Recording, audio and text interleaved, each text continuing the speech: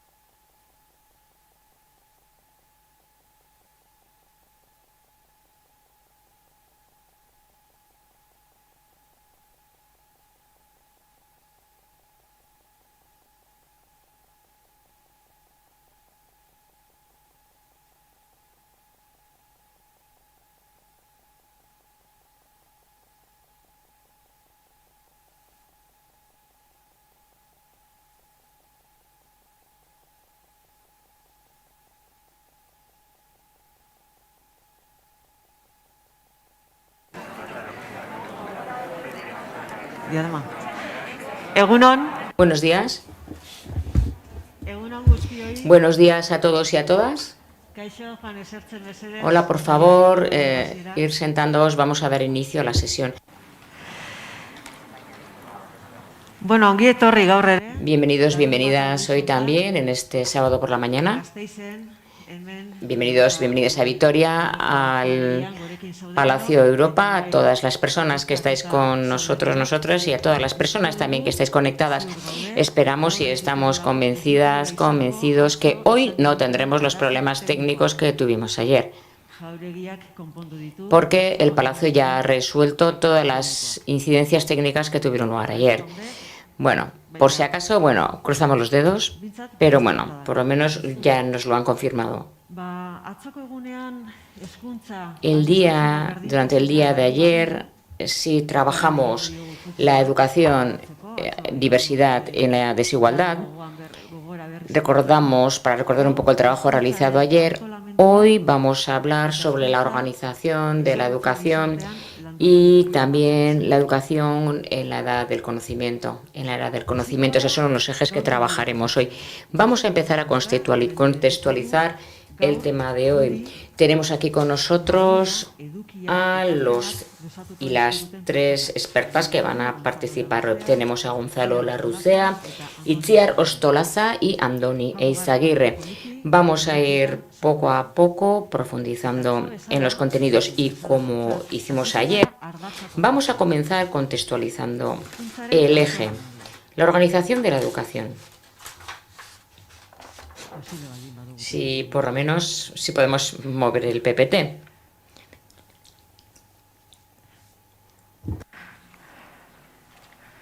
Hortxe. Sí, ya está. Ya lo tenemos en pantalla. Tal y como os comentaba ayer,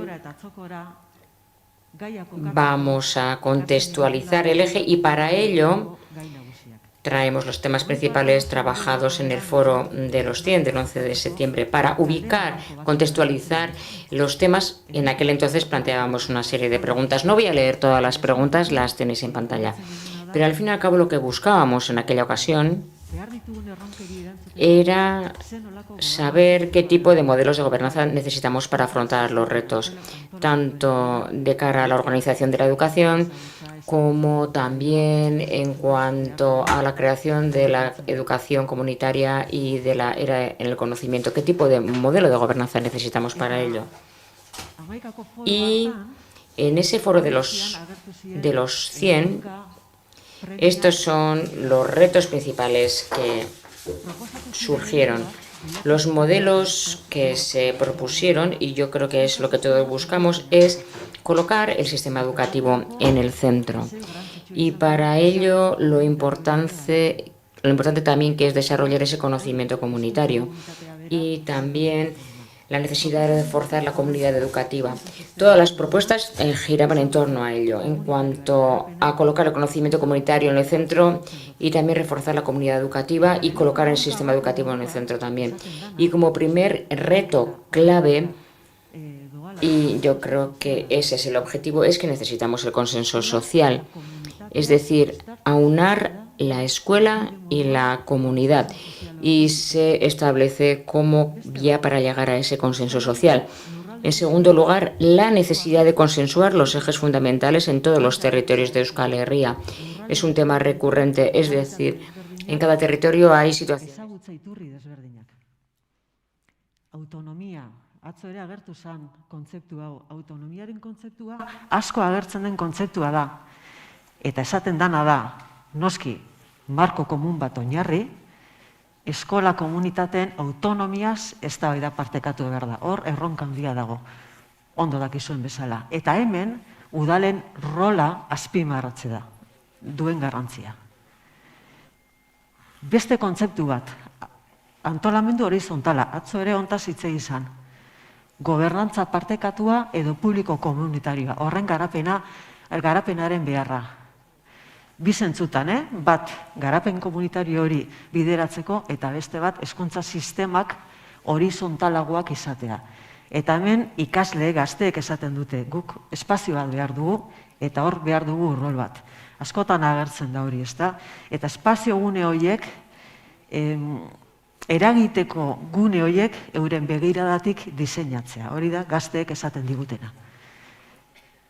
Ikastetxetako atzora aipatu zuen Jokin Bildarratzek, ikastetxetako lantaldeak egonkortzeko beharra eta zuzendaritzarako trantzizioa bermatzea. Eta hau gainera ikusten da arazoei modu integralean erantzuteko modua, egituren antolaketari eta lidergo partekatuari garrantzia ematen zaio, modu integralean arazoei erantzuna emateko. Euskara argi eta garbi agertzen da lotune moduan. Bai, lurraldeen arteko elkarrezagutza hori bideratzeko eta sustatzeko, eta lotuneare, ditugun beste segregazioarekin lotutako gorapiloi erantzuteko. Publikotasunaren kontzeptua esnaurtzeko beharra, haue asko azpimarratu zen gure foroan. Eta bukatzeko, erantzuna bilatzeko gobernantza eredu komunitario behar dugula. Nik horrela usten ditut, oso modu lausoan, irekian, foroan aipatu ziren erronkak, premiak eta beharrak. Eta orain hemen ditugu, bai Gonzalo, bai Itziar eta bai Andonik, poliki-poliki sartuko gaituztenak edukietan. Uste oso ondo ezagutzen dituzuela, baina labur-labur aurkeztuko ditut. Gonzalo Larruzea, didaktikan eta eskola antolakuntzan doktorea da, eta ikastetxeen zuzendaritza eta kudeaketarako masterra du. Hezkuntza munduan, bere bizitza osoa, irakasle, sindikalista, aholkulari, zuzendari eta hezkuntza arduradun politiko gisa egin dituen lan ugari esker, ikuspegi poliedrikoa du hezkuntza gertaerari buruz, eta bereziki euskal hezkuntzari buruz. Hori behar dugu, begirada poliedrikoa. Begirada poliedriko hori ekarriko digu, bere hitzaldiarekin, beharrizanak eta antolaera herrigileak. Gero, Andoni Izagirrek hitz egingo digu. Andoni oso ondo ezagutzen duzue, Mondragon Unibertsitateko irakaslea da eta filosofian doktorea. Bere ikerketa lerro nagusia dira hezkuntzaren soziologia, oroar eta goi mailako hezkuntzaren soziologia bereziki. Ikerketa eta berrikuntza politikak eta egitura sozial eta ekonomikoa. Gaur egunean, herrigintzaren berrikuntzan aditu tituluaren koordinatzailea da. Eta lanki kooperatibismoaren ikerketegian lan egiten du. Antonik hor jarriko digu begirada, ezta? Beharrizanak eta antolaera herrigileak, komunitate eruntz hurbilduko gara. Eta edukietan sakontzeko joango gara praktikara. Eta ezagutuko dugu Errenteriako udalaren proiektua eta proposamena. Praktikara joango gara. Eta hortarako hemen dakagu Itziar Ostolaza. Itziar Ostolaza haur hezkuntzako gradua du, espezializazio euskara hezkuntzarako tresna, eta kulturanistasuna eta eleaniztasuna hezkuntza testuinguruetan gradu ondokoa. Gaur egun, 2015 euskeroztik, Errenteriako udaleko zinegotzia da. Egun, alkate ordea, EH Bilduko udal taldeko bosteramailea eta hezkuntza, partaidetza, berdintasuna eta hezkuntza politiken zinegotzia. Beraz, gaur, jasoko ditugu, hausnarketarako proposamen ugari, bai teoriatik eta bai praxiatik. Eta besterik gabe, nik hitza emango diot Gonzalori, berriz mesedez, jartzen baldin badugu PPTA manejatzeko moduan, mandua pasako dizut, Gonzalo. Listo.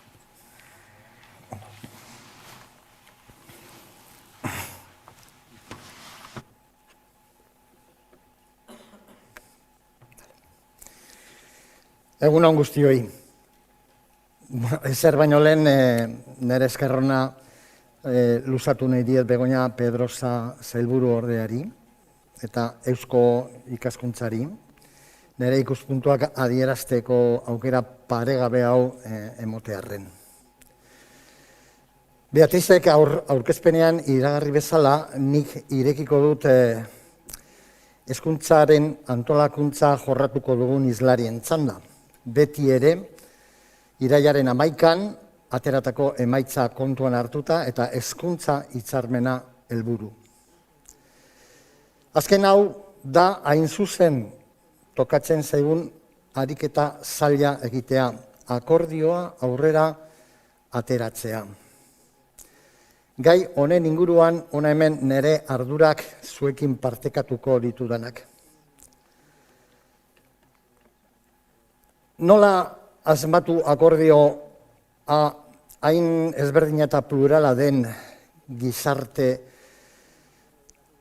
gurea bezalako gizarte batean?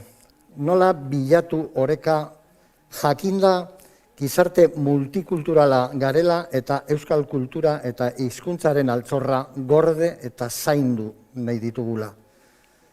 Nola elkar ulertu jakinda geruza sozialetan zailkatuta gaudela eta zailkapen hori areagotzen ari dela?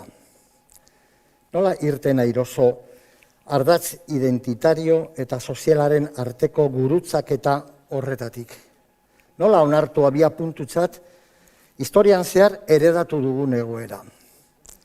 Ezberdintasunak ezberdintasun, nola topatu esparru komuna? Ez dirudi errezadanik ez, baina zailtasuna aukera bihurtu dezakegu. Tedescoren hitzetan, los acuerdos en educación son siempre difíciles, pero si son necesarios, debemos hacerlos posibles.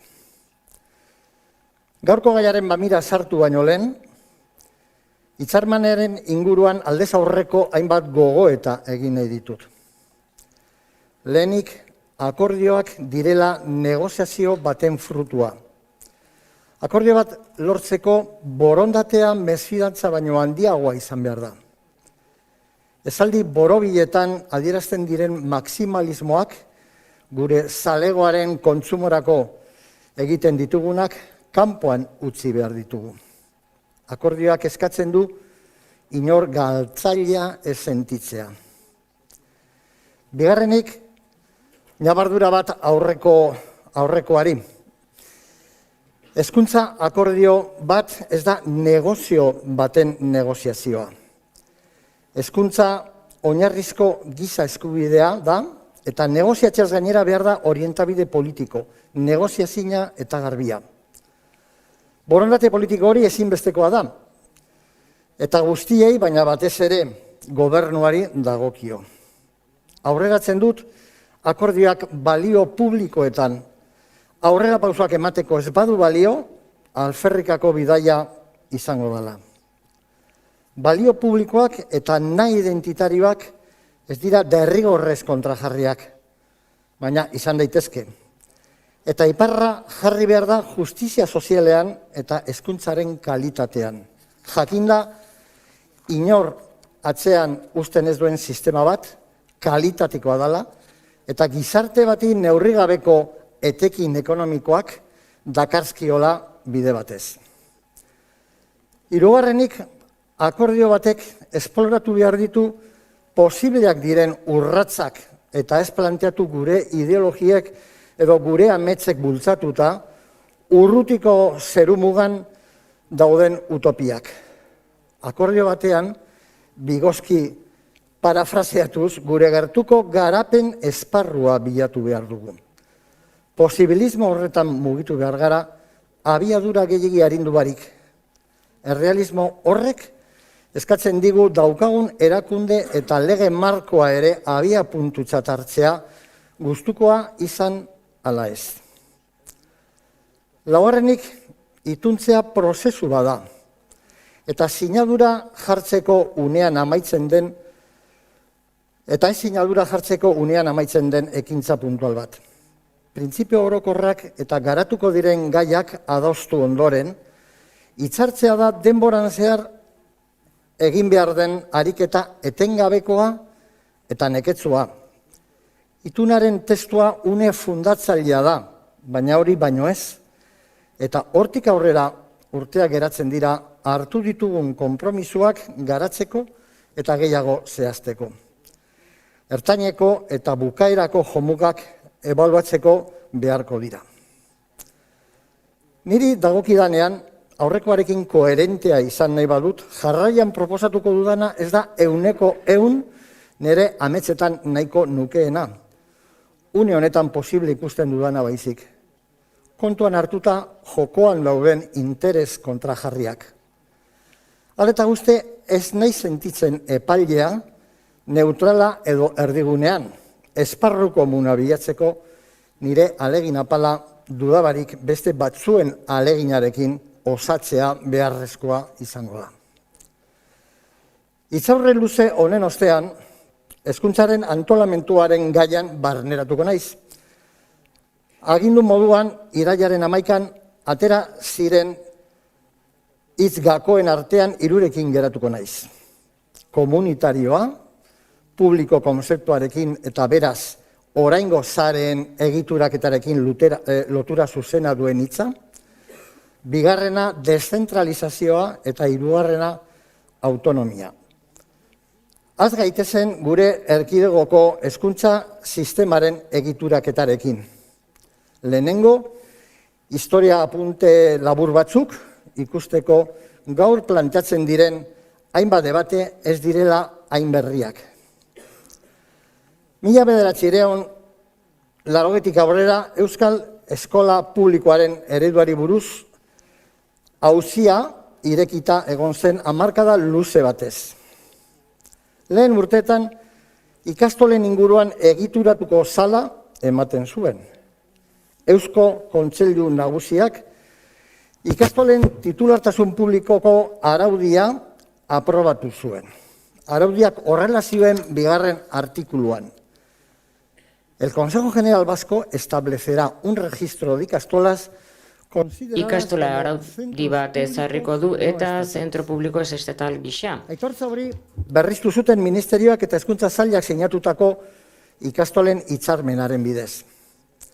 Arrez gero, hainbat ekimen eta saiakera egon ziren antzeko helburuarekin. Nabarmenenak, 1983an, EIKE, Euskal Ikastolen erakundea sortu zen, eta 1988an, ikastolak eta eskola publikoak biltzeko legea. Azkenik, 1983an, Euskal Eskola Publikoaren legearekin, Partido Sozialistak eta Eusko Alderdi Jeltzaleak, itxitzat eman nahi izan zuten denboran gehiegi luzatu zen auzia. Legeak hitzaurrean horrela zioen eta dio indarrean baitago. La disposición adicional séptima Zazpigarren xedapen gaigarriak ikastolak edatzea uzten du sare publikan edo gelditu daiteke zentro pribatu gisa. Bermatuz ezarrita dagoen Euskal ikastolak eta eskola publikak biltzeko legaren barruan. Beraz, hezkuntza sistema behin betiko taxutu dadin inolako lasotasunik gabe bi saretan. Batea publikoa eta bestea pribatua.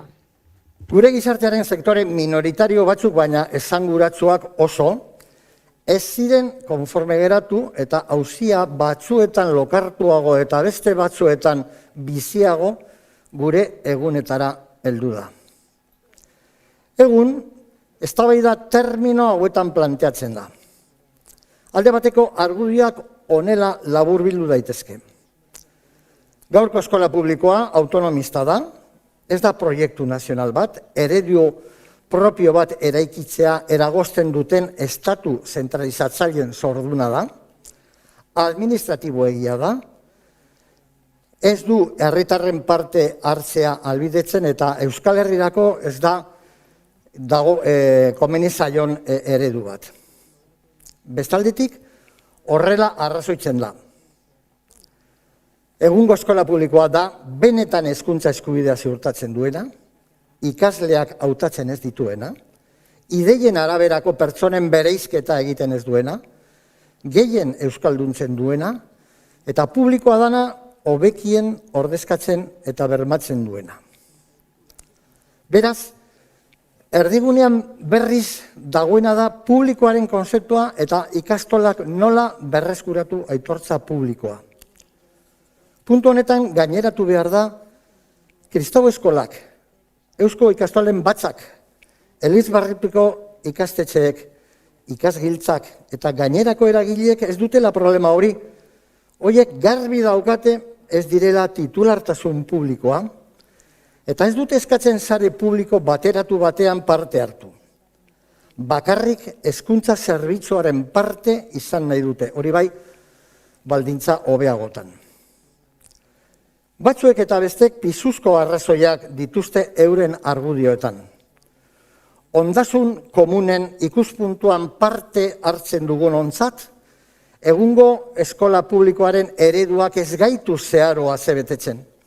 Tamalez, zentralismo eta korporatibismo handiak daude araztu barik. Baina administrazioaren eskola berdin eskola publikoa ekuazio hori automatikoa ez bada, eztabaidagarriagoa da gurasoen kooperatiba berdin eskola publikoa. Inoiz adierazi dut kooperatiba izateak beti, ez duela bermatzen korporatiboa ez izatea. Oraingo panoraman argitu nahian, muinean dauden hainbat galdera egiten eta aldi berean erantzuten saiatuko naiz jarraian. Gauza bera da sare publiko bateratua eta hezkuntza zerbitzua. Nire iritziz gauza diferenteak dira, eta konzeptu horiek ez ditugu nahaztu behar. Sare publiko batean ekimen pribatuak, administrazioak ez diren titulartasunak ez dira sartzen. Bai ordea, hezkuntzako zerbitzuan. Bigarren konzeptu horretan, sar daitezke ekimen pribatu batzuk, hainbat parametro publikoak errespetatuz gero. Gainera hori ez da berria, lodetik nator. Hildo horretatik lonloek 108 artikuluan dio. La prestación del servicio público de educación... Hezkuntzaren zerbitzu publikoa ematea egingo da zentro publiko eta pribatuen bitartez. Orduan, ez da gauza bera izaera eta funtzioa. Posible alda, bigarren galdera, posible alda sare publiko bateratuan izaera juridiko diferenteekin titulartasun ezberdinek osatuta egotea? Nere uste apalean ez. Ingalaterran eta Galesen ikastetxe erlijioso asko sare publikoan txertatuta daude. Baina gu ez gara erresuma batua non erregina Eliza Anglikanoaren burua dan. Batetik proposamen horrek txertaketa legalik ez dauka, une honetan behintzat. Eta bestetik titulartasuna ez da publikotasun berme bakarra, baina bai oso garrantzitsua. Ezin da eratu sare publiko bateratua eta mistoa aldi berean titulartasun diferenteekin, magnitude diferenteak gehitu ezin diren moduan. Gaur egun, bizareek hezkuntza ekoizteko dituzten erak eta baldintzak oso ezberdinak dira. Eta horrela izango da superegitura bat sortu arren. Azpian, egoera duala izaten jarraituko dugu. Sare publikoa proiektuen aniztasunean, askatasunean eta ikastetxe eta eskola komunitatearen autonomian aurreratzen ez den bitartean. Eta sare itunpekoak proiektuen kontrola galtzea eta titulartasuna askatzea onartzen ez duen bitartean, luzaro sistemaren dualtasuna irango duelakoan nago. Dualtasuna gainditzea ez da gure hurrengo urratsa. Zer ezaugarri izan beharko luke Euskal Hezkuntzako zerbitzuak? Nere ustez, ikastetxe batek halako zerbitzuan parte hartzeko honako baldintza hauek bete beharko lituzke.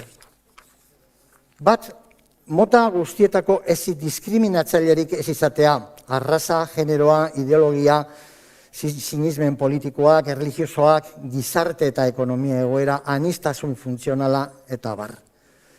Ez diot ideari hori uko egiten, bai ordea ikasleak horren arabera aukeratzeari. Jakina, kuotak eta beste iragazi ekonomikoak desagertu behar dira segituan. Bigarrena, gardena eta irabazi asmori gabekoa izatea. Gardentasuna kudeaketa ekonomikoari dagokionez ezarri behar da. Baita eskolaren berezko jarduerei eta haren ondorioi ere. Kontuak ematera arlo guztietan ohikoa eta gardena izan behar da. Auditoriak ezartzea ezinbestekoa da. Hirugarrena, demokratikoa eta parte hartzailea izatea. Hezkuntza komunitateak beren estamentu eta interesen konplejotasunarekin hezkuntzaren protagonistak izan behar dira, autokudeak eta maila handiarekin. Argi eta garbi printzipio horren barruan sartzen da langileen nolabaiteko hautaketa. Laugarren, ikasleen aniztasuna errespetatzea eta hari erantzutea. Bestela esan da, zentro inklusibo izatea eta gizarte kohesioaren eskakizun sozialei erantzutea. Hori dela eta, ikastetxe bakoitzaren hezkuntza konplejotasun indizea, el índice de complejidad educativa, ezinbesteko tresna dugu eta hezkuntza politikaren erdigunera ekarri behar dugu. Gizarteak jakin behar du ikastetxe bat publiko zein itunpekoa segregatzailea edo inklusiboa dan, eta horren arabera administrazioak erabakiak hartu behar ditu. Horreko ezaugarriak aberastu aldira, baina proposatzen dut Eusko Legebiltzarrean gehiengo kualifikatu batekin Euskal Hezkuntzarako zerbitzuaren birformulazioa onartzea, lonloetik haratago, esandako ezaugarriekin eta ostean aztertzea zeintzuk parametro horiek betetzen dituzten eta zeintzuk ez epe batekin egokitzeko agian. Posible alda gaurko Euskal Hezkuntza zerbitzua hobetzea? Bai jakina. Horregatik bere birformulazioa proposatzen dut, eta horretan datza gure hurrengo erronka. Egunen batean dualtasuna desagerrarazi egin nahi badugu, eskola publiko deszentralizatuago eta eskola itunpeko publikoago egin behar dugu, eta gure ametsa Euskal Eskola publiko eta komunitarioa hurbilago egongo da. Hezkuntza zerbitzu horren finantzazioa finkatu eta parikatu behar da. Horretarako ikertu eta adostu behar da eskola plaza baten kostua eta ondo kontrolatu baldintza publikoak, besteak beste kuotak ez ordaintzarena. Badakit estatuko itunen moduluen artean gurea altuenetariko bat dala, eta askorentzako mingarria dala finantzazioa parekatua hitz egitea. Baina askoz mingarriagoa da kopagoarekin sortzen den segregazioa eta langileen lepoetan erortzea infrafinantziazioa. Bat ere susmagarria ez den ahotsak, ELA sindikatuko Miren Zubizarretarenak, greba garaian horrelako adierazpena egin zuen. La administración le ha dado a la red concertada una... Administrazioari sare itunpekoari eman dio azpikontatu merke baten izaera. Eta nola parekatu ez automatikoki. Lehenengo ikertu duen konplejatasunarekin, Bonalek atzo esan zuen moduan, kontuan hartuta egora, bakoitzaren kasuistika, lehenengo ikertu eta adostu finantziazioa. Gero berdefinitu Euskal Hezkuntzako zerbitzuaren baldintzak eta betetzen dituztenei finantziazioa parekatu. Zer leku dagokio eskola publikoari Euskal Hezkuntzako zerbitzuaren barruan? Hegemonikoa esango nukenik. Ez da kapritxo ideologiko bat. Gizarte moderno bat oinarrizko eskubideak babesten ditu kalitateko zerbitzu publiko sendoekin. Giza zerbitzuetan, osasunean, eta gauza bera hezkuntzan izan beharko litzateke. Horiek dira benetan herritarren babesaren bermea. Lurralde garatuenetan horrela da. Gogora, ekarriko dut berriz Juan Carlos Tedescoren ahots moderatua. Si bien el Estado asume los intereses generales... Estatuak ondasun generalak orokorrak aitortzen baldin baditu ere, kontutan eta ordezkatu baditu ere, baztertuak diren horiek. Eta ordezkatu egin baditu ere baztertuak daudenak. Estatuak bakarrik hitz egin dezake kanpoan daudenen izenean eta ordezkatuak ez dauden izenean, eta ordezkatuak ez diren organismo korporatiboen bitartez. Publikoak dituen gabeziak Ezin dira itzaki bihurtu bere aldea apostua ez egiteko. Kalitatean eta kantitatean. Kalitatean desburokratizatuz, parte hartzea indartuz, funtzionaritzaren eredua eraldatuz, ikastetxeak hornituz, tokian tokiko hezkuntza proiektuei hobeto erantzunez, komunitarioago bihurtuz eta abar luze bat.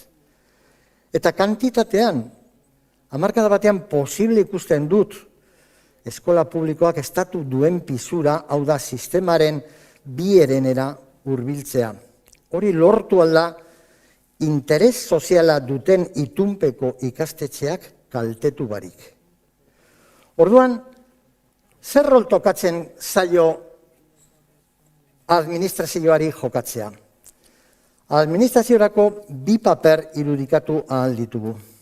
Bat, litzateke, saren artean epailarena egitea, koordinatzea, neutraltasuna mantentzea. Bigarrena da, nere ustez jokatu behar duena.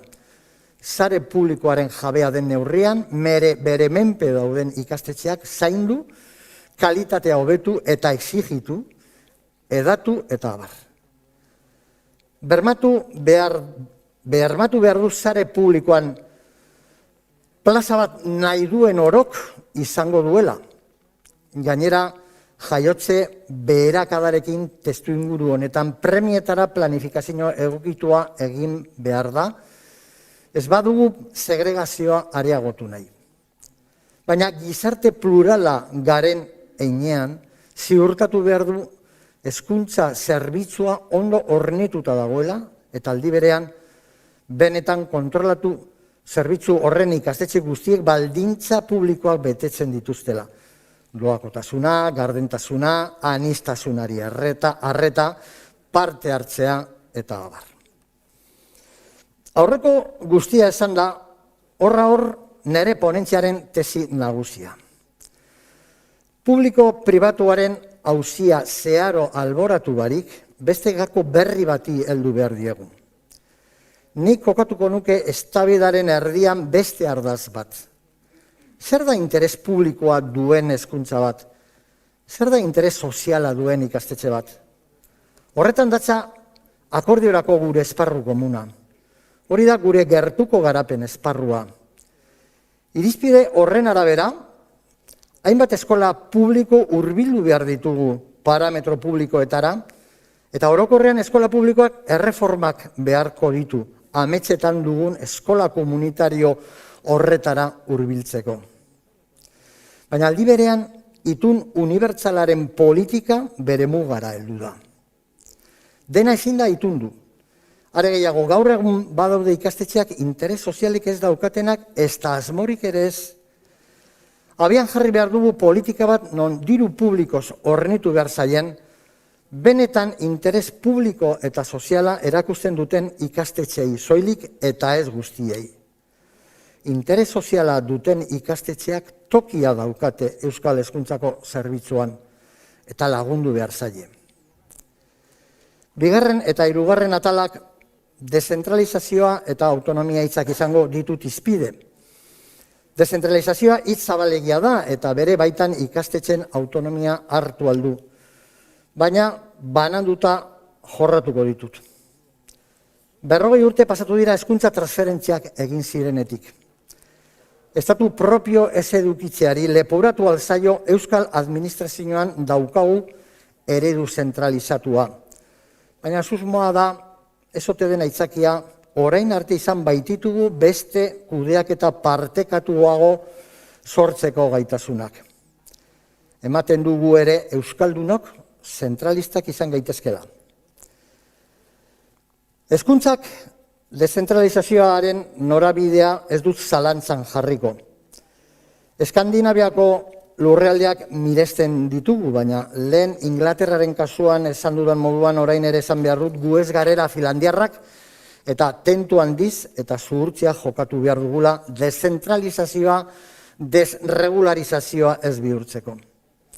Egun batetik bestera, ezin gara pasatu sistema municipalista batera. Gure erakunde arkitektura ez da horrelakoa. Gainera, udalak ez dira bukaera geltokia, eskola komunitateak baizik. Udalak kogobernantzaren zati bat baino ez dira. Honetan ere zeintzuk izan behar diren gertuko urratsak ikusi beharko dugu. Lan komun eta partekatuaren aldekoa naiz, baina niri ez litzaidake gustatuko Eusko Jaurlaritza ahulduta ustea eta hezkuntza eskubidearekiko dituen erantzunkizunak diluitu udalen eta ikastetxen artean. Une honetan hastapenetan gaude, eta udalak bere gain har ditzaketen gaitasunak honako hauek izan litezke. Eskola planifikazioan proposamenak egitea, proposamenak ere esaten du Kataluniako dekretuak, udal bulegoak familia informazioa eta orientabide ematea, batez ere etorkinei, udaleko eta edo zonaldeko matrikulazio bulegoak, hezkuntza formala eta ez formalaren arteko zubia eraikitzen laguntzea, hainbat programa hezitzaile eta eskolaz kanpoko jarduerak, eta behar diren eskola kontseiluak edo mahaiak segregazioaren kontrako neurriak hartzeko esparru lokalean. Ez da gutxi. Horri guztiari arkitektura instituzionala eman behar zaio eta negoziatu beharko da. Horrez gain, haur hezkuntzaren lehen zikloak goitik beherako birplanteamentua behar du. Ikastetxen autonomiari buruzko gaian ere, hainbat gogoeta partekatu nahi ditut dezentralizazioaren ildotik.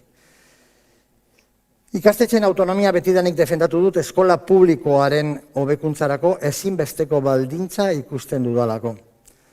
Eskola publikoan jira Kopernikarra eman behar da, hau da, ikastetxeak administrazioaren asmoetara egokitu beharrean, administrazioa ikastetxen proiektuen esanetara egotea. Baina honetan ere zuhurtziaz jokatu behar da, immobilismoan erori gabe.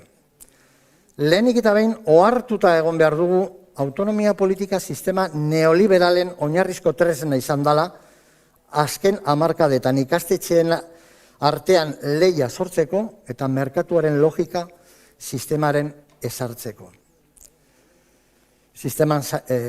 Santos Gerra katedradunak gogoratzen digu gaurko eskola testuinguru neoliberalean mugitzen dela. Horrela deskribatzen du gaur egungo egoera. El contexto neoliberal... Testuinguru neoliberala oinarritzen da hezkuntzaren presupuesto kontraesanetan erorrarazten dituenak, lehiakortasuna, obsesio eraginkortasunarekin, elatismo morala, ondasun eta zerbitzuen privatizazioa eta zaurgarrianek astea. Testuinguruan zaindu egin behar dugu autonomia irrizt ez egiteko, desregularizazioaren edo administrazioaren inhibizioaren maldatik. Bestalde, zuzendariek eta klaustroek ezin dute baitu autonomia, baizik eta azken armaraino jaitsi behar da, eskola komunitateraino. Nere bigarren gogoetarako beste aipu bat ona ekarri nahi du, kasu honetan ni neuk duela markada bat idatzi nuena. La autonomía escolar no es un fin en sí mismo, sino la condición de posibilidad y a la vez el resultado de procesos de construcción institucional para la mejora de los centros. Siempre desde la perspectiva de los aprendizajes del alumnado en un marco de equidad y de servicio público. La autonomía de los centros es solo un marco posibilitador, no un fin. Hitz hauetatik bigarren ondori bat deduzitu alda. Ikastetxen autonomiaren politika bat indarrean jartzekotan ez da automatiko izan behar. Ikastetxe askotan ez dute hezkuntza proiekturik edo parte hartze komunitarioa oso ahula da eta horren bestez dinamika hoietan sartzeko ez daude prest. Ez dugu ahaztu behar desabantaiatan dauden familiek ez dutela erraztasunez parte hartzen, kulturalki barneratuta ez dutelako edota euren bizitzaren ajeekin nahiko eta soberan dutelako. Hori ere kontuan hartu beharko da. Hildo horretatik, eta hau nire hirugarren gogoeta, batez ere egoera zaurgarrian dauden ikastetxeak behar dute autonomia. Hoiek lehenetsi beharko lirateke. Administrazioak lagundu behar die autonomia eraikitzen. Ikastetxe horiek jakina baliabide gehiago behar dute, baina batez ere pertsonal esleipen berezia, lidergoa duten zuzendaritza taldeak eta irakasle onenak eta trebeenak. Eta langile horiek pizgarria jaso behar dituzte. Sindikatuek lagundu behar dute atasa horretan. Kontratu programak beharrezkoak dira, eta hoien bidez ikastetxek ikasi aldute analiziak egiten, programatzen eta ebaluatzen. Baina autonomia politika bat ezin da mugatu kontratu programetara.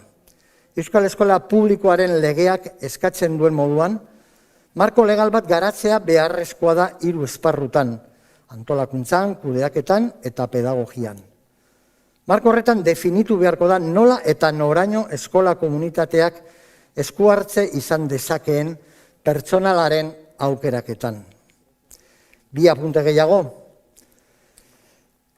Autonomia, lehen esan dudan moduan, ez da ikastetxen lehiakortasuna pizteko.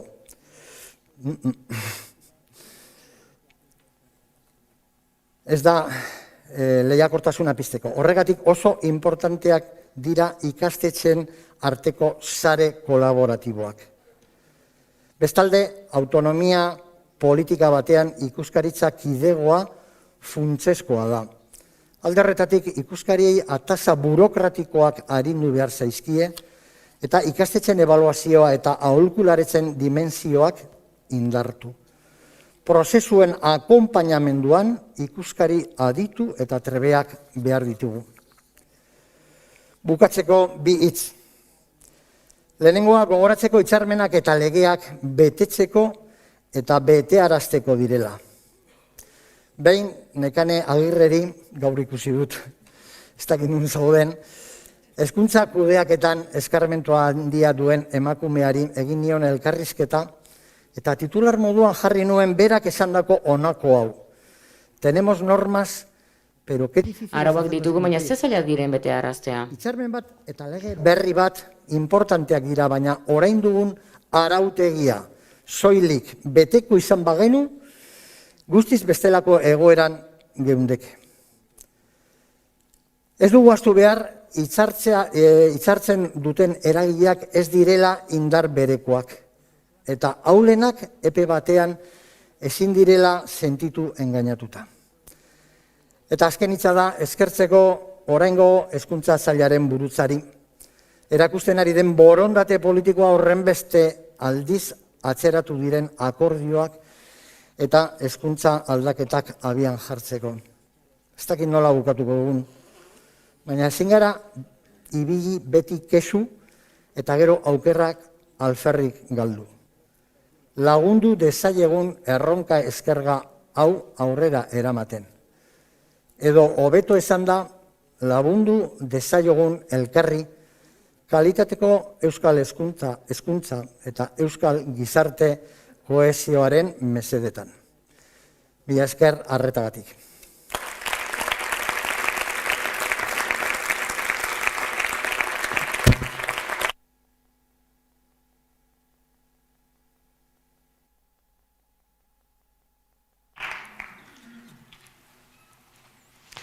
Eskerrik asko, Gonzalo, ez dakit, eman diozu, oso ondo.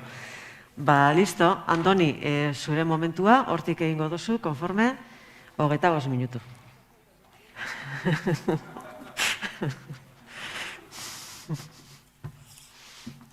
Bueno, egunon guztioi, mila esker gonbidapenagatik.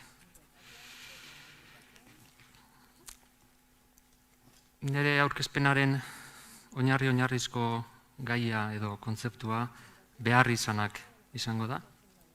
Beharrizana, ikusiko dugun bezala, Euskaldunon tradizioan esanahi moral handiko idei edo printzipio bat da, eta hortik nahiko nuke nire aurkezpen egituratu.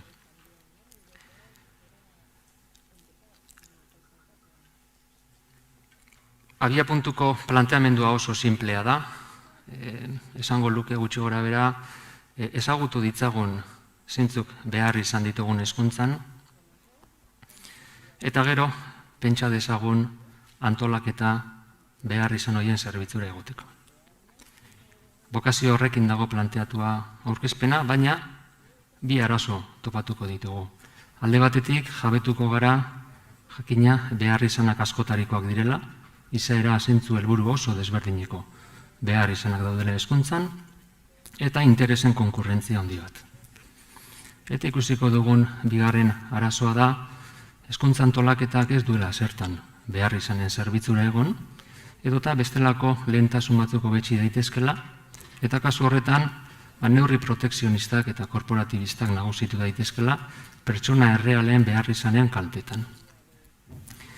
Hori izango da nire aurkezpenaren gaia planteamendua eta arazoa, eta horretarako egitura oso lineala jarraituko dut, labur-labur, aurkezpen labur bat, kontzeptuala, zer diran beharrizanak, nola ulertu izan ditugu euskaldunok beharrizanak. Nire aurkezpenaren mamia bigarren puntua izango da, zeintzuk dira gaur egun gurean hezkuntza beharrizanak, eta bukatzeko oinarrizko ikaskuntza batzuk gure aurrekoetatik ikasi ditugunak aurrera begira. Beharrizanen inguruan labur-labur argibide orokor batzuk. Beharrizanak jatorrian pertsona edo pertsona talde orok 3 motakoak izaten ditu. Beharrizan fisiologikoak dauzkagu, beharrizan psikosozialak dauzkagu, eta beharrizan moralak dauzkagu. Hemen importanteena da jabetzea beharrizanak eta kultura eskutik hartuta daudela, eta kulturak beti 3 oinarrizko galdera unibertsal planteatzen dizkigula. Alde batetik, nola antolatzen gara eta harremantzen gara etxean, bigarrenik nola antolatu eta harremantzen gara auzokideekin, eta hirugarrenik ez soilik pertsonen artean, baizik eta zer nolako harremanak dauzkagu ondasunekin. Jabetuko zineten bezala, beharrizanetaz ari garenean beraz, kulturaz ari gara, eta antolaketaz ere ari gara.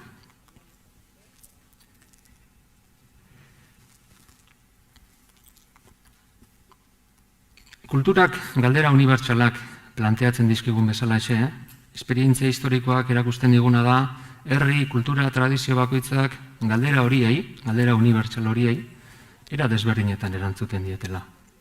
Alegia, kultura bakoitzak beharrizanak sentitzeko, pentsatzeko, ulertzeko portaeraizko jarraibide batzuk dituela, eta kultura bakoitzak dituela era berean beharrizan horiei erantzuteko edo beharrizan horiek eraldatzeko antolaketak, gaitasun kognitiboak, moralak, teknologikoak eta barrez.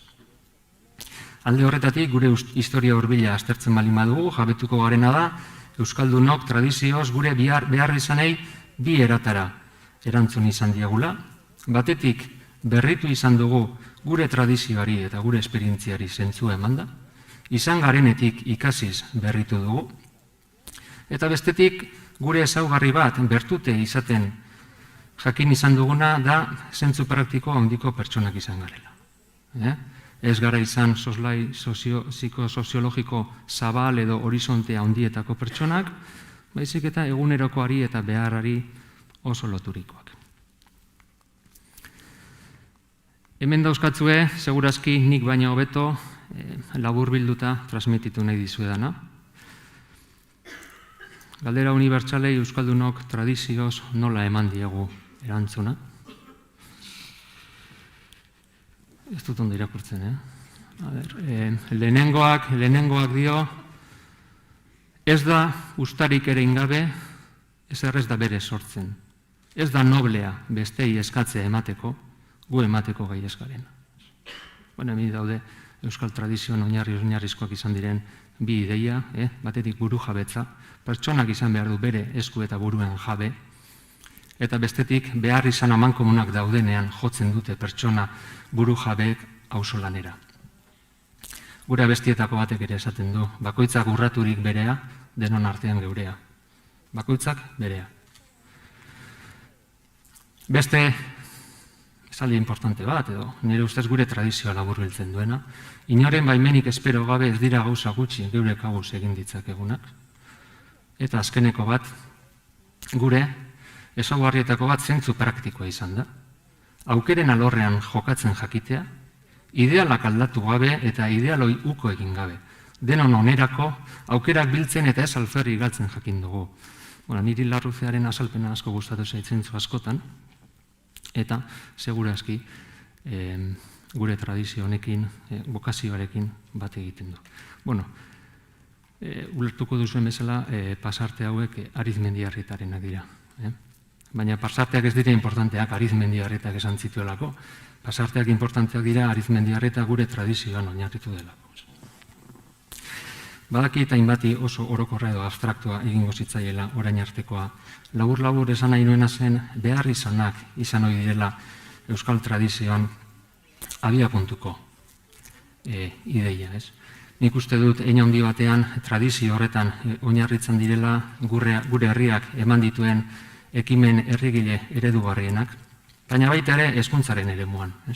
Nik uste dut 1943, 1978ko zikloa aztertzen baldin badugu, jabetuko garena da gure herrian euskal eskola deitu izan dugun horretan beti abiapuntuan behar izan bat egon dela. Elbira Zipitria Zaratik 43an itzultzen denean eta 30ean abertzaleok hasi genuen traiektoria historikora itzultzen denean, hain justu ere behar izan batzuei erantzun nahi izan zien. Euskaraz ikasi eta irakastea, irakasleak, andereñoak eta andereño laguntzaileak formatzea, eta behar oso konkretuei erantzuten diete baita ere handi batean, 70ko bukaeran gurean ereduen sistemari buruz nazioarteko adituekin eta egiten diren mintegi lan eta egitasmoek. Era berean, eta hau ere esan nahi dut, tradizio honetan oinarritzen da, transizioaren ostean Jaurlaritzako lehenengo gobernua, eta bi pertsona nahiko nituzke aipatu. Lehendabizi Pedro Miguel Etxenik hezkuntza sailburua, nik ulertua dudanagatik bera tradizio honetan oinarritzen da, eta bere garaian egintzun hezkuntza proposamenak ere abiapuntu hau du, zoritxarrez atzeragota zen proposamena. Eta bigarren pertsona importante bat, eta guretzat pertsonalki ere bai, Paco Garmendia, hizkuntza sailburu orde bezala, koanimidade handiarekin, zuhurtziarekin, askatasunaren eta justiziaren konzepzio importante batekin, ereduen sistema bat indarrean jarri zuena, esaten denaren kontra arrakastatxua. Besteak beste, orduko hartan, familien erabakitzeko askatasunean eta familien askatasunaren gaineko konfiantzan oinarrituriko eredu sistema bat izan dela. Hauxe da labur nire marko orokorra eta jarraian hezkuntza behar izanei buruz hemendik pentsatuko dut. Labur bilduz beraz, honekin guztiarekin planteatu nahi dudana da behar izanak importanteak dira. Kulturak galera unibertsalak planteatzen dizkigu, baina era berean gaur artean behintzat herri batek bere tradiziotik jakin izan du erantzunak ematen. Besteak beste, gurean individua estatua binomio adibidez, arrotza izan da, gurean oso berantiarra, naiz eta gaur egun ezurretaraino sartu zaigun. Marko orokorrenetatik pentsatuko dut. Eta orain, bajada egingo dut eta segurazki ulergarriagoa egingo zaizue esposizioa. Zeintzuk dira hezkuntzako behar izanak gurean? Ni hortik abiatzen naiz, marko orokor horretatik. Alegia, nire abiapuntua beti da erdigunean behar izanak jartzea. Behar izanak lehenestea eta bigarren maila batean ustea antolaketa. Ikusiko duzen bezala, trampa txiki bat dauka. Ni jarraian luze hitz egingo dizuet behar izanei buruz, baina nire asmoa ez da behar izanen zerrenda bat egitea, baizik eta behar izanen tipologia bat sortuko dut. Ikusarazteko izaera oso diferenteko behar izanak dauzkagula. Egingo dudana da behar izan bakoitza esplikatu, baina nire ezagutzatik eta nire posizio moraletik. Ez dago zertan konpartitu. Baina bai nahiko nukena da gonbidatu pentsatzera zer nolako behar izan diferenteak dauden. Ez hainbeste nire ejemploak, ze nire ejemploak funtzio esplikatzaile bat betetzen dute tipologia egiteko. Pertsona batek esan dezake, zeintzuk dira hezkuntza behar izanak gurean? Norbait planteatu dezakena da behar izanen kontzepzio historiko bat hobetsi behar dugula. Hau eskolaren funtzio klasiko bat izan da, eskolak oren gutxi arte behintzat oso garbi eduki du bere egiteko nagusia dela pertsona kultibatzea edo edukatzea, eta gizarteratzea. Horrek esan nahi duena da, sakon-sakonean, hezkuntzaren ardurak izan behar duela edo izan daitekeela, oinarrizko edo sustraiko 3 galdera hauetan estea pertsonak, nor naiz, zer nahi dut, eta nortzu gara. Azalpen honetan ez naiz asko luzatuko, baina bain nahiko nituzke bi ejemplo oso esanguratsu planteatu. Adibidez, zergatik behar izanaren konzepzio historikoa sari garenean ez gara historia sari edo gertakari historiko eta sari. Baizik eta ari gara herri baten esanahi moralaz edo herri bezala aspiratu dezakegunaz.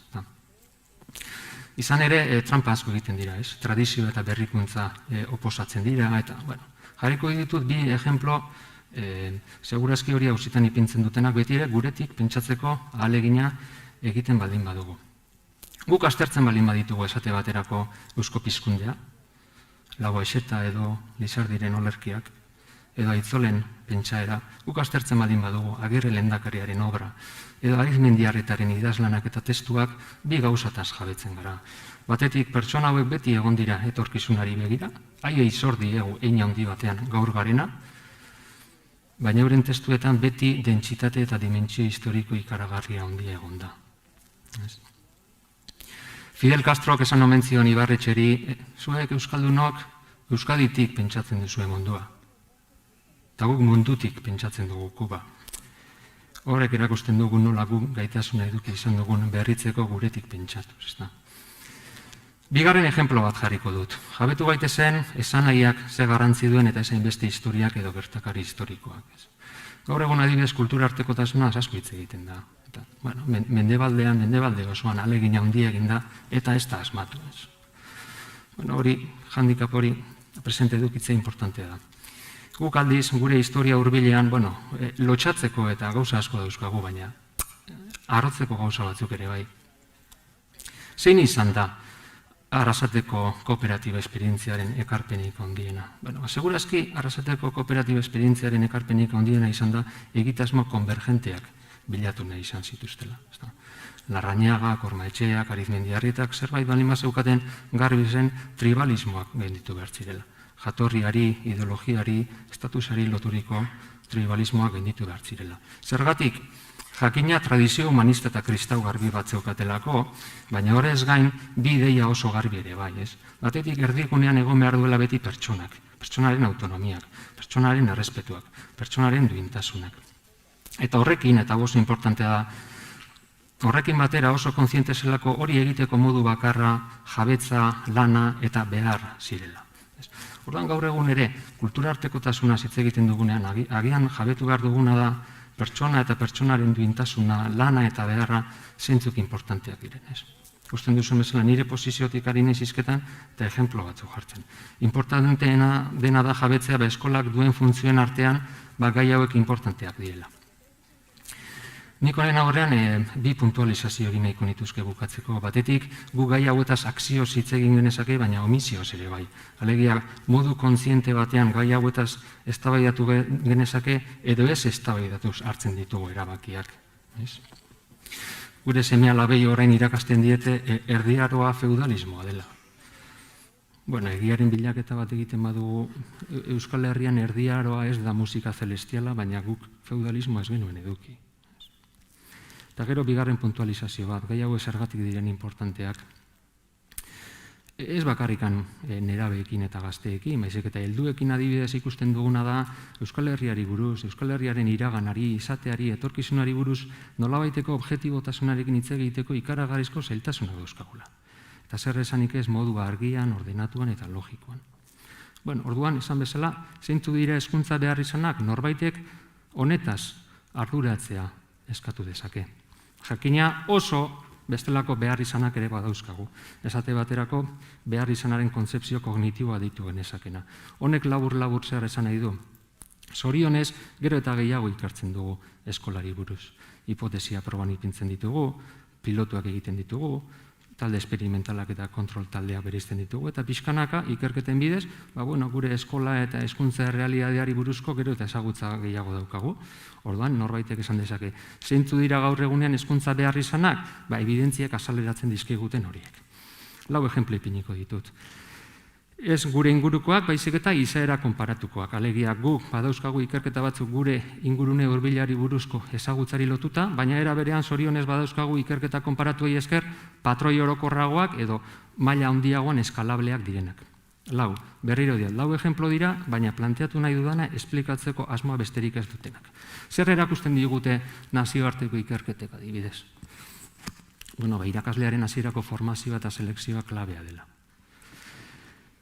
Honetan adostasun formala dago. Horrek esan nahi duena da, dakigun gauza bakarra da, formazioa importantea da eta selekzioa importantea da. Ez dakigu hainbeste ze formazio eta selekzio den ona. Baina hau ez da gutxi, beste honek esan nahi du, norbait balimada, karabainak esaten du, norbait balimadak torkizu hori baino gehiago esatera kontuz ilusio administratiboa edo vanidadea da. Formazioaren inguruan pixka-pixkat gehiago badakigu, eta dira nire ustez oso importanteak diren bi kontu. Alde batetik, ea ondo esplikatzen dudan. Irakaste eredu bakoitzak dauzkan implikazioak estatus sozioekonomiko diferentetako familietan oso desberdina. Orduan ez da bakarrik irakaste eredu bat ona den edo ez, baizik eta bere implikazioak desigualitarioak dira estatus sozioekonomiko familia bakoitzaren arabera. Hori importantea da. Eta daukagu bigarren ezagutza bat, eta da pertsona batek ikasteko, ulertzeko eta gaitzeko daukan mekanismorik eraginkorrena gaur-gaurkoz memoria da, reserba kognitibo bezala eta memorizazioa. Nik uste dut bi ideia hauek oso importanteak direla, gaur egungo diskurso epistemiko asko hausitan ipintzen dituztelako. Nazioarteko evidentziak zenbat gauza gehiago erakusten dizkigute, gobernantza eta antolaera oso importanteak direla. Honetan ez dago soilik adostasun formala, baizik eta adostasun sustantibo ere bai. Alegia, ez da bakarrik badakigu zer den, ez da bakarrik badakigula gobernantza eta antolaketa ona da, baizik eta badakigu ze gobernantza eta antolaketa den ona. Gobernantza dezentralizatu bat, zuzendaritza sendoekin, eta modu iraunkor eta efektiboan kooperatzen duena irakasleekin, entitate lokalekin, eta lehiakide dituen zentroekin. Jakina, horrez gain, badakigu hau oso zaila dela. Oso zaila da hainbat arrazoigatik. Oso zaila da resistentzia handiak daudelako. Oso zaila da antolaketa kulturalak beti direlako zailak, bai organizazionalak eta bai pertsonalak. Eta oso zaila da rekurso asko eskatzen dituelako. Eta horren zehar ondorioak, larruzeak oso ondo esplikatu ditu. Gurean, eskola sarearen polarizazio bat egonda, oso posible da, hau guztia aurrera eramateko rekursoak eskola batzuek edukitzea. Eta ez besteek. Horrek efektu segregatzaileak handitu egiten ditu. Matiz txikiak ere importanteak dira. Gobernantza eta antolaketa importantea da, badakigu ze antolaketa mota, baina berean badakigu ze zailtasun eta ze arrisku dituen. Nazioarteko evidentziak hirugarren ikaskuntza bat aurreratzen digute, eta da ez bakarrik lehen hezkuntza eta derrigorrezko bigarren hezkuntza importanteak dira, baizik eta transizio fasea bera aldagai esplikatzaile independente bat. Alegia bere baitan dauka nerabeen ibilbide eskolarrean garantzia. Transizioak argia, ordenatu eta eroso izan behar du, eta plano kognitiboan, emozionalean eta relazionalean zaindu behar dira nerabearen transizio faseko uneak. Eta gero, nazioarteko ikerketek laugarren evidentzia bat azaleratzen digute, eta da, balioen transmisioa oso importantea dela. Gurasoek, seme-alabei, transmititzen dizkieten balioak, eta bat, autoritatearen inguruan, irakaslearen inguruan, bi, hezkuntza errespetuaren inguruan, eta hiru, esfortzuaren inguruan. Laugarren puntu honen inguruan, bi puntualizazio egin nahiko nituzke. Alde batetik, herrialde nordikoak izan dira laugarren evidentzia hau abalatu dutenak. Dakizuenez, herrialde nordikoetan hezkuntza arazo handia detektatu dituzte azken 12-14 urteetan, eta horren bilaketa egin dutenean jabetu dira gurasoek seme-alabei transmititzen dizkieten balioak oso direla importanteak. Bigarren puntualizazioa da, hain zuzen ere, herrialde nordikoak izatea laugarren evidentzia azaleratu dutenak. Gutxi asko dakizuen bezala, eurak direlako lehen 3 evidentzietatik gertuen daudenak. Horrek agian hipotesi plausible bezala eramaten gaitu esatera, ez soilik 4 evidentzia hauek importanteak dira, baizik eta agian 4 evidentzia hauen pisu relatiboa diferentea da. Agian gure gurasoen garaian eta zentzu komunekoa zen gauza bat birdeskubritzen hasi gara, ez? Eta gurasoak, seme-alabak eta transmititzen diren balioak zein importanteak diren autoridadearen inguruan, hezkuntzaren inguruan eta esfortzuaren inguruan. Bueno, zeintzuk dira hezkuntza behar izanak gurean? Bueno, konzepzio historikotik jo genezake edo hemendik ere, bai. Jakina, hezkuntza behar izan gehiago badaude. Eta horietako bat, eta oso importantea, behar izan instituzionalak dira. Hau labur ondo esplikatzen dudan, oso gai konfliktiboa da. Azteko eta behin, dakizuen bezala, hezkuntza erabaki publiko bat da. Horrek zer esan nahi du? Hezkuntza sailburua eta bere taldea gobernura iristen direnean, errealitate bat topatzen dute. Hau da, martxan dagoen eredu bat dago. Arauak, legeak, zerbitzuak, asignazio presupuestarioak dauzkate. Edota, gobernu berria hezkuntza sailera iristen denean, instalazio batzu daude, mantendu behar direnak, berritu behar direnak, irakaslei ordainsaria pagatu behar zaizkie. Titulazio sistema regulatu bat dago eta hori ikuskatu eta jarraitu behar da. Ikasketa plan bat ezarrita dago. Obidade bat irudidak iguke, baina hezkuntza behar izan eta sari garenean azteko eta behin behar izan instituzionalak ere badaudela esaten ari gara. Honek zeharka zer esan nahi du? Honek zeharka esan nahi duena da, azteko eta behin hezkuntza proposamenak, gainontzeko gauza guztiak beti errealitate baten gainean egiten direla, indarrean eta martxan dauden errealitate baten gainean, interes korporatibo eta oso konkurrenteak egon daitezken errealitate baten gainean, eta kasu horretan, kasurik onenean, politika publikoak oroar, eta gurean hezkuntza politikak ere bai, inkrementalak izango direla.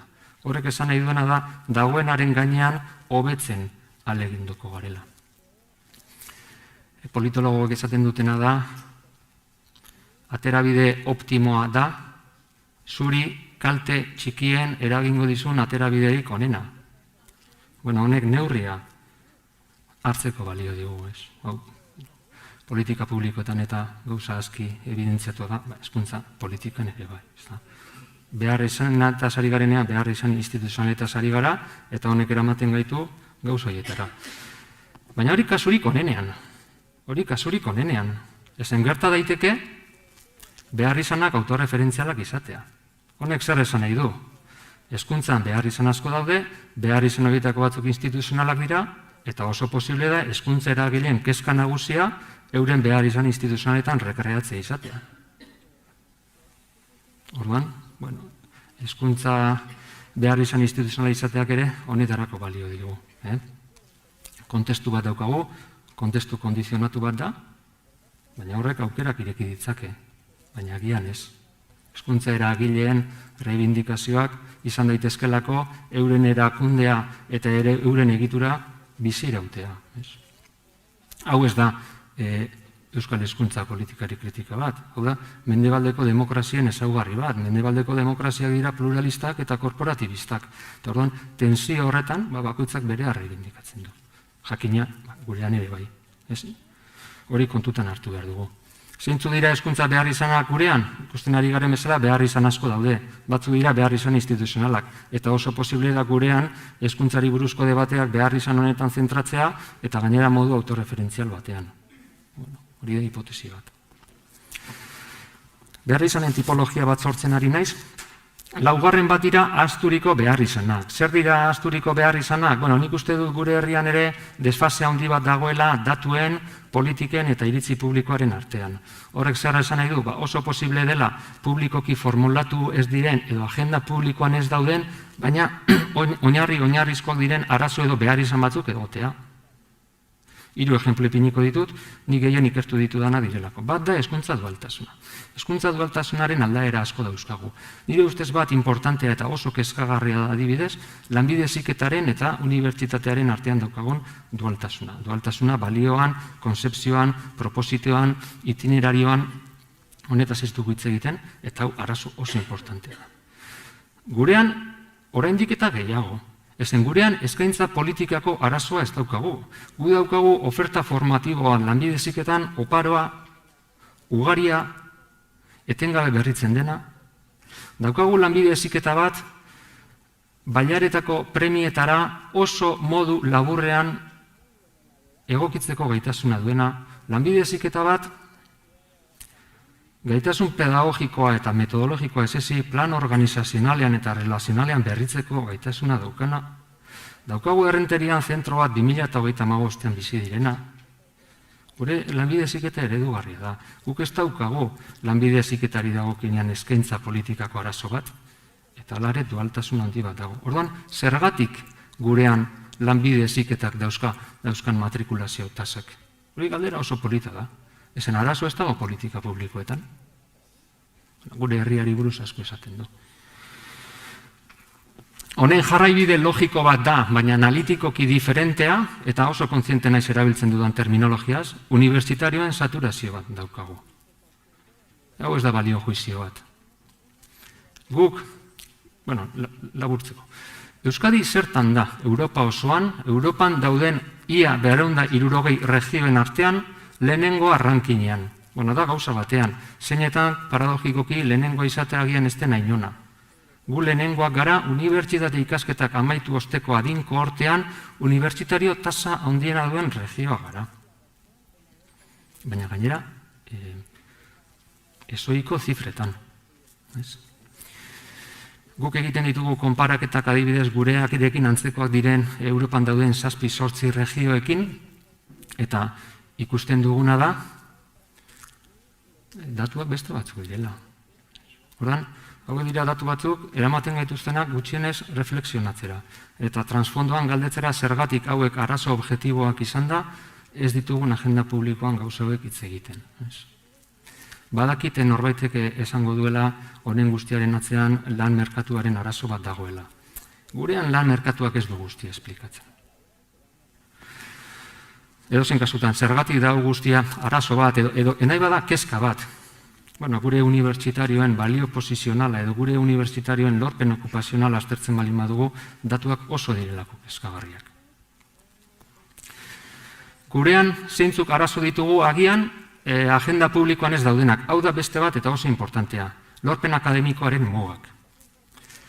Guk, azkeneko 30-40 urte hauetan, aldiro erabili dugu ideia oinarrizko bat, eta da, hartzen baldin baditugu Euskal hezkuntza sistemaren efikaziari buruzko adierazleak gure herriaren emaitzak oso onak dira.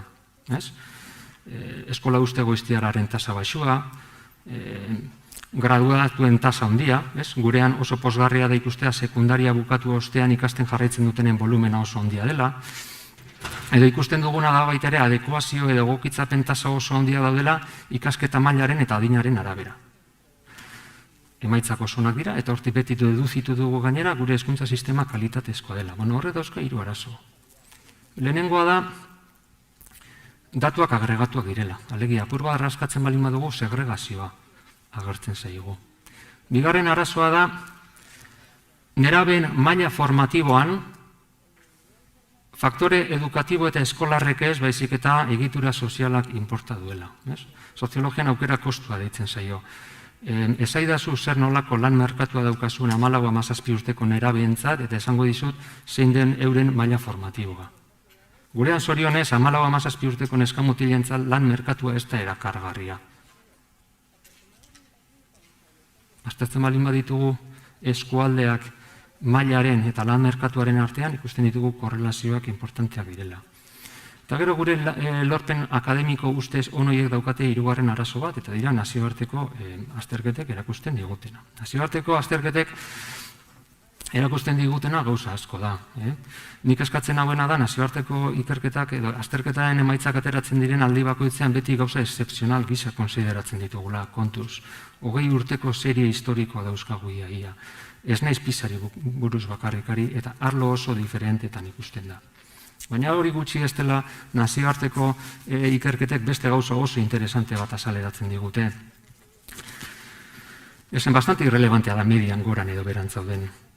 Inporta dutenak dira beste gauza batzuk, eta gurean 3 daude kombinatzen direnak. Gurean bikaintasuneko tasak oso bajoa dira, emaitza oso txarrak ateratzen dituztenen tasa esanguratsu bat daukagu, eta gehiengoa mediaren azpitik dago. Horan, elementu hau guztiak kombinatu behar dira. Honek ez naiz esaten ari, hezkuntza hortik ebaluatu behar da, baina variable desberdinak elkartzen ditugunean ez dago loturarik. Bueno, honetaz ere norbait planteatu dezake, gehiago hitz egin beharko genukela. Eta gero daude behar izan segmentatuak ditudanak. Gure herrian fragmentazioa handitzen ari da, pertsona taldeek dauzkate behar izanak, pertsona taldeak ugaritu ala behar izan eta demandak ere desberdindu egingo dira. Eta gure herrian arazo larri bada. Mundua asko aldatzen ari da. Europa galtzaile netoa da, eta gu Europan bizia gara. Mugikortasun soziala edo mobilidadea estutzen ari da, gero eta itxiagoa da, eta estatus sozioekonomiko bajokoak dira honen eraginak pairatuko dituztenak. Guk gainera daukagu egitura sozioekonomiko oso pekuliar bat, Europako eskualdetan ikusten ez duguna. Aberastasuna ekonomiko handiko herria gara, 55.000 euroko BPG per capita daukagu, baina bi digituko langabezia tasa bat, zeinetan iraupen luzeko langabezia oso esanguratsua den, gurean errenta primarioak pertsonen kohesioan eta ongizatean gero eta pixu gutxiago dauka, zerga eta transferentziek ahalbidetzen dute desberdintasunak mitigatzea, ziklo ekonomikoei gero eta menpekoagoa den enplegu egitura bat daukagu, eta belaunaldien arteko ekitatea pitzatzen ari da. Naiz eta gero, zorionez, pobrezia tasa oso txikiak dauzkagun, gure larrialdi politikei esker. Pertsonen laneratzean edo gizarteratzean gero eta gutxiago, baina gutxienez esklusioa mitigatzen laguntzen duena. Konplexidade hori dauka gure herriak. Digresio hau zergatik, hau da inporta duena. Honek hezkuntzan bete-betean eragiten duelako. Zer da hezkuntzan dagoeneko ikusten ari garena? Demandak ugaritzen eta desberdintzen ari dira. Erdiko klaseak honen ezagutza dauka, erdiko klaseak gero eta kontzientzia handiagoa dauka hezkuntzatik ez duela ez errazko espero, ziurtagirik kredentzial edukatiboak dira gero eta gehiago eskolatik espero dituenak, baina gainera, baliabide ez eskolarrak dauzka bere estatusean berregiteko. Aldiz, estatus sozioekonomiko baxuko familiek ere erentziaz jasotzen dute euren horizontea, baina mobilidaderako aukerarik gabe. Desigualdadeak handitzen ari dira, gurean esan dudan bezala eskola sarearen polarizazioak hezkuntzak segregazioa eragitea dakar gainera, eta horrek eskatu beharko gintuzke. Baina, transfondo importante bat daukagu. Zentzu horretan, iruditzen zait, segregazioaren inguruan, azterketak zintzotasunez egin behar ditugula, ezen desberdintasunak daude, hezkuntzak segregatzen du, baina kontzentratua da eta bereziki jatorriari oso loturikoa. Eta horren osagarri, iruditzen zait, segregazioaren debateak hezkuntza transzenditu behar duela, Europa osoan eta Euskadin ongizate politika klasikoak agortu egin zaizkigulako eta eskolak ez duelako aberastasunaren birbanaketarako mekanismo eta instituzio bezala funtzionatzen. Orduan, segregazioak gai urgente bat da, baina izeberaren punta. Ez zentzu pejoratiboan, bezik oraindik eta problematikoagoa da, segurazki. Bueno, ondorio nagusiak eta bukatzera noa, hau guztia zertarako planteatu dizuet, sakon-sakonean jabetzeko segurazki herri bezala gehiago behar izanei buruz hitz egin behar dugula. Eta ez modu ingenuo batean esan gero antolaketa bere zerbitzura jarri, bezik eta jabetuko gara behar izanen azterketa serio bat egiten badugu segurazki antolaketa terminotan daukagun posibilitatea oso mugatua dela. Behar izanen garrantziaz jabetzeaz gonbidatu nahi zintuztetan, bestetikan jabetu behar izanei buruzari garenean irakurketa tolesgabeak edo ingenuak ez ditugula egin behar, interes kontrajarriak eta konkurrenteak daude, neurri protekzionistak eta korporatibistak eskatuko zaizkio asko hezkuntza sailari, gizartea desberdintzen ari da, eta erdiko klaseak horren kontzientzia dauka. Eta bukatzeko, eta hau oso importantea da, behar izanei buruz aritu gaitezke termino hauetan, alegia akzioz eta modu kontziente batean, baina ez hitz eginaz ere bai. Gai batzuei buruz ez hitz egitea da gaiak definitzeko modu bat. Eta zuen baimenarekin, bi PowerPoint labur-labur. Nik bereziki ikasten dut gure aurrekoetatik, ezta? Eta gure kasuan, gure aurrekoa pertsona konkretu batzuk dira. Zer da nik eurengandik ikasten dudana? Nik eurengandik ikasi ditut alde batetik behar izanetan ipini behar dugula arreta, eta gero behar izanetatik pentsatu gatazka haue guztiak, ez? Bukatzeko labur-labur eta zuen baimenarekin bi PowerPoint, nola eurengandik ikasi dudanak balio didan diagnostiko bat egiteko, baina baita ere aurrera begirako proposamen bezala. Diagnostiko orokor bat nire ustez zein da momentu hauetan, eta gutxi hitz egin dut hezkuntzaz, iruditzen zaidalako transzenditzen duela egoera, batetikan artxipielagoak gara, alegia gero eta gehiago oso ondo funtzionatzen duten espazioak eta eremuak dauzkagu,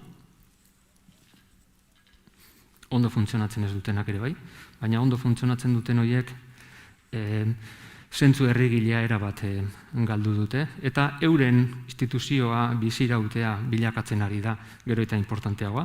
Arizmendiarretak bereizten zuen izena eta izana, Arizmendiarretak esaten zuen izenak ez, izanak inporta du, Arizmendiarretak ez zuen kooperatibei buruz hitz egiten, ezik eta pertsona buru jabeari buruz, eta kooperatibismoari buruz. Ez kooperatibei buruz, kooperatibismoari buruz. Eta formazio kooperatiboa zela esaten zuen importantea. Izenak ez, izanak. Heldutasun batera iritsi gara, gure erakunde sistema agortua dago. Agortuak ez du esan nahi etxarra denik, baizik eta ez daukala Euskal Herriari gaitasun estrategikoak irekitzeko aukera. Grina konservadorea erabate ezurretaraino sartu zaigu. Grina konservadoreak nire tradizioan bertutea ditu, baina gaurko grina konservadorea beste gauza bat da. Esklusiora giratzen ari den tradizio bat daukagu, eta kasurik onenean inertziarekin funtzionatuko dugu. Hau guztia ez da pejoratiboa, hau da gutxi gora bera diagnostiko bat.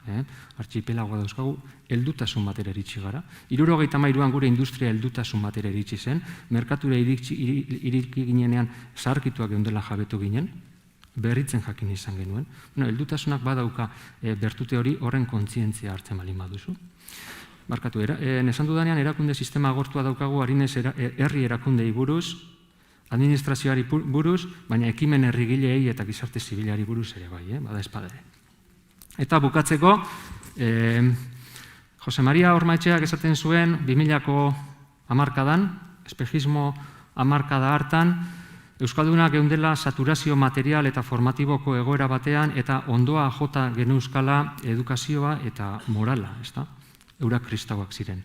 Esan nahi duzuena zen, oparotasun kontestu batean, aparrean bizi ginela.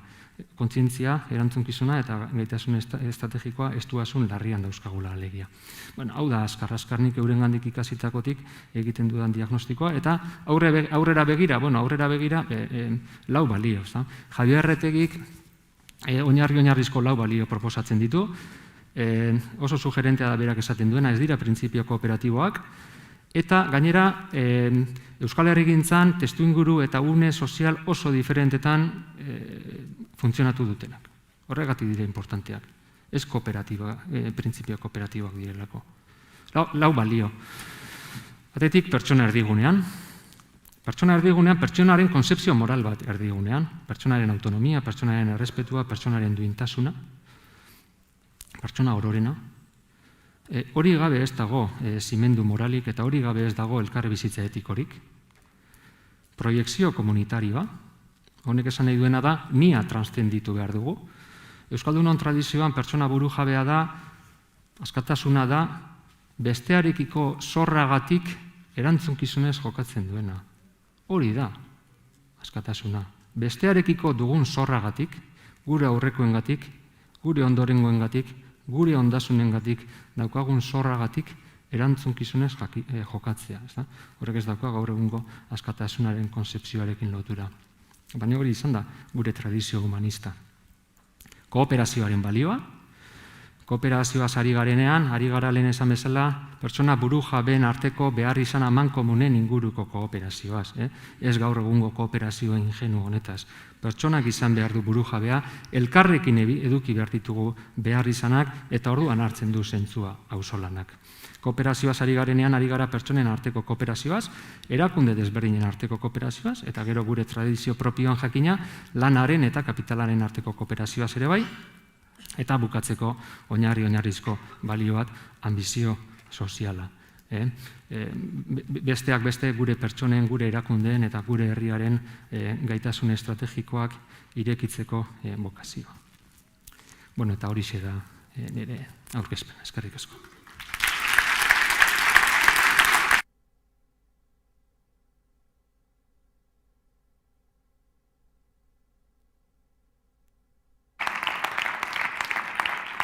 Eskerrik asko, Andoni. Nik uste dut, bagoazela jasotzen gero solaserako elementuak eta edukiak. Benetan interesgarriak, orain arteko hitzaldiak. Eskerrik asko bai Gonzalo eta Andoniri. Eta Itziar, orain zure txanda, Itziarrek Errenteriako udalaren adibidea ekarriko digu. Nahi duzunean, Itziar. Denboraz gainetik goaz, baina, goazen gozatzera. Ondo, eskerrik asko Bea eta egun on guztioi, eta mila esker denik eta behin hezkuntza sailburutzari, Jokin eta Begoña, eta baita Eusko Ikaskuntzari ere gaur, ni edo gu, Errenteriako udala kasu honetan gonbidatzeagatik eztabaida honetara, eta gure alea ere jartzeagatik, esan, nik jarriko dela ahotsa prozesu honi edo praktika honi, baina zalantzari gabe udal politiketaz hitz egiten ari gara, eta atzean prozesu honetan jende asko dagoela, beraz, gutasun batetik hitz egingo dudala gaurkoan. Nik, PowerPointa falta da, uste dut. Baina, osoa pasa behar dut.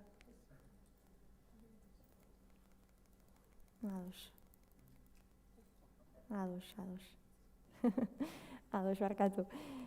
Nik kokatuko dudana da, eta aurkezpenean adierazi den bezala, agian Gonzalo eta Andoni aditu dira gehiago ez akademiatik edo plano teorikoagoa, nik praktika lokal bat, prozesu bat kontatuko dizuet, edo saiatuko naiz kontatzen interesgarri izan daitekeelakoan, prozesu bat bere argi eta ilunekin, indargune eta ahulguneekin, prozesu guztiak bezala ase.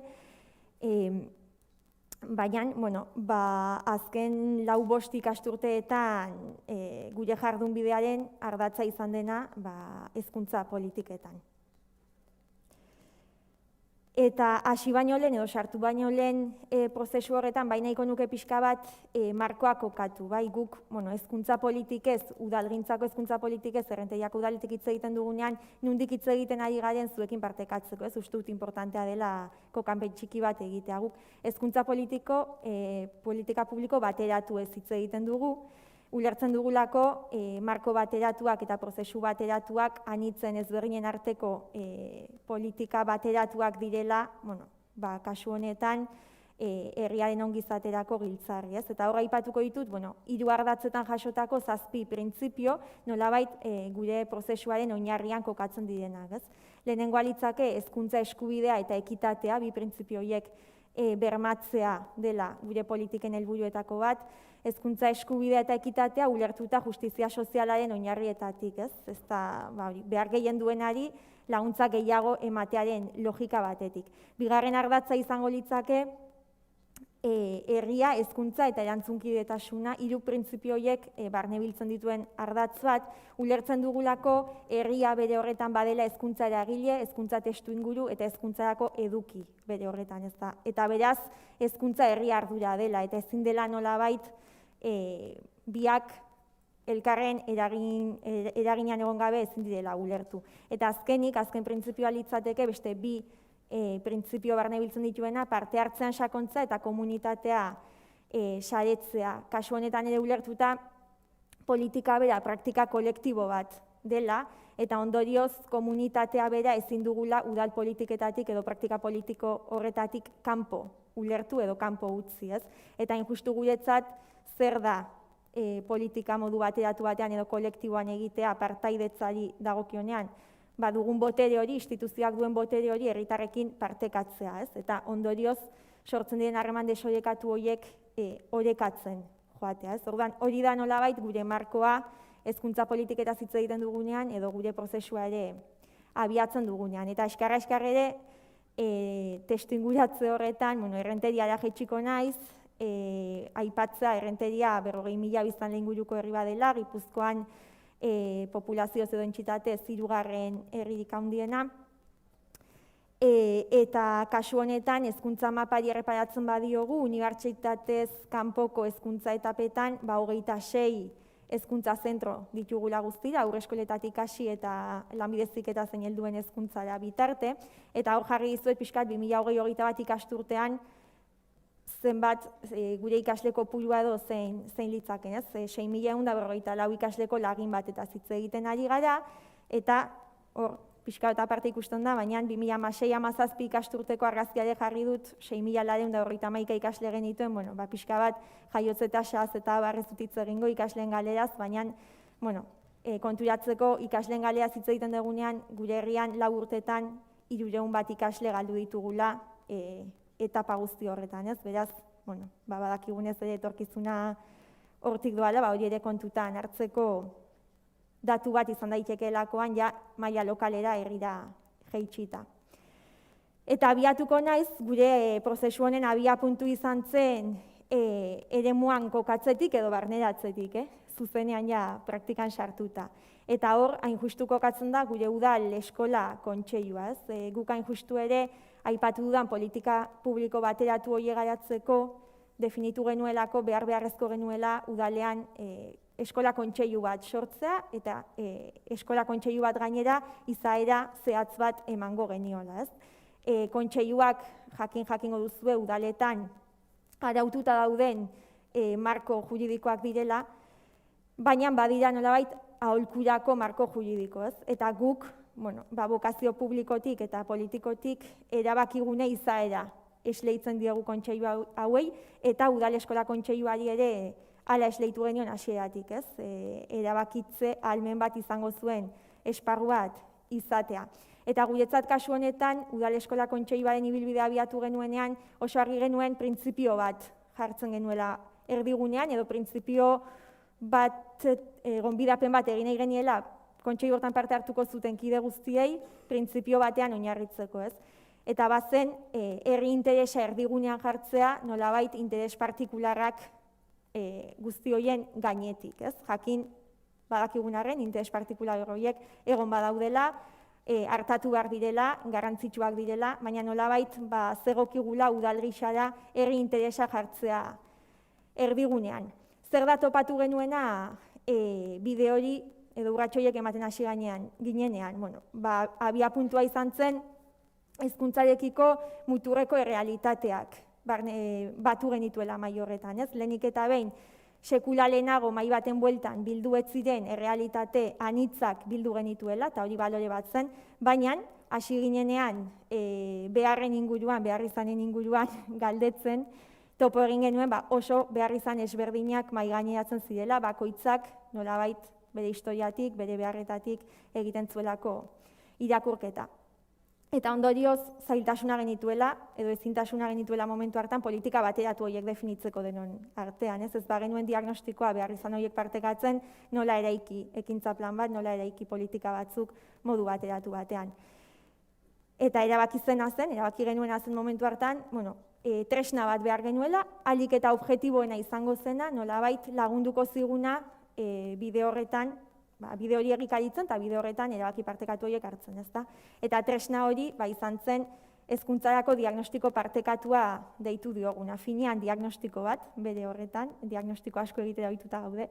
Baina honek daukan berezitasuna, diagnostikoa bera ere prozesu komunitario edo parte hartzaile baten bidez garatu genuela edo garatzen ari garela bizirik dagoelako oraindik, ezta? Eta diagnostikoak nolabait balio izan digu hain justu ere, ahalik eta datu objektiboenak, herriaren argazki objektiboena erdigunera ekartzen, eta ondorioz guztientzat zilegi izan den tresna bat diseinatzen, ez? Ondoren, diagnostiko hortatik abiatuta behar horiek aman komunean ditugunak, eta herri ikuspegi erdigunean dutenak mahai gainean jartzeko.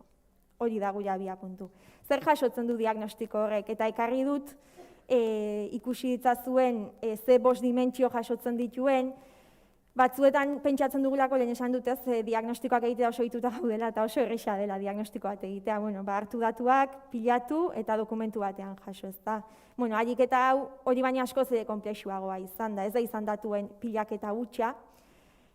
Eta gainera, nolabait hemen dauden dimentsio eta adierazle edo grafika bakoitza izan da kontsentsuz eskuratua. Hau da, herriko bederatzi, derrigorrezko hezkuntzako bederatzi zentroetako zuzendariekin adostutako adierazle sistema baten bidez egindakoa, eta 2 ikasturte oso behar izan genituen zein adierazle mota jasoko genituen eta zeintzuk izango ziren sozializatuko genituen adierazleak. Sozializazioa badelako beste urrats garrantzitsu bat gure prozesuan eta hito honetan, sozializatzeak datuak eskatzen diolako ikastetxe bakoitzari edo hezkuntza komunitate bakoitzari, publiko egitea, bere realitatea eta bere realitate hori alderatzea gainontzeko zentroekin. Orduan hori bazen hito edo momentu konplexu bat, eta ondorioz guk 2 ikasturte eta piko behar izan ditugu kontsentsuz hori eraikitzeko, 5 dimentsio hauek aukeratzeko eta 5 dimentsio hauek sozializatu ahal izateko. Nahi sartuko bakoitza, baina pixkat lehenengoak badu datu orokorrekin zerikusia, 2. hezkuntza etapen inguruko ezaugarria jasotzen ditu, 3. eskola arrakastarekin lotutakoak, 4. batek familia ezaugarriak, hau ere oso hildo garrantzitsua izan da gurean, eta azkenekoak hezkuntza ez formalaren atala, eskola orduz kanpoko jarduera hezitzaileak. Eta ekarri dizuet grafiko bakarra, gure diagnostikoak 200 grafikotik gora jasotzen ditu, eta ez dauka denborarik hemen guztiak azaltzeko, nahiz eta seguru aski interesgarri izango zen, eta justu ez dira datuak ikusten, baina esango ditut. Ekarri dut grafiko bat, justu gurean pisu handi hartu duen gai bat delako hau, baina eztabaida honetan ere, 2 baino gehiagotan, eta atzoko eztabaidan ere 2 baino gehiago batea zelako, gure herrian lehen hezkuntzako etapan, esaterako ikasle etorkinen matrikulazio bilakaera zein izan den, sareen arabera banatuta, ezta? Eta hor, abiatzen bagara 2008tik eta amaitzen badugu 2008an, 2008an sare publikoan 53 ikasle etorkin genituen, kontzertatuan 19, 22, markatu, eta 2008ra juten bagara, sare publikoak 216 ikasle barnebiltzen ditu gaur egun, eta kontzertatuak aldiz 23, ez? Hau da, argazkia gure herrira jetxita, argazki erreala, pasaden ikasturtean ematen zena, ez da? Eta, uste dut esanguratsua dela, diagnostikoak zer azaleratzen duen dimentsio guzti horietan ere, ikusi dezagun eta partekatu dezagun, ez da? Guzti honekin zer da, pixka bat ze tresna sortu ditugu, edo zer da pixka bat antolaketaren ikuspegi batetik guzti hau nondik gestionatu dugu. Hor, aipatu ditut, kuadronetan ikuste dituzuen diagnostikoa eta udal eskola kontseilua, izan direlako abiapuntu, bai espazio eta tresna, bata espazio tresna gisa, bestea espazio horretako politiken abiapuntu diagnostikoa, baina hortik nolabait aktibatu ditugu bestelako espazio edo mahai batzuk prozesu guzti honetan ezinbesteko bilakatu zaizkigunak, ezta? PowerPointa egia esan ez da ongi ikusten, desenkajatua dago, baina ulertuko, nire azalpenekin ulertuko delakoan. Hor, alde batetik, zuzendarien foro bat sortu genuen, zuzendarien foro bat garrantzia handia izan duena prozesu guzti honetan zehar, eta injustu izan zena, udal eskola kontseiluak demanda bat egin zien zuzendariei kasu honetan, ez? Udal eskola kontseilua gurean 55 pertsonako osatutako espazioa da, eta gogoeta egiten genuen etzela eraginkorra nolabait beharrak eta egin behar genuen ariketa guzti horiek nolabait egunerokoan aktibatzeko, ezta? Eta ondorioz behar genuela operatiboago izango zen espazio bat, baina era berean zilegitasuna izango zuena eta aniztasuna barnebilduko zuena, ezta? Eta hor autu bat egin zen, eta izan zen, lehen aipatu da bezala, derrigorrezko hezkuntzako etapan ditugun 9 zentroetako zuzendariek parte hartzea. Eta zuzendari horiekin bildu izan gara ikasturte guzti hauetan zehar hilabetero 3 orduz. Horrek zer ekarri du, ez da hori da oso mamitsu eta sakonak eman direla, baina era berean harremantzeko eta topatzeko espazio natural bat sortu dela gurean, ordura arte existitzen etzena, eta harremanek ekarri dute empatia sortzea, elkar ulertzea, bestearen errealitatea ezagutzea, eta horrek ahalbidetu digu nolabait, orain ematen ari garen urratsak jarraian aipatuko ditudanak ere kontatzea. Beraz, guretzat foro honek garrantzia berezia izan du eta izaten ari da gaur egun ere. Beste foro bat sortu genuena hemendik eratorrita bazen Guraso Elkarteen mahaia, Guraso Elkarteek ere badute ordezkaritza udal eskola kontseiluan, baina esleitu nahi genien espazio propio bat nolabait beraien beharren inguruan ere jarduteko, eta iruditzen zaizkigulako jente ezinbesteko direla hezkuntza politiketan eta panorama osoan. Beraz, mahaia hau ere sortuta dago, intentsitate baxuagoan, zuzendariena baino, kontziliazioak eta badakizue prozesu komunitarioetan eragina handia daukala, baina Guraso Elkarteen beharrizanak ere erdigunean eta mahai gainean jartzeko helburuz.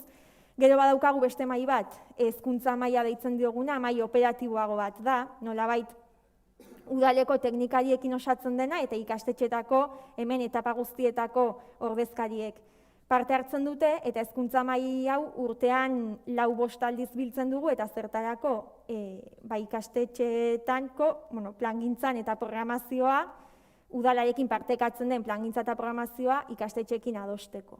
Beraz, ikasturte hasieran nolabait planifikatzen dugu ikasturte horretan zehar udalarekin elkarlanean egingo den ekintza zerrenda, eta horien inguruko ekinbidean lanean jarduten dugu urtean, ikasturtean zehar. Hemen ere, nolabait hezkuntza mahaitik eratortzen diren ekimenek ezaugarri berezi batzuk dituzte, ezaugarri batzuk bete behar dituzte. Lehenengoa da, eta guretzat oso importantea, saiakera egin behar dugula, bertatik eratortzen diren ekintza guztiak ikasleen topagune natural izan daitezen. Eta beraz saiatzen gara, ikastetxe ezberdinen arteko uztarketak bilatzen, elkar nasita jardun dezaten ikasleek. Beste bat da, elkar naste horrek nolabait behartzen dituela ikastetxeak ere beraien artean koordinatzera. Beraz, elkarlanean eta harremanetan jardun behar dute ikastetxe ezberdinek nahi eta nahi ez ekintza hauek aurrera eramateko.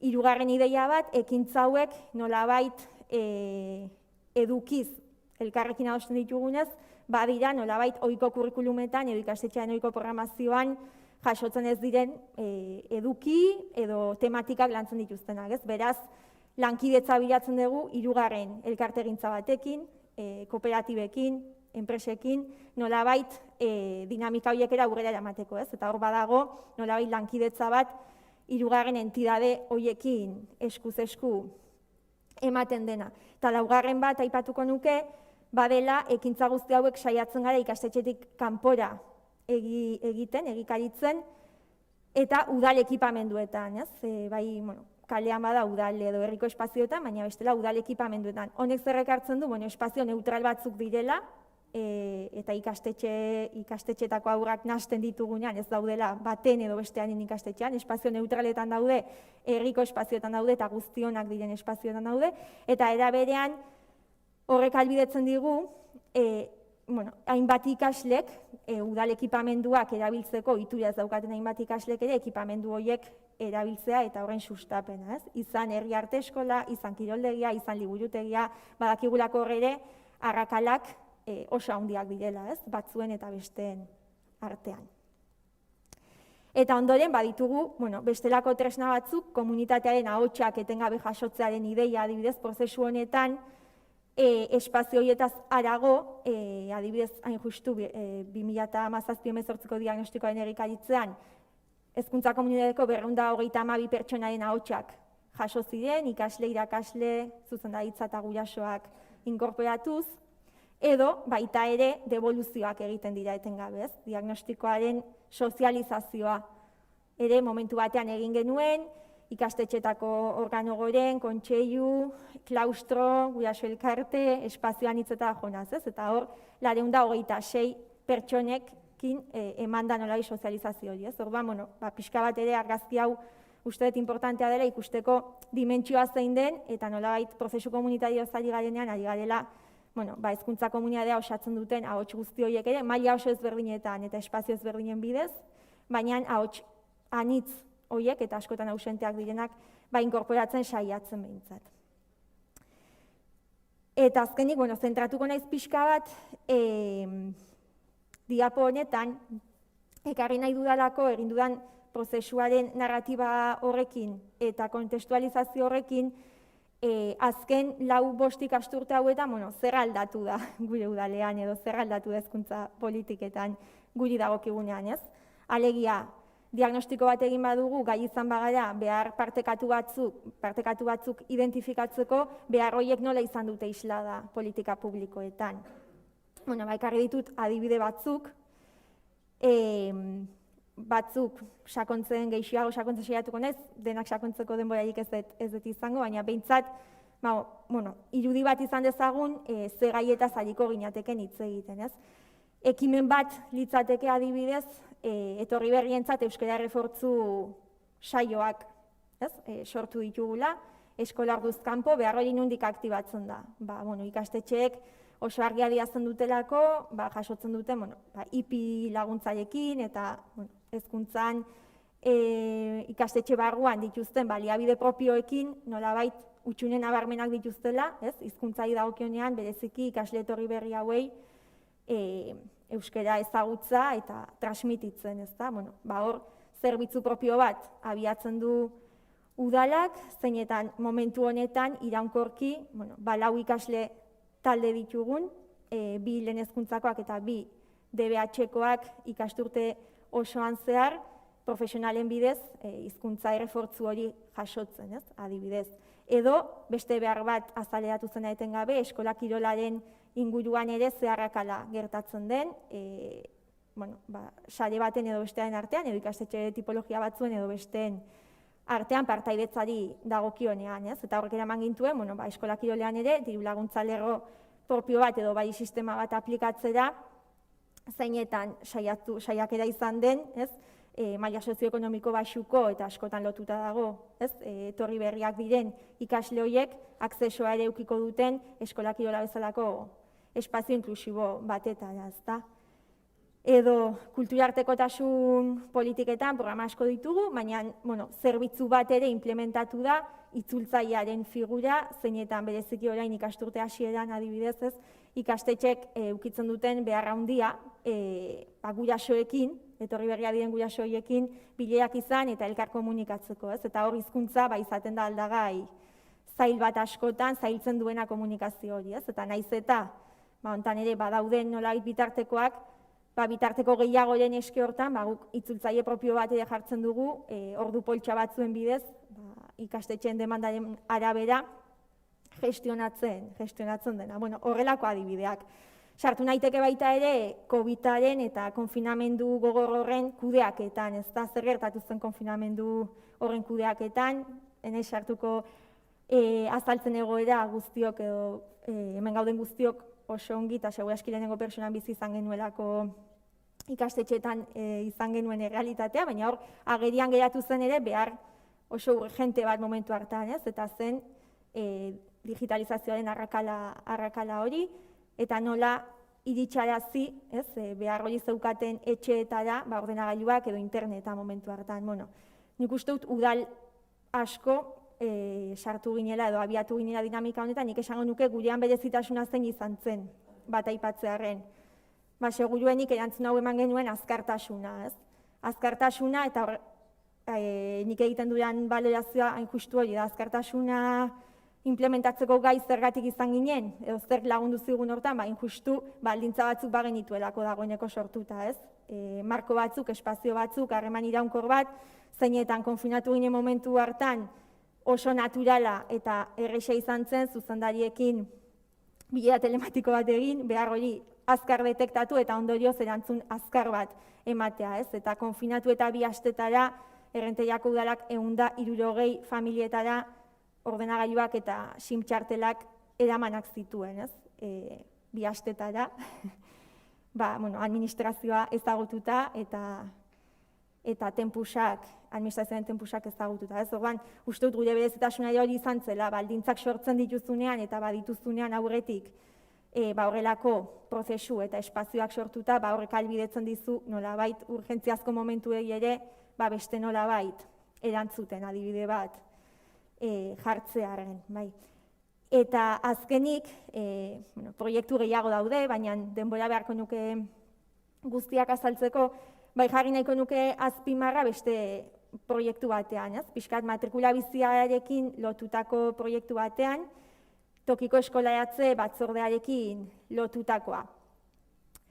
Proiektu honi dagokionean, gai hau bai izan da hasieratik bereziki aipatudan zuzendarien foro horretan, behin diagnostikoa eta datuak eskuartean izan genituenean, lehentasunez mahai gainean jarri zen behar eta ondorioz erronketako bat, ezta? Hor, hasiera batean 10 erronka lehenetsi genituen, modu partekatu batean, edo definitu genituen hobe esan da, eta 10 horietatik 2 erronka lehenetsi genituen ikasturte horretan, aktibatu edo lanean jartzeko. Eta horietako bat izan zen, hain justu, nolabait, matrikula biziaren kudeaketak sortzen zuen desoreka ikastetxeen artean.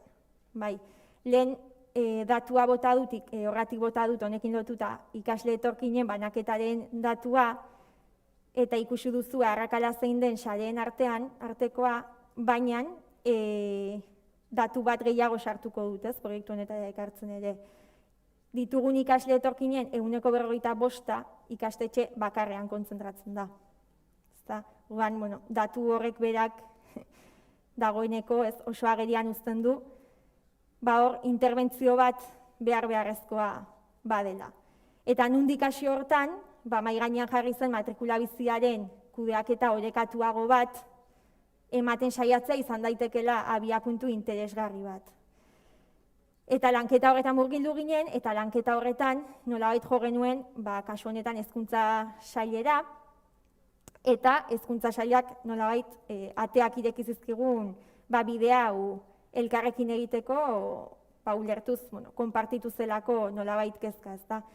Eta momentu honetan, bagabiltza, Errenteriako udala eta hezkuntza saila elkarlanean proiektu piloto bat garatzen, nolabait momentu honetan lurralde mailan dagoen eskolaratze batzorde hori, tokiko eskolaratze batzorde bilakatzeko proiektu piloto bat, nolabait litzake, esperimentala, proiektu piloto izaera duen einean, momentuz, aholku emaile izango dena, baina mai berean elkartuko gaituena hezkuntza saila eta udala, eta baita ere nolabait udalak eskaini dezaken hori komunitatearen ahotsa, ez? Eta nolabait badago saiakera erreal bat momentu honetan, ikasturte honetan zehar, behin diseinua itxita, bide hau eta proiektu hau egikaritu eta bide hori egiten hastekoa. Ezta, orduan, bada proiektu bat ere, erakunden arteko lankidetzan oinarritzen dena, baina guretzat badena azken urte luze hauetan egiten ari garen bide eta prozesu honen ondorio praktikoetako bat, eta gainera oso emankorra. Ezta, lankidetza batetik abiatzen delako, eta ikasturte honetan, pilotaje honetan ikusiko dugulako, ea gai garen guztion artean, egun dugun errealitate desorekatu hori nolabait orekatzen hasteko, eta horretarako beharrezko bitartekoak guztiok jartzeko. Eta azkenik, pixka bat itxi nahian eta ondorioen ataletara etorriz naiz eta gauza batzuk esan ditut, aukeratutakoak, ezta, 5 urtetako prozesu bat 20 minututan azaltzea komplikatua eta konplexua da. Baina ondorioetara ekarriz, 6 ondorio proposatu nahi dizkizuet, ez? Alde batetik, lehenengoa, marko bateratuak eraldaketarako abiapuntu izan daitezkenaren ideia transmititzea, eta nolabait hor elkarren arteko ezagutza izan daitekela abiapuntu oso interesgarri, gurean halaxe izan da, nik ez dut akademiatik hitz egiten, praktikatik hitz egiten dut, eta praktikak eman dizkigun irakaspenez, ez? Eta esaten nuen, sortu ditugun eta ahalbidetu ditugun, ze udala azkenean ahalbideratzaile izan da, ez? Baina ahalbidetu ditugun espazio partekatu horiek izan direla nolabait helburu eta erronka partekatuak definitzeko arrakastarako berme bakar, esango nuke, ez? Hor sortu delako elkarren arteko ezagutza, sortu delako jarrera empatiko bat, eta lehenetsi delako guztion nolabait edo herriaren ongizatea. Bigarren ondorioa, prozesu hauek egiteko moduei erreparatu behar diegula, ez? Antxetaterik gabeko prozesuak izan behar direla eta denboran epe luzea hartzen dutenak, ez? Eta uste dut hori, gure ekarrita, gure udaleko prozesuei dagokienean hori hala dela, baina seguru aski bestelako eztabaidei eta gaur egun orain eskuartean daukagun eztabaida hori heltzeko ere, denbora eskaini beharko zaiela prozesu hauei, antsietatea ez dela lagun ona izaten horrelakoetan, ezta? Eta gure kasuan behintzat praktikak hori erakutsi digula, ez? Denbora eskaintzea eta egun batetik bestera horrelako aldaketak ematea ezinezko dela ziurtatzea nolabait. Eta azkeneko ondorioa panel honetan litzake, hasieran aipatu dudana, baina berriro ere ekarri nahi dudana ona, herri interesa erdigunean jartzea. Funtzio publikoak eta gure kasuan udalak bete behar bat baldin badu horixe delako, ez? Herri interesa, guztion interesa eta ongizatea erdigunean jartzea interes partikular horietatik haratago, eta hor justizia sozialaren eta ekitatearen printzipioa ezinbestekoak dira. Eta ezin dugu berdin jokatu baliabide edo errealitate eta testuinguru ezberdina bizi duten komunitate, pertsona eta kasu honetan ikastetxeekin, ezta? Gutxiago dutenei gehiago eman behar diegu, berdindu gaitezen eskubide eta bete beharretan, ez? Eta hori ustut badela printzipio bat, praktikan koherentzia mantentzeko zaila dena, baina funtsezkoa dena gure politika publikoetan inkorporatzea. Eta azkenik beste 3 ondorio ekartzen ditut, gehiagoia udalgintzara edo udaletara ekarrita, ez? Lehenengoa bada, hezkuntza gaien ezagutza kualifikatua izango duen teknikari profil bat sortu behar dugula. Ez dago udaletan, udalok ez dugu landu izan, garatu izan hezkuntza politikarik oro har, eta uste dut behar dela teknikari profil bat kualifikatua izango dena, iruditzen zait, adibidez berdintasun sailetan, berdintasun politiketan, azken urtetan urratsa handia eman dela ikuspegi hortatik, eta unibertsitateetan gradu ondokoak ere espezifikoak sortu izanak lagundu du teknikari profil hauek formakuntza eta ikasketa konkretu batzuk izan ditzaten, eta hezkuntzan hori falta zaigu, ezta? Normalan hezkuntza teknikariak dira, kultura, kirola, gazteria, beste edozein arlotan espezialista eta profesionalak, baina ez hezkuntza gaietan, ez? Eta horrek inpaktu bat ere badu, beraz, bide hau irekitzea lehenesten bada eta interesgarri ikusten bada, hor ere apustu bat egin beharko da zalantzarik gabe. Bigarren ideia da, udaletara ere jaitsita, bidea ezin dugula bakarrik egin, ez? Eta hor, aliantzak, lankidetza eta bide laguntza ezinbesteko izango zaizkigula, ez? Lankidetza erakunde ezberdinen artean, zalantzarik gabe, eta uste dut gure proiektu piloto hau abiatu duguna horren adibide izan daitekela, eta nik sinisten dut erakunden arteko lankidetza hori beharrezko zaigula. Eta erakunden aliantzatik harago, alderdi politiko ezberdinen eta sentsibilizazio ezberdinen arteko aliantzak eraiki behar ditugula, ezinbestean. Ari bagara esaten hezkuntza herri ardura dela, herri itunetaz hitz egiten ari gara etengabe, kondenatuta gaude ezberdinen artean topo egitera, eztabaidatzera, eta batzen gaituzten gai horietan indarra jartzea, ez? Eta uste dut ariketa hori badagokigula egitea bide honetan. Eta hortik haratago bide laguntza ere beste plano batzutan, ez? Gurean ere prozesu hauetan ezinbestekoa izan da adibidez unibertsitatearekin bide laguntza. Guk prozesu guzti honetan UESIren laguntza jaso dugu, eta ezinbestekoa izan zaigu, bai unibertsitatearena edo bestelako aholkularitza enpresena, ez da.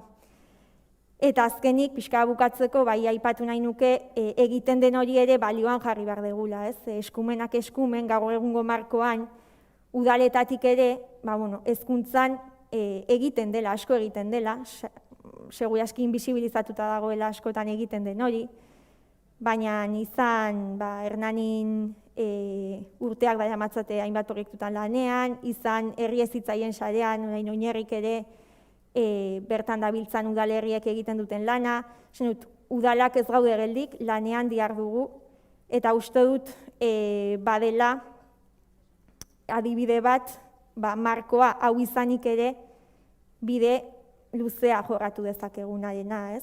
Eta hor lotuko pixkat Gonzalozuk aipatzen zenituen egiteko edo funtzio horiekin, ez dugu hitz egin lehenago, hitzartzen aurretik, baina iruditu zait, aipatu dituzun horiek, behintzat gure prozesuan bete-betean kokatzen direla, zalantzarik gabe ez daude muturreraino garatuta, baina aipatu dituzun ildo guzti horiek irekita ditugula esango nukegu gurean, ez? Eta seguruenik baita beste udal batzuetan ere, beraz, eskumenen inguruko debatea handia zabala izan daiteke, baina egia da errealitate honetan marko bat daukagula, ez? Eta marko horretan ere uste dut asko egin dezakegula, orduan, bestei exigitza ondo dago eta beharrezkoa da, baina gugandik hasita ere, ez? Udalok, eta ni udaletik, dugun erantzunkizunetik uste dut bide hori jorratzen hasi behar dugula eta bide hori egin behar dugula, ez? Eta horrekin lotuta, bukatuko dut esanaz, justu atzo bete zituen gure herrian instituto publikoak 50 urte sortu zenetik, eta han bildu nintzen 200 bat ikasle gazterekin, ez? Eta aipatzen nien, ez? Gaztei askotan esaten zaiela etorkizuna direla, etorkizuna dutela eskura, baina oraina ere dutela eskura, ez? Eta oraina bizi behar dutela, hain justu, beraien etorkizuna orainean ere definitu eta markatuko delako eta ondorio zingurukoena, ezta? Eta gure kasuan ere orainean ireki zaigu aukera bat, nik uste dut aprobetxatu behar dugun aukera bat, eta guztiok gure prestutasuna eta gure alea jarriz orainean hartu behar ditugula denbora, prozesuei denbora eskaini behar zailako, denbora, baina espazioa eta aukera bakoitzak beretik ekarpenak egin, eta nahiko genukeen etorkizun hori irudikatzeko eta egi bihurtzeko hemendik urte batzuetara. Beraz, horrekin bukatuko nuke eta eskerrik asko guztioi.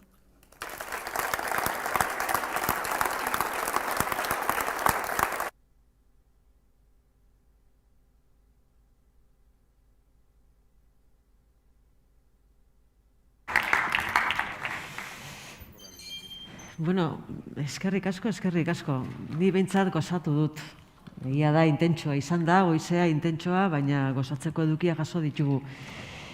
Denboraz pasata gaude, baina nik uste 10 minutu baditugula, gure artean hemen solasteko, ikusten dut, hemen baditugula begirada biziak solasean aritzeko, zuen artean ere, horre ibili gara ze behar izan, ze gora pilo, ze erantzun, praktikatik ze aukerak, ze espazio ongune sortzen ari dian hezkuntza erdigunean jartzeko eta komunitatetik, behar izan hoiei agian erantzun, bintzak galdera zehatzagoak bilatzeko aukerarekin, nik zer esan. 10 minutuko tarte hontan, denon arteko solasia txiki bate irekiko nuke, guazen arnaz pizka bat hartzera, eta 12etan, puntu-puntuan berriz hasiko gineke. Baina zuei utziko nizuek eitza.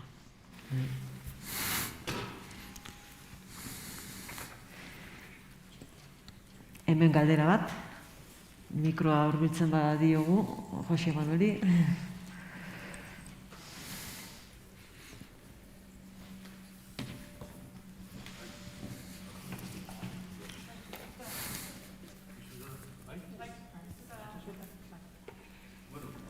Lehenik eta behin, mila esker irugoi, zuen itzengatik eta gogoengatik, eta nire lehenengo zalantza da galdera nori egin, baina zuzenduko natzaio orain honetan bintzat Andoniri. Eta zuen zunda zalantza bat sortu zait, ez dakidan zalantza operatiboa edo zalantza filosofikoa, baina zalantza hori galdera bihurtuko dut. Zure hitzetatik asko azpimarratu ditut, baina bereziki 3. Bat, behar izanak, balioak Eta esango nuke, ia bukaran esan duzuna, heldutasuna. Eta bereziki zure azken hitz honek, heldutasunak, zalantza sortu zait. Galdera da, Andoni, zure hitzek ez aldute oraingo argazki eskor bat adierazten, beste modura esan da. Eskorra alzara, edo agian eskor bakarra ni naiz hemen.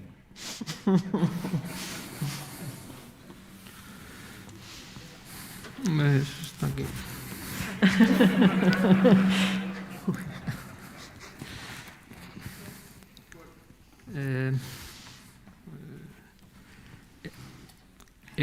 Heldutasunak, zuk dakizu inor baino, beto, Jose Manuel, heldutasunak nik erabili dudan adieran ez da adiera filosofikoan edo kantiarrean, alegia pertsonaren heldutasuna, madurazioa. Baizik eta heldutasunarekin esan nahi nuena zen gurean ari garenean Euskadiri buruz ari naiz, baina gutxi asko segurazki Europa osoaz ere bai, baina nik guretik pentsatzen dut. Heldutasun batera iritsita egoteak esan nahi duena da, zuk indarrean eduki duzun erakunde sistemak, zeuzkan aspirazioak eta zeuzkan baliabideak kontutan hartuta, segurazki gero eta gaitasun txikiagoa daukala, azken hamarkadetako traiektoriari jarraituz, aukera estrategikoak irekitzen jarraitzeko. Heldutasuna beraz ez da kritika negatibo bat, baizik eta nire kasu pertsonalean da, balioan ipintzea 40 urte hauetan hein handi batean nola egin duguna herri erakundei esker egin dugun, edo herri erakundeekin lankidetzan, beraz aitortza bat da, baina era berean kontzientzia hartzen hasi beharra daukagu, indarrean izan dugun horrek, eta emaitza onak eman dituen horrek, berritzeko premia daukala. Heldutasunak hori esan nahi du. Heldutasunak ez du esan nahi agortua zentzu txarrean. Ez duela balio. Agortua aukera estrategikoak irekitzari dagokionean. Hori lehenengo refleksio orokorra. Gero, nahi baduzu hezkuntzaren eremuan eta gauza zehatzagoetan, nik uste dut indarrean daukagun eskola sarea polarizatu egiten du. Iruditzen zaitera berean polarizazio afektibo handi bat daukagula herrian hezkuntza gaiekiko. Batzutan badirudi gai zikliko bat dela edota momentu excepzional bateko gatazkak direla, baina gurean erroetaraino dago sartuta auzo eta herrietan polarizazio afektibo bat. Beraz, eskola sarearen gaia dago, baina polarizazioa afektibo bat ere badago. Nolabait ere, desberdintasunak eta hein handi batean segregazioak eragiten dituena, ez da eskola sarearen antolamendua bera bakarrik. Ezik eta estrategia familiarrak ere bai. Akzioz, zein omisioz. Nik eskatzen hauena, eta ez nuke segregazioaren gaian luzatu nahi, baina 2.5ean azpimarratu nahi izan dudan ideia da, hain zuzen ere, horren kontzientzia gero eta handiagoa daukagula. Baina ez segregazioa arazo bat dela eta segregazioari aurre egin behar diogula. Baizik eta gizarte desigualitarioaren zantzuak dauzkagula, horren kontziente garela, eta pixkanaka indarrean hasiak daudela danagoeneko estrategia familiar batzuk, horri aterabide emateko. Ez segregazioaren auziari, baizik eta euren estrategia familiarari. Dakit esplikatu nahi zen. Ni horrek eskatzen hau, Eta berriz esango dut. Trascenditzen duen gai bat da. Ni asko eskatzen hau, segregazioa hezkuntzarekin asoziatzeak, ez asoziatu behar ez delako, baizik eta esklusiboki hezkuntzarekin asoziatzeak. Segregazioa hezkuntzarekin asoziatu behar dugu. Baina daukagun kontestuan, hezkuntzaren auzia trascenditzen du. Indarrean eduki ditugun politika publikoak Europa osoan agortu dira zentzu horretan. Kontestu oso jakin baterako pentsatuak daudelako. Azkeneko hamarkada luzetan, baina gurean oso berandu gaur egun ari gara detektatzen eskolak ere mobilidade soziala itxita dagoen kontestu batean, birbanaketarako, aberastasunaren birbanaketarako, eta pertsonen bizi horizonte individual eta kolektiboetarako aukerak irekitzeko gaitasuna galdu duela. Kritika hau negatiboa da? Ez, nik honekin esan nahi dudana da, kontestu erabat aldatu zaigu. Eta debateak ondo planteatuko ditugu, jakina urgenteak diren gaiei atera bide eman da, hori urgentea delako, baina jabetuz, gure eskema mental, kontzeptual eta politiko batzuk, hobeagoak edo txarragoak izan, bukatzen ari den garai baterako pentsatuak daudela. Nik uste dut gai horri ere heldu behar zaiola. Hau da, guztia ez dela debate ideologiko huts bat, hori ere bai noski, baina hori baino gehiago da. Orduan, harira, zure galderari erantzunez, eskorra naiz, ni ez naiz eskorra. Eskorra ez dakit, kezkatuta banago bai, jakina, kezkatuta banago. Eraldaketa handiak bizi ditugulako, esan dudan bezala, begira, labur biltzeko, nik uste dut nire posizioa zein den garbi esateko nik guk bi ideia nagusi erabiltzen ditugu, gure tesia planteatzeko batetik, geure buruari esaten diogu, Jon Muñoa eta biok, nire lankidea da. Ari algara benetan munduan gertatzen ari diren transformazioak ulertzen? Erantzungo du. Eta bi. Garenaren neurriaz eta tamainaz jabetzen algara. Garenaren neurriaz. Gure rekurso fiskalak, finanzieroak, komerzialak, gure gaitasunak, ikaragarri aldatzen ari den transformazio kontestu horretan badakizkigu. Hori da ondo irakurri behar duguna. Beste maila batean hezkuntzan ere bai ez. Ikaragarrizkoa dira transformazioak, eta gure gaitasunak oso mugatu dira. Eta hau ez da kritika negatiboa, da kontzientzia hartze bat, batzutan nola sortzen ditugu diskurtso batzuk. Barkatu moztea, Andoni, baina guazen hartzera atxeden aditzu bat, galdera utzi duzu airean, Andoni, eta ondoren etorriko zaigu beste galdera potolo bat. Beraz, gaur hartuko ditugu etxeko lanak erantzunen bila bidea egiteko. Guazen atxeden aditzu bat hartzera, eta 12etan puntxu-puntxuan, amen. Eta eskerrik asko, Andoni Izagirre, Itziar Ostolaza eta Gonzalo Larrizea.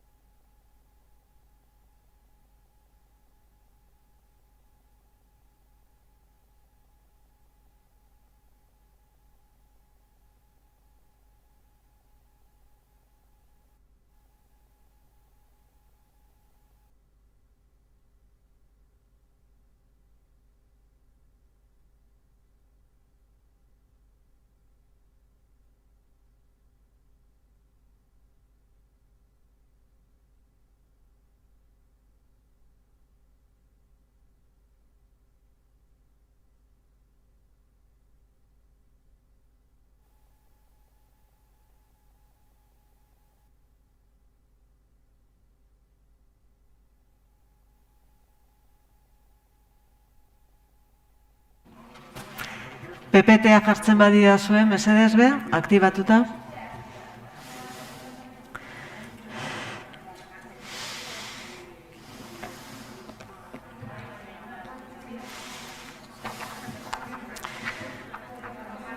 Bai, mesedez, guazen sartzen, hasiera emango diogu 3. ardatzari.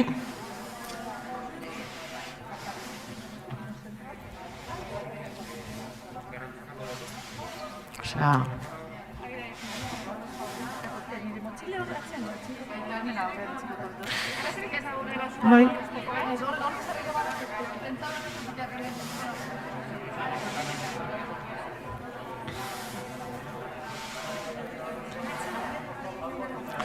Bai, mesedez, arin joan tokia hartzen. Hasiera emango diogu 3. ardatzari.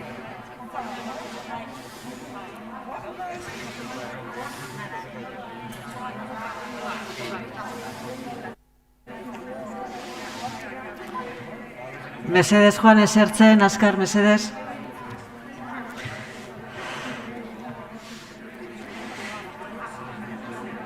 Bueno, hasiera emango diogu. Daniel Inerariti dakagu konektatukata, guri txaroten, eta isiltasun bat dakagunean hasiko naiz ardatzarekin.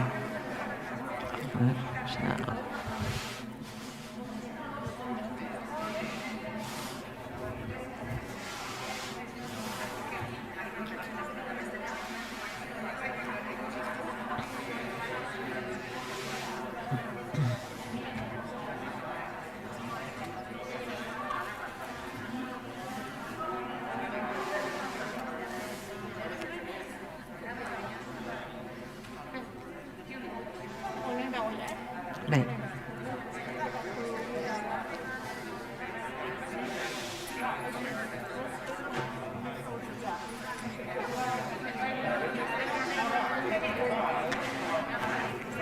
Bueno, batzuk oraindik sartzeke daude, baina hasiko gara 3. ardatz honekin behar dugun denbora betetzeko. Hezkuntza ezagutzaren gizartean. Lehen egin dugun bezala, kokatuko dugu ardatza 11. foroan sortutako gaiekin.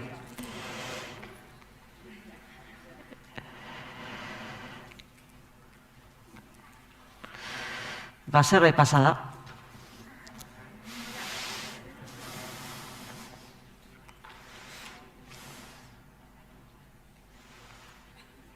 Ez dago.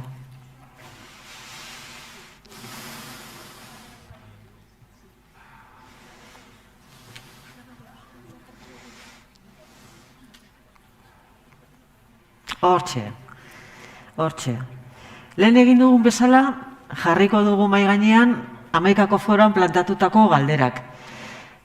Ez ditut irakurriko lehen egin dudan bezala, ez ditut irakurriko. Baina hemen behintzat planteatzen diren galdera ikurra. Zein da hezkuntzaren tokia, ezta, ezagutzaren gizartean, eta planteatzen gendun galdera potola, hau zan, zer ezagutza da legitimoa gure hezkuntza sistemetan eta gure gizartean. Foroan, aipatu ziren gaien inguruan, bilatzen zutena, plantatutako erronkak, plantatutako premiak, bilatzen zutena zan, dakagun premia kritikotasunez hausnartzeko, kokatzeko, herri moduan, gizarte moduan, eta eraldatzeko tresnak behar direla. Gizarte eraldaketa beti helburu, etorkizunaz ari gara, baina egungo errealitatearen baldintzataz ari gara, etorkizuna eraikitzeko. Eta gizarte eraldaketa helburu, ezagutza sortzeko egiturak edo bilguneak, horren premia dugula. Eta gakoena pertsona erdigunean jarri behar dugu. Eta hortarako gaitasun sozialen garapena, eta tokiko errealitatearen ezagutza komunitarioa. Azken finean, esaten duguna da, ezagutzaz ari garenean, izateaz ari garera. Izate pertsona eta izarte kolektibua. Eta hortaz ezagutza hori garatzeko tresnak behar ditugu. Eta hemen baditugu tresna batzuk ahaztuta ditugula. Asko azpimarratu zen, humanitateak, gizarte zientziak, sorkuntzak behar dituzten errekuperazio. Ez da berriz erdigunean kokatzeko premia dagoela. Eta birpentsatu behar dugu zer rol daken orain eta beharko luketen. Eta bukatzeko teknologien paperaz ere behar dugula hausnartu. Ez hainbeste nola uztartu aurrez aurrekoa, onlinekoa, aukerak, arrakalak baita. Irizpidetiko eta demokratikoa hitz egin behar dugu. Benetan esanguratsuak izateko tresna horiek irizpidetiko eta demokratikoa hitz egin behar dugu. Eta hortarako, hausnarketa hori egiteko ere, tresnak behar ditugu. Oso modu orokorrean, lehen bezala gaia planteatuta, hasiko gara eduki zornitzen. Eta hasiko gara, orain plantatuko digute oso galdera sakon bat. Galdera batekin hasiko dugu saio hau. Gurekin konektatuta, uste dut gurekin dagoeneko, Daniel Innerarity dugu. Daniel, no voy a leer todo tu currículum, va a ser la versión breve de la abreviada. Ez zure curriculum osoa, irakurriko, bertsio laburtu bat, irakurriko dut. Nik uste denok ezagutzen dugula Daniel Innerarity. Es catedrático de Filosofía Política y Social, investigador de Ikerbasque en la Universidad del País Vasco y del Instituto de Gobernanza Democrática. Es profesor a tiempo parcial del Instituto Universitario Europeo de Florencia también. Eta esan dugu, de Florencia también. Eta hau azpimarratzen dut, Lanaldi partzeleko irakaslea da, Florentziako Europako Unibertsitate Ziztu Institutuan. bizian irten behar du, hegaldi bat hartzeko Firentzera juteko. Beraz, vamos a aprovechar el tiempo que tenemos a Daniel en conexión. Guazen para bada, escucharle. aprobetxatzera, bera hemen daukagun denbora hau, eta entzun diezaiogun, una pregunta, él bera mismo se galdera bat preguntará egingo digu, y nos lanzará bere buruari esa galdetuko pregunta. dio, eta Educar horri buruz en la era hitz de la egingo dugu. incertidumbre. Bere gaia Asko izango kezkatzen da, gaituen ziurgabetasun gai batean ziurgabetasun eztea. egoera hontan, hezkuntzak zer. Daniel, hor zaude, ikusten zaitut, entzuten gaituzu, ikusten gaituzu. Nos ves, nos escuchas, Daniel? Bai. Ongi etorri, mila esker gurekin izateagatik. Esan dizuet, 20 gutxitan ziztu bizian hegaldi bat hartu behar du. Goazen aprobetxatzera berakin gauden denbora, bere hitzaldia entzun eta ikusiko dugu ze tartea dakagun berakin solasei irekitzeko. Baina Daniel, zure txanda, tuyo es el momento, eta eskerrik asko. Zuri, Beatriz, eskerrik asko. Egunon guztioi. Bueno, yo quería hacer una reflexión. Nik gogoeta bat egin nahi nuke, gogoeta funtsezko bat. Ze motatako balio eta printzipio behar dira hezkuntzan gure bezalako gizarte batentzat. Duela urte batzuk ezagutza gizartea deitu izan genuena, baina nik uste dut dela ziurgabetasunaren gizarte deitzea. Eta 8 balio, printzipio aipatu nahi ditut. Niretzat garrantzitsuak direnak ulertzeko zein den hezkuntzaren eginkizuna gizarte honetan hain zuzen ere. Zeinean funtsezkoena den ikaskuntza egitea ziurgabetasunaren testuinguruan, eta horretarako nik uste dut fokalizatu behar dugula 9 kontzeptutan labur azalduko ditudanak: erreflexibitatea, ignorantzia, suntsipena, interpretazioa, sormena, zehazgabetasuna, inkompetentzia eta inutilitatea. Oso dramatikoa dirudi guztia, baina gero badu bere soluzioa. Erreflexibitatea, gizarte asko jakin izan dute, baina gurean ez da asko dakigula, baizik eta asko jakin behar dugula guk ditugun arazoen arabera. Gehienetan, krisi gehienak eta arazo gehienak eta guk ditugun erronka gehienak gizarte gisa mobilizazio handia eskatzen dute, ezagutza berri asko eskatzen dute. Eta horretarako jadanik dugun ezagutza, liburuetan dagoena, liburutegietan, eta praktiketan eta tradizioetan dagoena, ez da nahikoa. Beraz, gure erronka handia ezagutza berria sortzea da, ezagutza desberdina jadanik daukagun horretatik. Eta nolabait desezagutzaren gizarteak ere bagara. Ez gauza asko ez dakizkigulako, baizik eta kontrastea handia dagoelako gaur egun dakigunaren artean, eta jakin beharko genukeren artean arazo edo erronka horiei aurre egiteko. Bigarren gaia ziurgabetasuna da. Hau da, esan genezake, nola eziko ditugu gure buruak eta gure haurrak hezkuntza sistema baten barruan, ulertu ahal izateko ze frikzioa mantentzen duen ignorantziak gizarte honetan ignorantziak ezagutzarik eza, eta ez ezagutzen ez ditugun gauzaiek ez da mikorapilo bat, baizik eta gai hauetan hainbat trebezia garatu barretuko badira nik ezakizkidan gauzak, eta batzuetan ezakit dela. Baina nik zerbait egin barrut horren guztiaren inguruan. Barkatu pixkat filosofo gisa jarri naiz, inoiz ez da perfektua, baina aipatu nahi dituz erronka ziurgabetasun, ze beldur izan ditzakegun, ze apustu egin behar ditugun. Eta oso errealitate desberdin batean formulatu diren horietan gizarte gisa.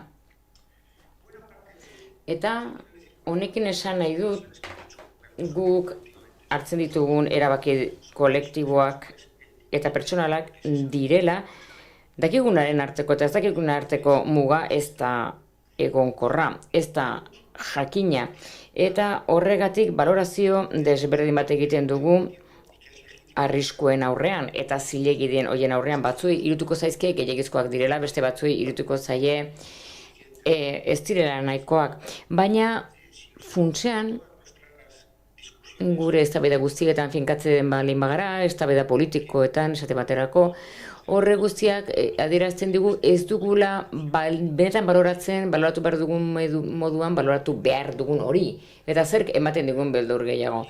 Adibidez, pertsona liberal batek oroar gehiago beldur dio estatu burokratikoari, merkatuari, trabajartzen dizken horri, sozialista bati benetan kezkatzen diona da sortzen den aberastasuna ez dela ondo banatzen. Beraz, bi modu desberdinak dira ulertzeko, bi beldur desberdin, bi arrisku balorazio desberdin. Eta gero ere batxertoen auzia ere bai, eta krisi sanitarioa ere hor dago. Guk hartu beharreko erabaki bakoitzean, horrek arrisku bat zekarren, arrisku batzuk zekarzkien. Eta batzuei gustatzen zaizkigun batzuk gehiago edo gutxiago beti ere kontan hartu zen motatako arrisku iruditzen zitzaizkigun kezkagarriagoak. Beraz, bigarren ideia hori izango litzateke nola kudeatzen dugu, ze tresna ditugun eskura benetan ezakegun horrekin zerbait egin ahal izateko. Hirugarren auziak zerikusia du, gogorra ematen du, baina oso erreala da. Eta ez dugu ezagutzen aurre egiten, ez badugu ezagutza suntsitzen, ondatzen. Hau da, bizi gara infozabor ingurunetan. Eta informazio metaketa ikaragarria dago, datu metaketa ikaragarria dago, eta datu horiek askotak despistatu egiten gaituzte. Beraz, gizadiak aurrerapen handia izan du datuen sorkuntzan eta informazioan, eta baita ere ezagutzaren sorkuntzan, baina guk izan dugun aurrera bidea datu horien ulermenean, edo mundu horren ulermenean oso apara da konparatzen balin badugu lehenarekin. Beraz, zer dugu esku artean? Gehiagizko estimulu ditugu, informazioak ematen dutenak, baina haien aurrean gutako bakoitzak eta baita ere hezkuntza sisteman dauden pertsonak antzeman egin balein baditu kontratu berdea ea informazioa den edo ez, ea zarata den edo ez. Eta orduan askotan egiten duguna da modu batean edo bestean azalpen neuronala ere badu giza pertzepzioaren hauzia, ze gizakiak etengabe ari gara hautatzen modu inkontzientean datuak inguruneko datuak eta ez ditugu beste batzuk kontutan hartzen. Hau da, zeratak hartzen ditugunak, beraz, zein da gure harremana soinuarekin.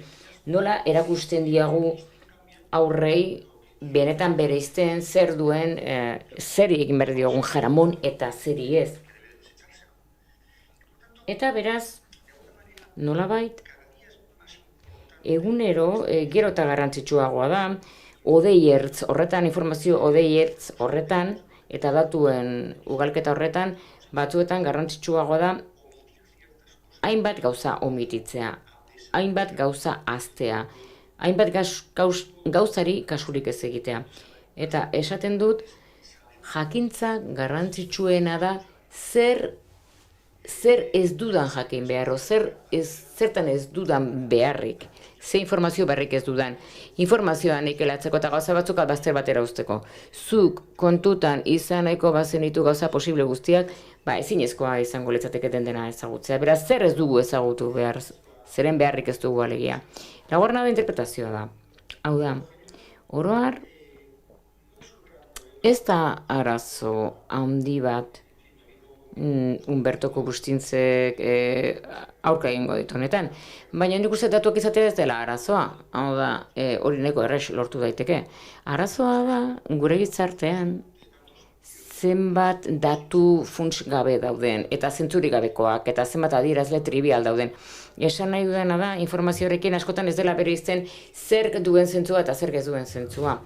Eta adibidez, enziklopedia batean adibidea jartzeko, gizaki batek inteligentenak izan dezakeen informazioa baina gehiago dauka. Baina jakitea informazio baliozkoa izatea da. Eta gogoetarako refleksibitatea handiarekin. Etorkizuneko langilea, guk ez dugu oso ondo ezagutzen dugulako izango den, ze gaitasun eskatuko diren etorkizunean, baina badakigu etorkizuneko langilea espezializatua izango dela informazioa diseinatzen. Hau da, gai izango dela, nolabait kalte gabe irteten informazioaren labirinto horretatik eta desezagutza horretatik. Beraz, datuak eskaintzen dituzten sareek ez dute inolako erantzunik ematen oinarrizko galderetan. Eta horregatik puntu erreal honetan, interpretazio honetan, eskatzen da selekzioaren selekzioaren ahalmena. Nola hautatzen dut, nola selekzionatzen dut, ze gaitasun dudan nik, ze trebetasun dugun gizarte gisa arazo batzuei aurre egiteko. Bosgarren balioa edo printzipioa izango litzateke sormena. Eta hor nire lema da zailena ez da aurkitzea baizik eta bilatzea. Zailena da bilatzea. Eta bilatzea baino interesgarriagoa, erantzunak bilatzea baino hobea da galderak egitea da. Galdera horien galderak egitea da. Erantzun horien galderak egitea da. Eta hemen bereizketa bat egin behar daiteke jaiotasunari eta prestakuntzari buruz. Jaiotasunak bihurtzen gaitu automatak eta erreakzionatu egiten dugu erantzun berarekin estimulu batzuen aurrean. Estimulu batzuk daude eta guk erantzun jakin bat ematen diogu. Benetako hezkuntzak modifikarazi egiten dizkigu galderak, gaitasuna ematen digu galderak aldatzeko. Lehen kasuan, jaiotasuna duenak, perizia duenak, jaioa da soluzio egokiak aurkitzen arazoen aurrean. Bestearen kasuan, prestakuntza sakonaren kasuan, arazoak beraiek kudeatu behar ditu norberak. Hau da, identifikatu behar dugu, formulatu behar dugu, eta batzuetan birplanteatu egin behar dugu. Beraz, nik esaten dut, batzuetan adimen sortzailea dela, ezin dela deskribatu razionaltasun irizpide ohikoekin.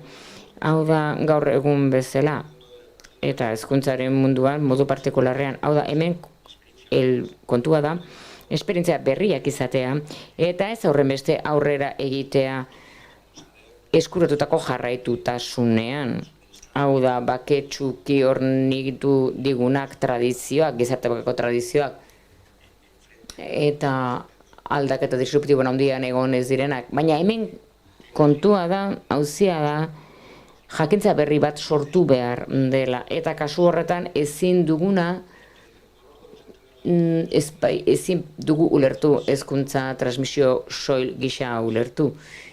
Trebezien jaiotasunen, gaitasunen garapena bakarrik kontutan hartuz, baizik eta identifikatu egin behar dira arazoak eta birformulatu egin behar dira. Aldi berean, beraz, jarrera hori, ikaskuntzarako jarrera, ikaskuntza berriarekiko jarduerak exigitu egiten digu besteak beste, gai izan behar dugula gure baitan eta baita ere zitzeko obligazioa dugunongan jarrera bat sorrarazi behar dugu, eta nik esango nuke dezepzioaren ikaskuntza dela. Hau da, dezepzio bakoitzaren ondoren, zapuzketa bakoitzaren ondoren, errealitateak gezurtatu egiten dituenean gure espektatibak, eta orain arte dakigun genekiena ez da nahikoa arazo berri bat konpontzeko, nola kudeatzen dugu espektatiben dezepzio hori? Gai ote garen insistitu ordez, hasitako linea horretan edo jarraibide horretan insistitu ordez eta erraz eta zaharra erabili ordez, horren guztiaren ordez gai baldin bagara, nolabait gugan aldaketa bat sortzeko, gure jarreran, eta jarrera bat ere bai arazoen formulazioan. Ze batzuetan gure arazoa da soluzioak ditugula, baina ez dugula arazorik. Ez dugu beharaina gogo eta egin gu eskuartean ditugun arazoen inguruan. El concepto de autonomía. Segarren kontzeptua autonomiarena da. Pixka bat hausnartu ezkero konturatuko gara mundua, honetan, historiaren momentu apasionante honetan, ikusten dugu dakizkigun gauzak gehienak dakizkigu beste batzuek kontatu egiten dizkigulako. Guk ez dugu esperientzia berehalako eta zuzena, nien ez Madagaskarren egon, baina badake Madagaskar hor dagoela norbaitek esan didalako. Eta nik ez dakit nola den beste hainbat gauza, baina badakizkit jendeak kontatu egin dizkidalako, beraz gure mundua izugarri zabaldu da. Eta zergatik, ezagutza katea dagoela batzuk besteekin lotzen gaituena, konfiantza terminota beste fioz gara, beraz egin bidea duen edo autoritatea duen pertsona bat edo konfiantza ematen digun pertsona horien bitartez, ulertu egiten ditugu eta jakiten ditugu hainbat gauza. Eta hau dena esaten dut ez duelako zentzurik esatzea. Gauzak horrela direlako.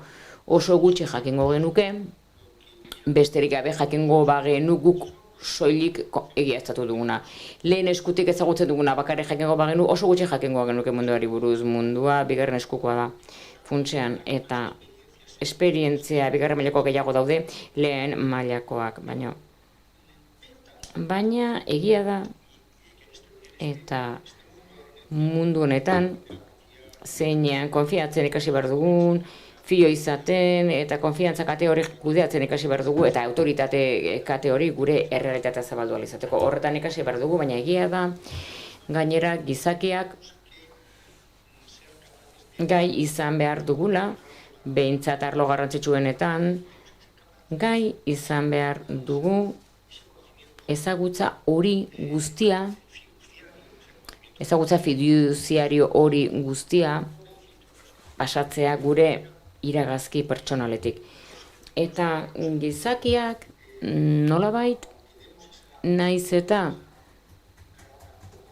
erosotasuna txikin hori dugun, gauzak jakintzat ematea, edo onartzea bestek esaten digutena, gizakiok pentsatu behar dugu ezagutzak nolabait bakarrik uzten gaituela.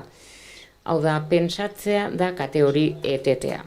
Pentsatzea da gure buruari planteatzea ea guk eman diogun konfiantza horri aditu beti ea merezi duen. Eta behar bada, eta beraz, kritikaren iragazkitik pasa eta gehiazapen pertsonatik pasa, ezin du ni Madagaskarrera joan. Eta nire bizako behar bada ez da oso garrantzitsua Madagaskarrea joatea nik egin behar ditudan gauzetarako, baina behar bada, errelevantea bada nire prestakuntza politikoarekin zerikusia duen gai batean, gehiegi ez fiatzea bestek esaten dutenaz. Baiz eta ustez nik konfiantza dudan pertsona batzuengan, gai bat jakin batzuen gainean. Ikastea, pentsatzea, aztertzea, kritikoki aztertzea, modu pasiboan jaso dudan hori. Zazpigarren ideia, eta hurbiltzen ari gara amaierara, da ze garrantzia duen, bueno, deituko nioke zehazgabetasuna. Gure gizartean zehaztasunaren zemakien mito handi badago, rankina garrantzitsuak dira, ziurtasunak ere ebatzi egiten direnak beti ere adierazle bati dei eginez edo kantitate bat erabiliz. Eta nik uste dut, garai honetan, gure garai honetan, gizadiaren garai honetan hain zuzen gure datuak eskura izatea eta zenbakizko datuak eskura izateak horren ondorioz azalakoago edo bigarren mailak uzten ditu datu horien analisi kritikoa. Eta esan dezagun datu horien interpretazioa. Gauza bat da gizakiak lehen kuantifikatu barri izatea hainbat gai, hezkuntzaren arloan, ezagutzen dituzu PISA irizpideak eta oso erabilgarriak direnak, zentzu jakin batean, edo maila jakin batean, baina oro har esan genezake urrengoa pentsatu barkean nuke, datuak baditugu jadanik eskura, orain ezagutu dezagun errealitatea, orain baditugu datuak, ikusi dugun nola den errealitatea, baina orain ikusi dezagun nola txertatzen diren datu horiek zentzua duen testu inguru batean. Eta nire 8. proposamena da hausnartu dezagun pixkatin kompetentziaren inguruan. Ulertzen dut hori leku komuna izan dela eta errespetatzen dut, eta nire ere gertatu zait, hau da, pedagogiaren aldeko sugar hori, eskumena lantzearekoa, kompetentzia lantzearekoa eta ez lantzearena eta ez hainbeste ezagutzaren arloa. Nik kritika pixka bat egin nahi dute ikuspegi honetan. Zorrela arrisku bat bizi dugu. Eskola eta unibertsitatea ardezakegu prestakuntza gisa, baina ez da horren beste ezagutza eta informazioa biltzea, baizik eta gaitasunak biltzea, kompetentziak biltzea, lehiakideak gainditzeko, nolabeteko adiestramentua, trebakuntza edozein gauzaren zerbitzura jarri daitekena. Eta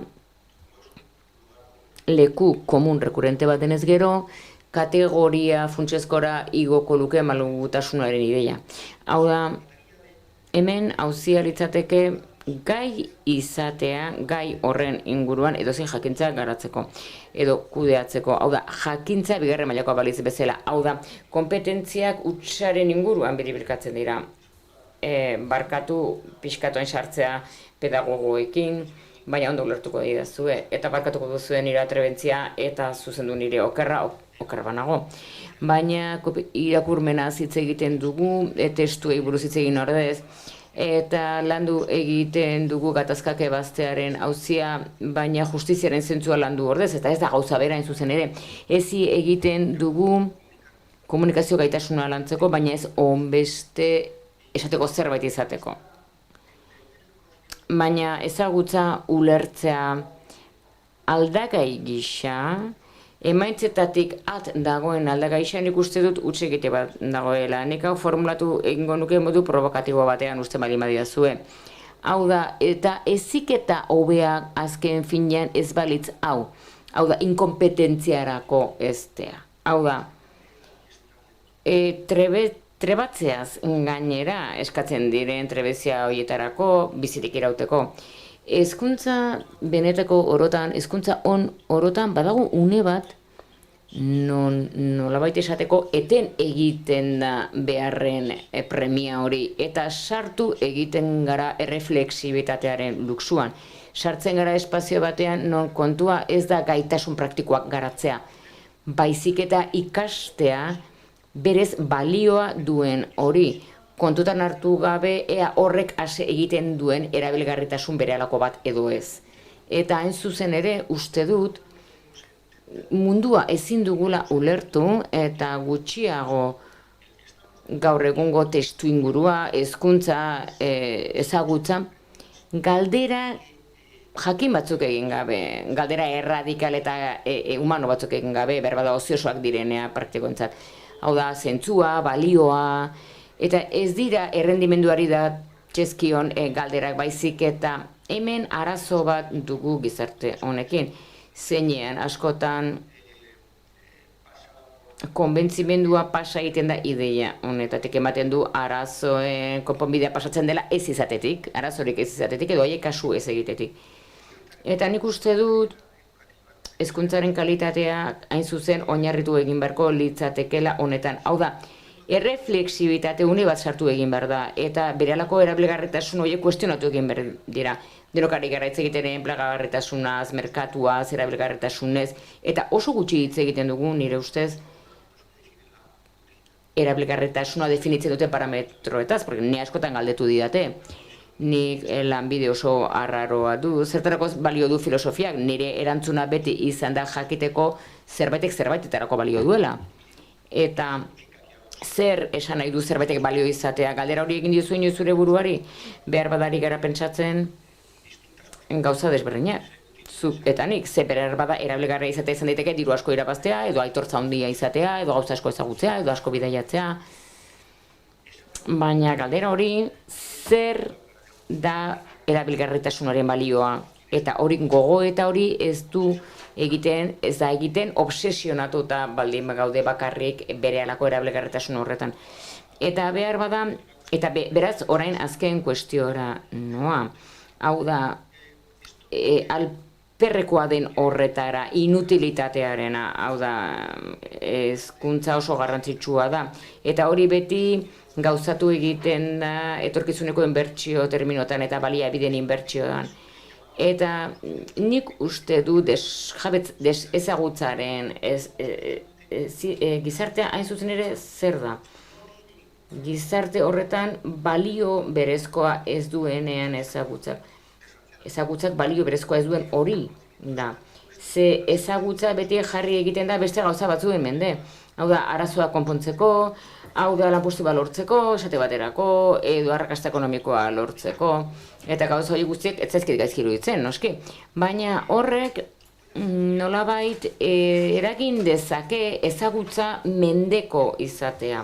Eta beste irizpide eta espektatiba batzuen mende egotea. Eta ezagutzatik dagoen balorazio esternupean edo kanpokoetan jartzea.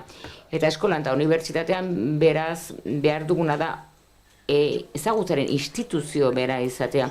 Ez darritzeko azken urteetan balio immaterialen diskurtso horrek kapitalaren hitza hartu izatea, hitz egiten da kapital humanoaz, harremanen kapitala, dena bihurtu da, gaitasun oro bihurtu da balantze bat egin ditekeen kontzeptu bat. Eta hor badago zailtasun bat. Hau da aldarrikapen horretan guztian. Nire gremioan egiten dena. Hau da, ze zailtasun dauden hainbat materietan, badibidez ez bakarri filosofien, baina beste hainbat materietan, hau da, pentsamendu mota bat egiten da berehalako harremana ez duena praxisarekin. Badu harremana, baina ez berehalako harremana praxisarekin. Adibidez, filosofia edo hizkuntza klasikoak edo matematikoak edo oinarrizko zientziak edo artea edo musika eta bar. Eta nik uste dut gizon eta emakume malgu horren adiera topiko bat izan daitekela, topiko arrunt bat. Gai dagoena une oro ikasteko eta bera gaitasun kognitibo guztia jarriko dituena merkatu frenetikoen esku. Hori giza prestakuntzaren karikatura bada, eta asko zere lasaiagoa, bareagoa izan barko luke. Eta jakintza zatikatu honetan, guk dugun honetan, hau da beti eskuragarri dagoena neurtua izateko erabilgarritasun parametrotan. Eta horrek ez du prestakuntza ideal serio bati erantzuten. Eta nik uste dut horrela izan barko litzatekeela, horrek duela interesa. Hau da, jakintza berez badago besterik gabe zerbait azaldua denean eta ulertua denean, ez bihurtzen denean errentagarri. Hau da, jakiteak esan nahi du gai izan behar dugula erantzun bat emateko zeri eta zergatiari, eta hori ez da zerbait evidentea. Beraz, horregatik orain bukatuko dut honekin, orduan, guk jazartu barko genuke jakintza mota hau ezin da sortu ez balin badago nolabaiteko askatasuna erabilgarritasunaren aurrean. Eta benetan errelevantea izateko imperatibo horren aurrean, praxisean. Behar badau izan daiteke lema egokia eskolarentzat. Hau da, izan beharko luke leku bat, espazio bat, askatasun espazio bat, erabilgarritasunaren aurrean. Eta baita ere errelevantziaren aurrean, eta gaur eguntasunaren aurrean. Eta nik uste dut, hain zuzen ere, hau dela jokoan dagoena gaur egungo momentuan. Hau da, dezadiaren momentu honetan, hau da, jakintza kontuan hartzen dela salgai gisa edo nola hartu behar den, berez balio duen zerbait. Hau da, jaiotasun trebezia bat transmititu egiten dena eta akreditatu egiten dena arrakastarekin edo juizio kritiko bat. Bakoitzak, subjektu bakoitzak, belanoldi bakoitzak bere kabuz eskuratu behar duena. Besterik ez, eskerrik asko zuen arretagatik.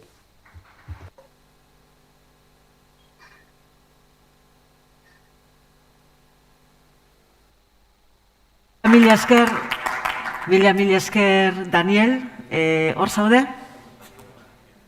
Ez, bai, Daniel, hor zaude, ez da zai. Mila esker, Daniel, bidai ona izan, ez irten zu ega eginez, coge con tranquilidad el vuelo, pero no salgas volando. Muchísimas gracias por tu aportación, Daniel. Eskerrik asko, nos has dejado mucho sobre lo que reflexionar, como siempre, y seguiremos en contacto. Eskerrik asko. Harremanetan gaude, ondo izan. Ez dakit hor jarraitzen den baina funda. Bueno, azken txanpara heltzen gara. Oindakagu oso momentu dinamikoa, eta nik uste dut ere aberatsa. Orain hasiera emango diogu mai inguruari. Hurbiltzen bazarete, poliki islariok. Lehen hitz egin dugu, ez da, ea posible dugun gramatika partekatu bat lortzea, hor galdera bat ikusi dugu.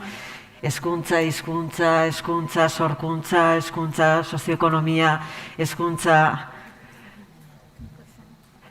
eta sorkuntza eta arteak. Eseri nahi duzuen tokian, bai. Eta gurekin egongo dira mai inguru honetan. Poliki joango gara esertzen, patxaras, con tranquilidad. Que esto de subir al escenario con tanto cable, gafa, mascarilla... Eta horrekoekin, maskararekin, kableekin, agertokire igotzea... No ba. A ver, Sabinek behar du aldi bereko itzulpena. Sabin necesita... Bai, parece ser que están en ello. Si viéramos que tenemos problemas para que Sabin pueda seguir con la traducción simultánea... Aparatoak erabiltzeko... La cuestión es que necesitamos que estemos todos cómodos en la conversación. Me dicen, Sabin, que están solucionando el problema. Bueno, orkestuko ditut gurekin daudenak, dakago Aizea Barzenilla, Sabin Azua, Aran García Lekue, eta moderatzaile lanak egingo ditu Nora Salbotzek. Nora Salbotz, Iruñarra, Nafarra, Magisteritzan, haur hezkuntzan eta psikopedagogian graduatua da, Landa eremuko hezkuntzan aditua eta psikomunikazioan masterra.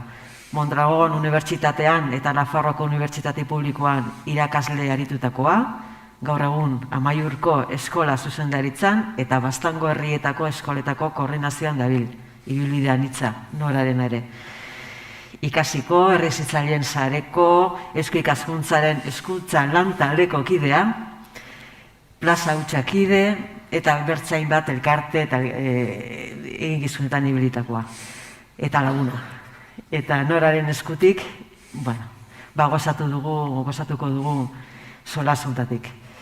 Ea Sabinek posible duen ondo jarraitu, eta bestela, bilatuko dugu modua, hizkuntza ez izatea lotune izan behar du hizkuntza eta ez muga.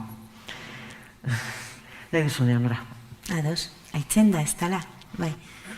Sabin, ¿ya te están traduciendo? ¿Ya te están traduciendo? Bai, ari zaizu. Vale. Egunon, ongetorri azkeneko txampa honetara.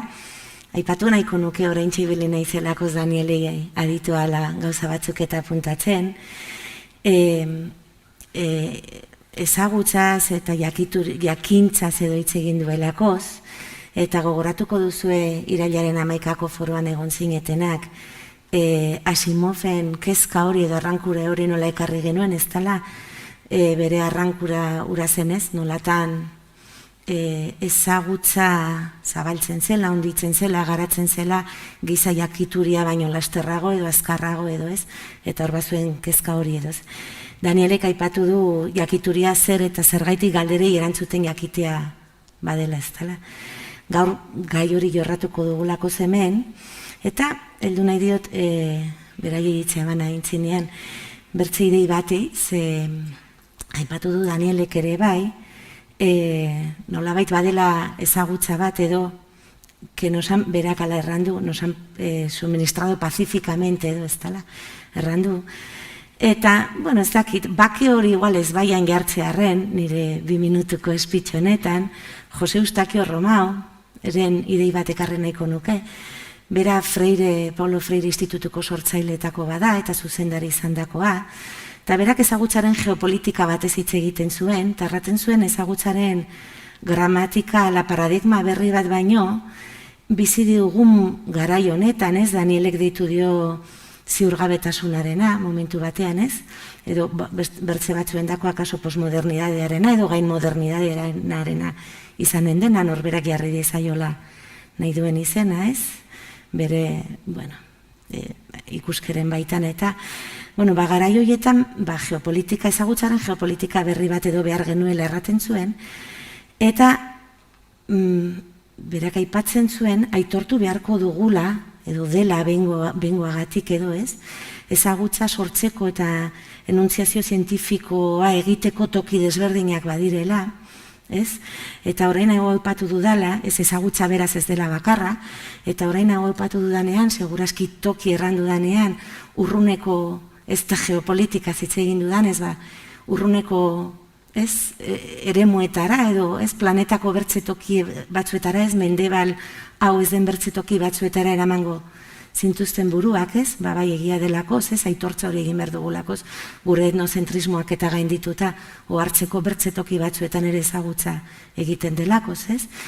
Eta, bueno, horreraino, ez, bere Romauren aldarria, beraz formulazio zientifiko epistemologikorako bertzetoki batzuk badirela, eta nik horre gehitu nahiko nioke, eta horrein gaitza emanen diet, pentsa dezakegula ere bai, hurbileko tokietan, espazioetan edo ez, jarri diozuen, nahi duzuen izena, ez? Jarri dizaiokegu Egipto herria izena, baserritarrak izena, Danielek errandu ez dakiela, eta nik hori baserritar, nire herriko baserritar bati ikasi nion duela urte pila bat, esaldi hori, horrek ez dakiela, ez? Transkolektiboari, gorputz divergente guzietan gertatzen diren ezagutza eta ekoizpen horiei denei, ez? Aurrak izan daitezke toki hori ere bai, ez? Edo gazteak, gure ikasleak eta ber. Hauek erranta, ez? Danielek errandu sortu behar dugula, eragin behar dugula aldaketa bat, ez? Arazoen edo ebazpenean, ez? Eta akaso galderan ere bai, ez, hori ditzen dion nik ez, galderetan ere akaso sortu beharko genuke ez, aldaketa bat horrez, galderak sortzeko orduan ere bai.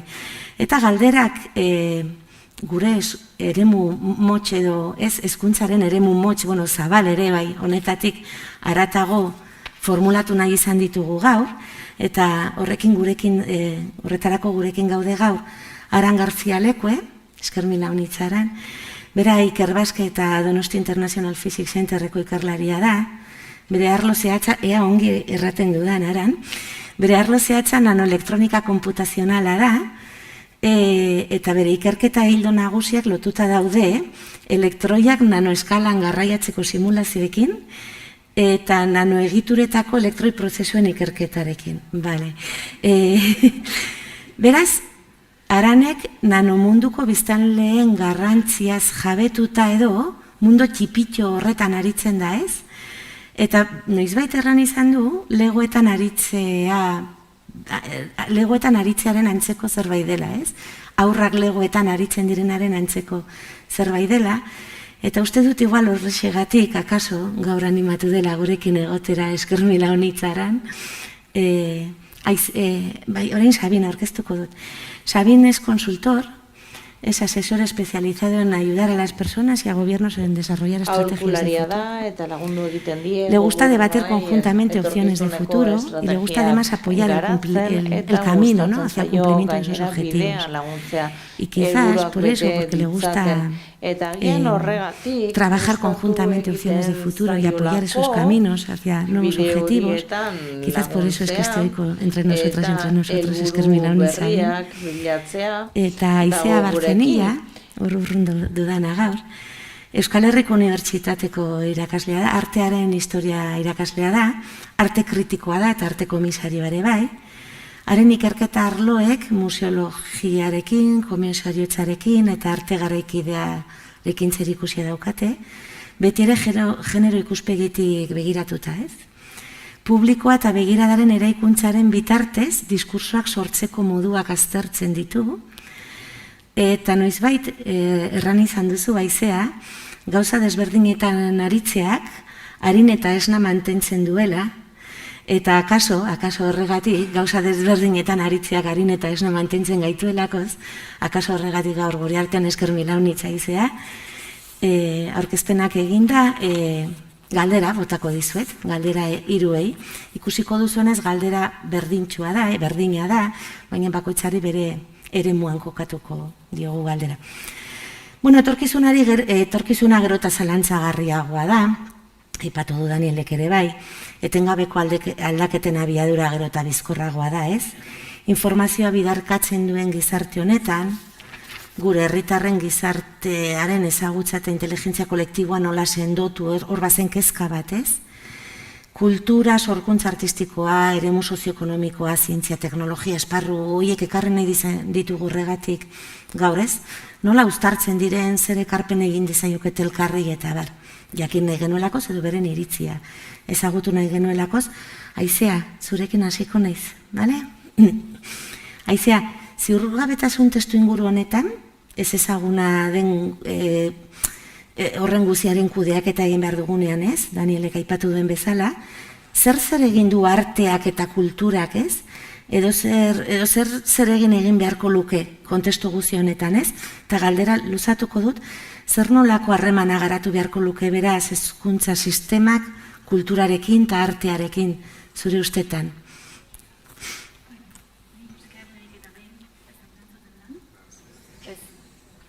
Kaixo, orain? Bai. Mila esker lehenik eta behin gonbiteagatik eta uste dut hiruren izenean hitz egiten dutela esate detenean ez dakigula zer egiten dugun hemen. Eta nik errandi eta zuzen ere horregatik daudela hemen. Gure mundu endogamiko honetatik aparte badelako zere asko ikastea. Asko pozten gara, baina aldi berean espero dezagun esan behar duguna interesikoa izatea, ez? Eta beste gauza bat esan gardetena da, nik Manuela nire galdera erantzuna prestatua eta horri ekingo diot, baina gero Danielek egia esan erantzuna borobildu dit, ez dut ianik erantzun beharrik. Esan duenean, bere 9 puntu horiek atera ditu, ze behar dugun gizarte honetan eta reflexibidad, incertidumbre, destruir, interpretación, kreatibidad, autonomia, inexactitud, incompetencia eta inutilidad guztiak dira kulturan lantzen ditugun elementuak, ez? Eta kulturaren bitartez lantzen ditugunak eta oso garrantzizkoak dienak kultura bera ulertzeko eta kulturaren bitartez mundua ulertzeko. Beraz, benetan esaten dut, sentitzen nuela iaiaz nuela zer gehiago esan behar, ez? Baina, horietan pixka bat sakonduz, nik bai aipatu nahi nuen,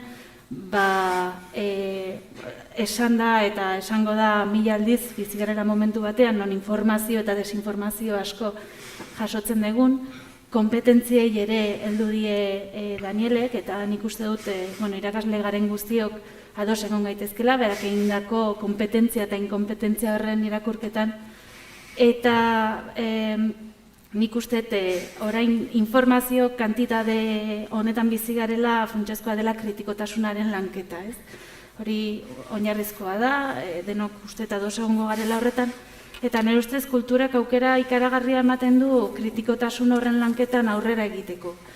Alde batetik, kulturak sorkuntzan duelako oinarria eta sorkuntza askotan lotzen dugu bakarrik artearekin edo kulturarekin, eta nik uste dut Aranek ziurrenik ere esango digu honetan zer pentsatzen duen, baina sorkuntza beharrezkoa da bizitzako esparru guztietan, ez? Sorkuntza da munduari aurre egiteko modu bat eta munduaren galderak beste modu batean planteatzeko.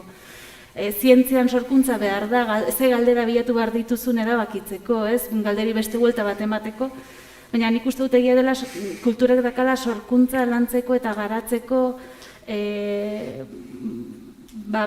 kapazitate berezi bat, eta horregaitik oso importantea dela sorkuntza eta kritikotasun horren uztarketa eta kulturek ematen dituela aukera asko horretan lan egiteko. Adibide batez, ni arte mundukoa naiz gehiago, baina literaturak zenbat aukera eskaintzen dizkigu utopietan eta distopietan pentsatzeko, ez? Posible litezkeen munduetan pentsatzeko, edo gerta daitekeenaren ondorioak ikusteko. Nola jartzen gaitu kulturak askotan zinemaren bitartez, artearen bitartez, egoera batzuetan, ezin ditugunak esperimento soziologikoak egin terribleegia litzatekelako, baina jartzen gaitu egoeretan non erabaki humanoak hartu behar ditugun, ez? Eta adibidez pandemia honekin ikasi duguna da, horietako distopia kulturetan bakarrik existitzen zirenak, batean errealitatera etorri zaizkigula, ez? Eta hor aurre egin behar izan diegu, eta nik pentsatu nahi dut, askotan kulturak tresnak emateizkigula edo tresnak baino gehiago ematezkigula erramintak eta formakuntza bat, kapazitate bat, galdera horiei beste buelta bat emateko berriz ere, ez? Beste leku batetik begiratzeko galdera horiek, eta ikuspuntu anitz izateko eta sorkuntzaren bitartez kapazak izateko informazio guzti hori edo gora guzti hori aurre egiteko. Hori igual, sarra bezala, igual hor bitziko dut, eta gero ja sartu baitezke beste puntu batzuetan. Ados, eskermin hau niz interesgarria. Sabin, te formulo la pregunta a ti ahora, que ikusiko duzunez galdera berdina da, en este contexto de incertidumbre, de gestión de lo desconocido, ¿qué papel juega la economía? ¿O debería de jugar el mundo de la economía? Y bueno, prolongando un poco la pregunta, ¿qué relación debería desarrollar el sistema educativo con el ámbito económico, que es el que tú desarrollas?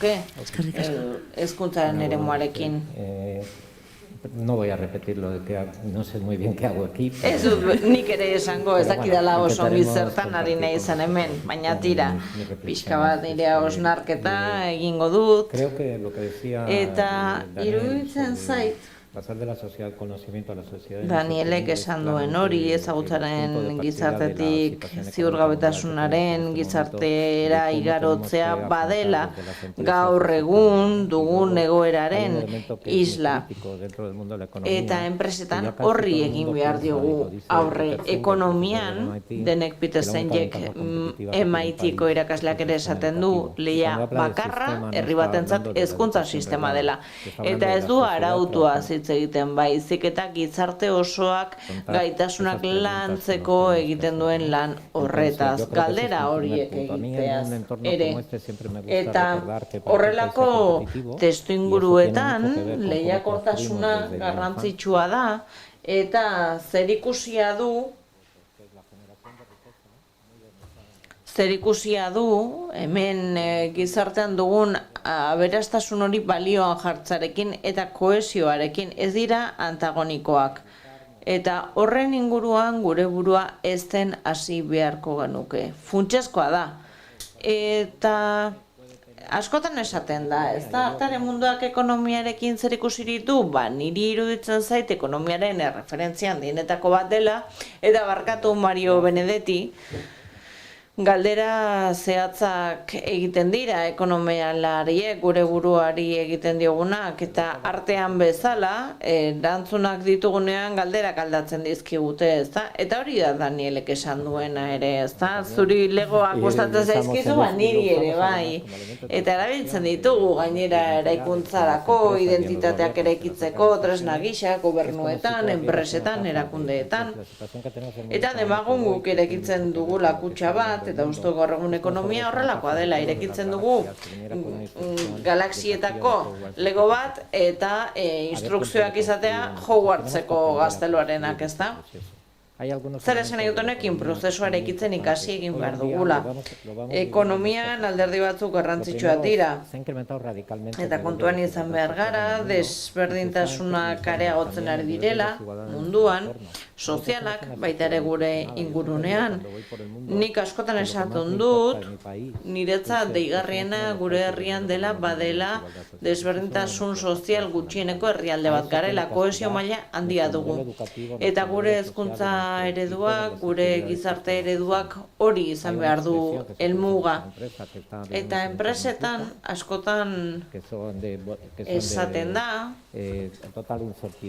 erabateko ziurgabetasuneko testu inguruetan bizi garela, Danielek esan duena horri buruzkoa da azken batean. Eta hori ez da aldatuko, ez da egonkortuko, mundua aldatzen ari da, eta horrela jarraituko dugu. Gainera, desberdintasunak eratzen ditu, eta horrek horrela jarraituko du, modu berriak sortuko dira, ezagutza laster geratuko da zaharkituta enpresaren munduan.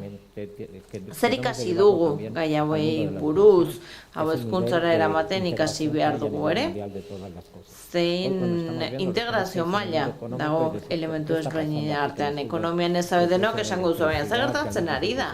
Elektrizitatea gero eta garestiagoa da, produkzio katea gelditzen ari da, arazoak ditu, txertoekin lotuta, mundua lotuta dago, herrialde guztiak elkarren artean lotuta daude, eta prozesuak gertatzen ari dira. Afganistandik zergatik atera dira, Estatu Batuarrak litioaren gerra azari gara, orain txinatarrek dute haren gaineko kontrola. Beraz, beste lekuetan gertatzen ari den gauzak gure errealitatean dute eragina, eta prozesu hori hezkuntza sisteman integratu beharko genuke. Ekonomian gertatzen ari dena bizitzako alderdi guztietan gertatzen ari delako. Beraz, hezkuntza eredu berriaren bilaketa honetan kontuan izan beharko genuke ikusten ari garena. Bestelako galderak egin behar dizkiogu gure buruari, kontuan izan behar dugu enpresak pertsona komunitateak direla. Egiten dugun guztia, badira modu jakin batera antolatutako pertsonek egiten dutena. Artean, zientzian, enpresan, eta hor gaitasunak landu beharko ditugu. Danieli ez zaizkio asko gustatzen, ez da, baina nire ustez ikasi behar dugu jendeari irakasten lankidetzan aritzen. Gure gaur egungo ereduak ez du bultzatzen lankidetza, eta barkamena eskatzen dizuet, hezkuntzan ari zareten hori lehia bultzatzen du jendearen artean. Lehia ez da ondokoa ondoratzea edo haren gainean gailentzea, baizik eta zu hobetzea. Ezagutzarekiko pasioa galdu dugu, eta hori ikusten ari gara, eta zu jakingo duzu, ez da, ezagutzaren munduan zabiltzanez. Hori ez dago txertatuta gure hezkuntzaren sisteman hasi eta amaitu arte. Eta gainera ere badago beste oinarri bat, garrantzitsua dena, eta da lortu behar dugula hezkuntzak eta gizarte osoak ikastea, ikasten, jakin behar dugu nola ikasi ikasten, eta ez erabili jarraibide liburu zaharkitu bat. Hori esaten dugu enpresan eta horretan ari gara.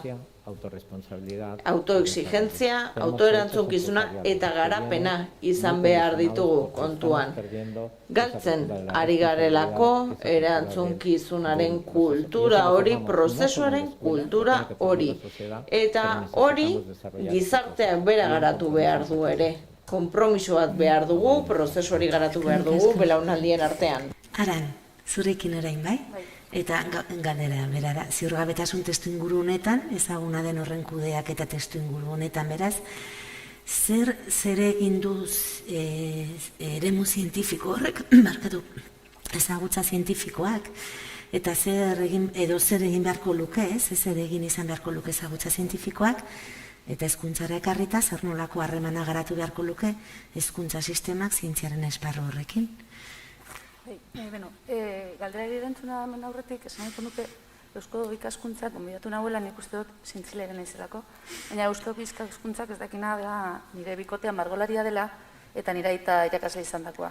Beraz, niretzean artea, hezkuntza eta zientzia beti egon dira oso naztuta eta nire begirada agian pizkat hibridoa izan daiteke, zentzu horretan. Zoragarri.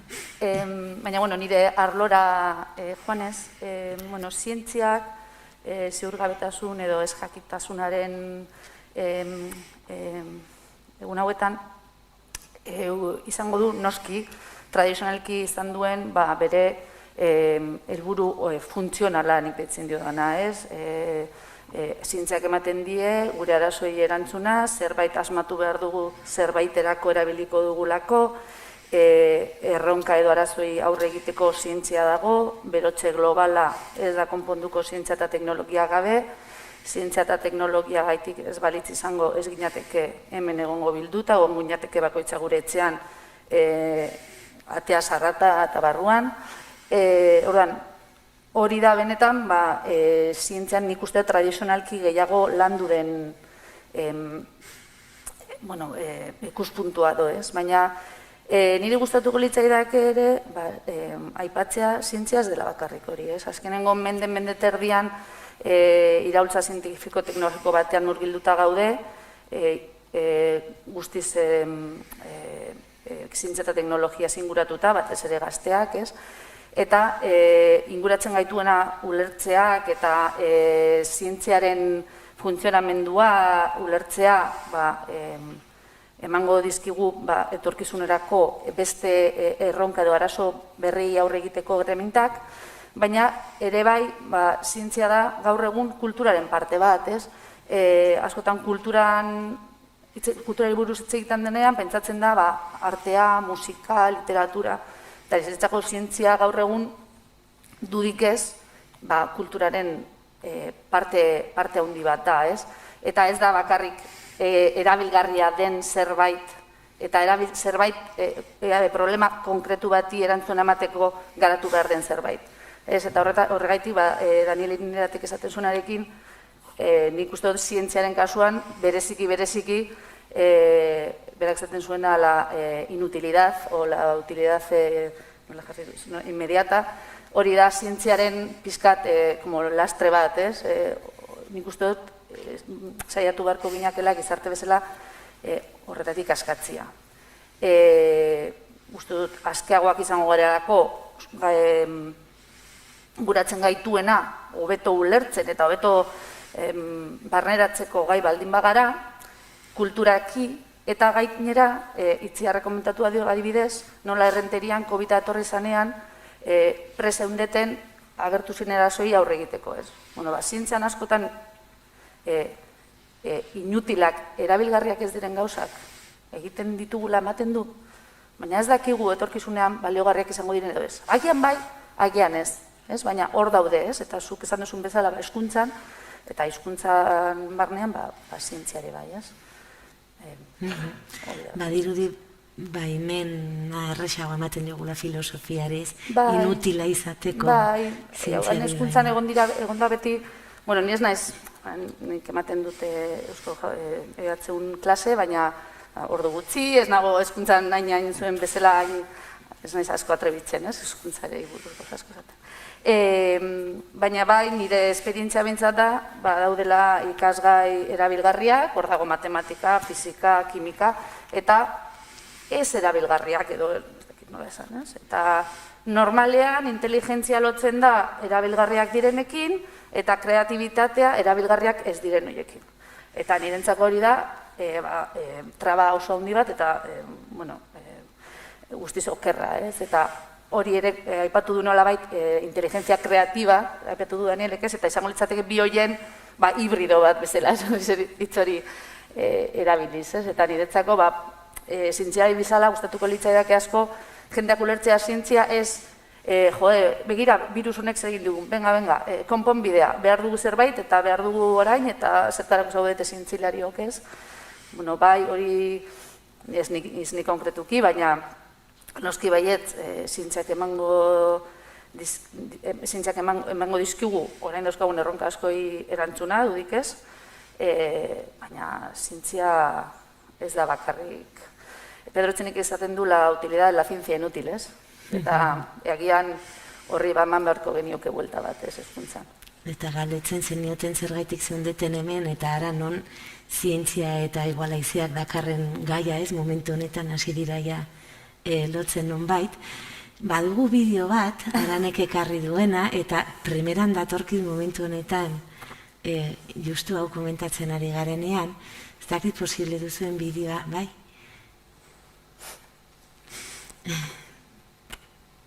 Motx-motxa da.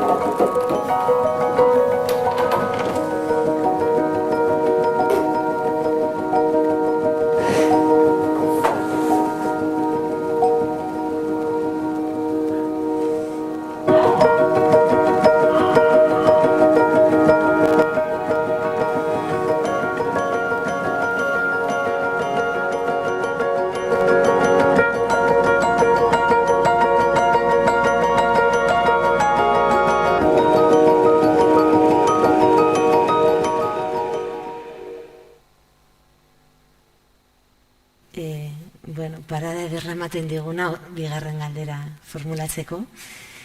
Hezkuntza denogara, galdera hau hiruendako berdina da, bai? Hezkuntza denogara, hezkuntza jendartean eraikuntza ere bada egin batean, ez?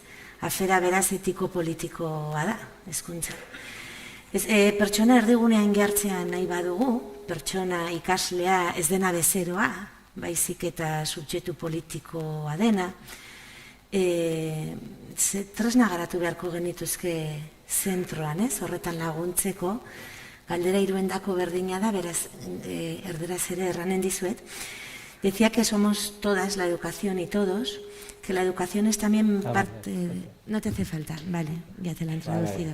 Vale, eskerrik asko. Esaten du ez duela behar, itzulpena? Zurekin hasiko gara, gero Sabinta gero izia, bai? Bai, beno, bideoa nik proposatzen nuen, asko gustatzen zaidalako ez pizkat metafora giza ez, eta baita ere Danielek esan dugu, spoiler pizkat egin du, bere gaipatu duena,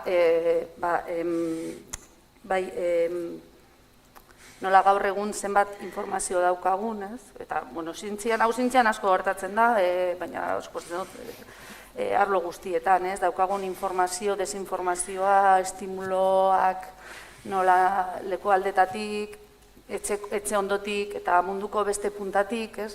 Horren oso garrantzitsua dela horren aurrean espiritu kritiko bat izatea, ez? Adibidez, hor bideoan ikusten den bezala, denek dauzkate rekurtsoak onduan, baina ez dira gai daukaten konpondu behar duten arazoa eta dauzkaten errekurtsoak batzen edo ez dakite gauza bati erabilpen ezberdin bat ematen, ez? Ura edateko da, jarri digute hor ura eta fruta gozea baldin badaukagu, baina zaio okurritu ere urakin bete dezaketela hodi hori eta kakauetea atera, ez? Orduan, niretzako hori nahiko Beatrizik esaten zuen atzo inspiratzailea, ez? Edo nahiko metaforikoa, ez? Orduan, nire ustez hezkuntzan, nire ustetuko litzaidakena da, ikaslei erakustea espiritu kritikoa izaten, ez? Orain datuak dauzkagu asko eta asko, baina espiritu kritikoa eta kreatibitatea, ez? Berriz ere kreatibitatea, arlo guztietan, zientzian ere noski kreatibitatea dago, konputagailu kuantikoa asmatzeko ez da bakarrik kreatibitatea behar, baina kreatibitatea beharrezkoa da, hori argita garbi dago, ez? Eta orduan, naiz eta errekurtzoenak eskura izan, ez badaukazu espiritu kritikoa eta ez badaukazu sorkuntza prozesu hori, askotan olako egoerak gertuko zaizkizu, ez? Hori izan bizkat, eta komentatu nahiko nuke, bideo hau atera nuela aspaldi ikusi nuen Ken Robinsonen txarla batetik, eta agian hezkuntzan lan egiten duzuenak ezagutuko duzue, iaz hil zen Erresuma Batuetakoa, Liverpooleko edukatzaile bat, orain Estatu Batuetan bizi zen, eta berak bere borroka nagusia zen artea hezkuntzan sartzea, hezkuntza pizkat interdisziplinarra edo. Orduan, nahiko nuke esan, bide hori bere txarla batetik lapurtu dela, orduan, kreditua ez da nirea. Sabin, nos hablabas antes de aprender a aprender, me imagino que coincidirás con Ara, ¿no? Lo del espíritu crítico. Bai, pentsatzen dut ados egongo zarela, ez da, espiritu kritikoaren beharrean.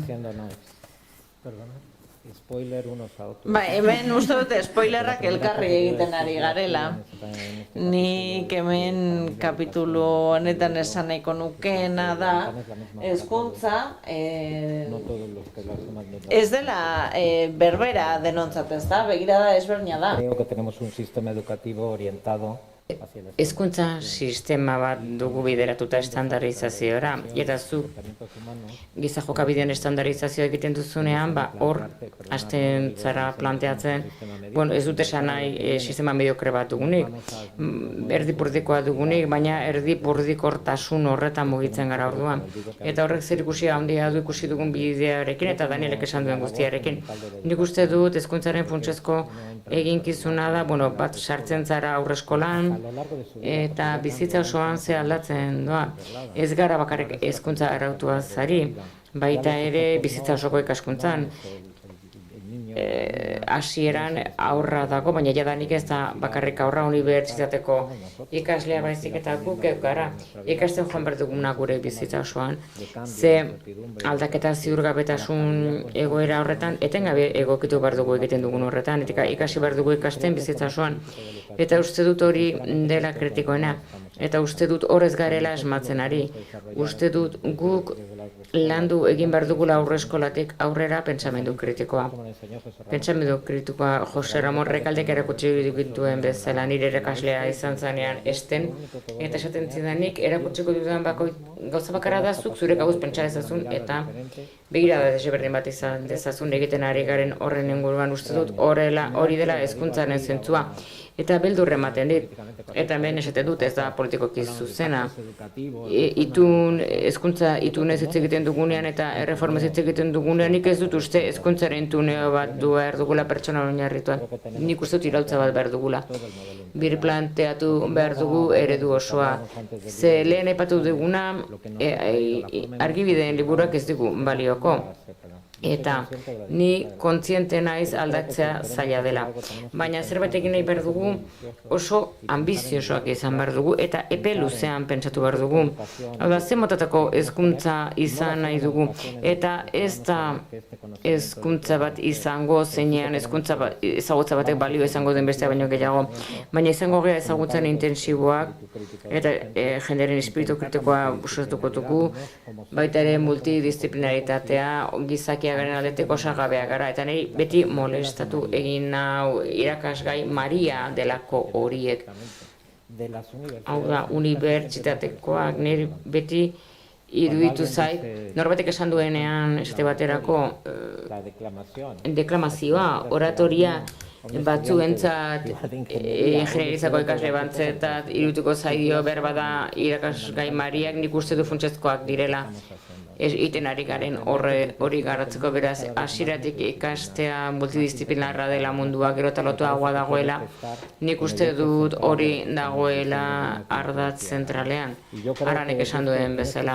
Eta zentzu horretan uste dut ikasi egin behar dugula, hau da, zentroan jartzen ditugunean neskak eta mutilak, eta erakutsi behar diogu beren begirada izaten. Eta horrek esan nahi du aniztasuna behar dela hezkuntzan eta baita ere bitartekoak. Eta baita ere transmititu egin behar dugula intelektualtasunerako grina, garatzeko grina, eta ez bakarrik aurrengan, baizik eta irakasleengan. Eta hezkuntza komunitatean dauden pertsona guztiak, eta haien gana hurbildu behar dugu beste arlo batetik, hezkuntzan ez gaudenak haien gaitasuna garatu ahal izateko eta ulertzeko eta ikuspegi kritiko bat izateko egiten ari garen horren inguruan, hori funtsezkoa da. Eskubideak, bete beharrak, esfortzua, konpromisoa intelektualitatearekin eta batez ere kuriositate intelektuala. Eta horrek aurrera arazi egiten du zientzia. Hau da, iristen denean puntu batea, gehiago duzu, jakin min intelektual gehiago duzu zure burua garatzeko hildo horretan. Nik uste dut tresnak bilatu behar dugula garapen hori egiteko, izaera komunitarioa galde gabe, baina uste dut hor jarri behar dugula azpimarra. Beak aurkeztu duenean hau, gramatika partekatu batez edo hitz egiten zuen, eta orain aizeari luzatu behar direnean galdera, dela galdera bera ez, berdina. Zorkuntza hitz egin du Aranek, estandarizazioa borrokatzeaz eta begirada propioaz Sabinek, eta horrek zuzen banaramatza zure esparrurai, Aizea. Bai, ze gainera nik uste dut benetan badagoela gramatika partekatu bat, ez? Badago nolabait disziplinetan banatzeko ohitura eta egin batean beharrezkoa da, ze mundu oso espezializatuan bizi gara eta bakoitzak gure esparrua landu behar dugu. Baina aldi berean badaude gauza batzuk jakintza guztien oinarrian daudenak, ez? Horietako bat da kuriosidadea, orain Sabinek aipatu dena ere oso gauza importantea. Holan anekdotatxo bezala ikasleak etortzen direnean artearen historia, ikaslei izan behar direnak eta datozenak fakultatea ezagutzera egiten diegu alako aurkezpen bat, eta galdetzen digute zer behar dugu artearen historia ikasteko, eta guk esaten diegu kuriosidadea da garrantzitsuena, ez? Baina ez da arte historiarako da, edo zer gauzarako behar dezun gauzik importanteena da kuriosidadea. Sorkuntza oinarrian dago, nik uste nahiko ados gaudela elementu guztitan, ez? Nik 3 puntu apuntatuak nituen galdera honetarako, gainera pixka eta horrekoarekin lotu azkenean naiz hezkuntzan asko sartu, eta ze behar den oso zaila iruditzen zait hor, galderari buelta asko eman dizkiot, ze beti dakat puntu hau, non hitz egiten dugun zentroan jarri behar da pertsona, baina ez dugu nahi bezero bat sortu, ez? Behar dugu pertsonaren kapazidade individualak garatu taldi berean, taldekoak, ez? Hor dakagu beti autonomia alde batetik eta beste alde batetik taldearen beharra eta kolaborazioan beharra, ez? Ni pentsatzen nuen hor, hainbat puntutan bat feminismotik dator, eta da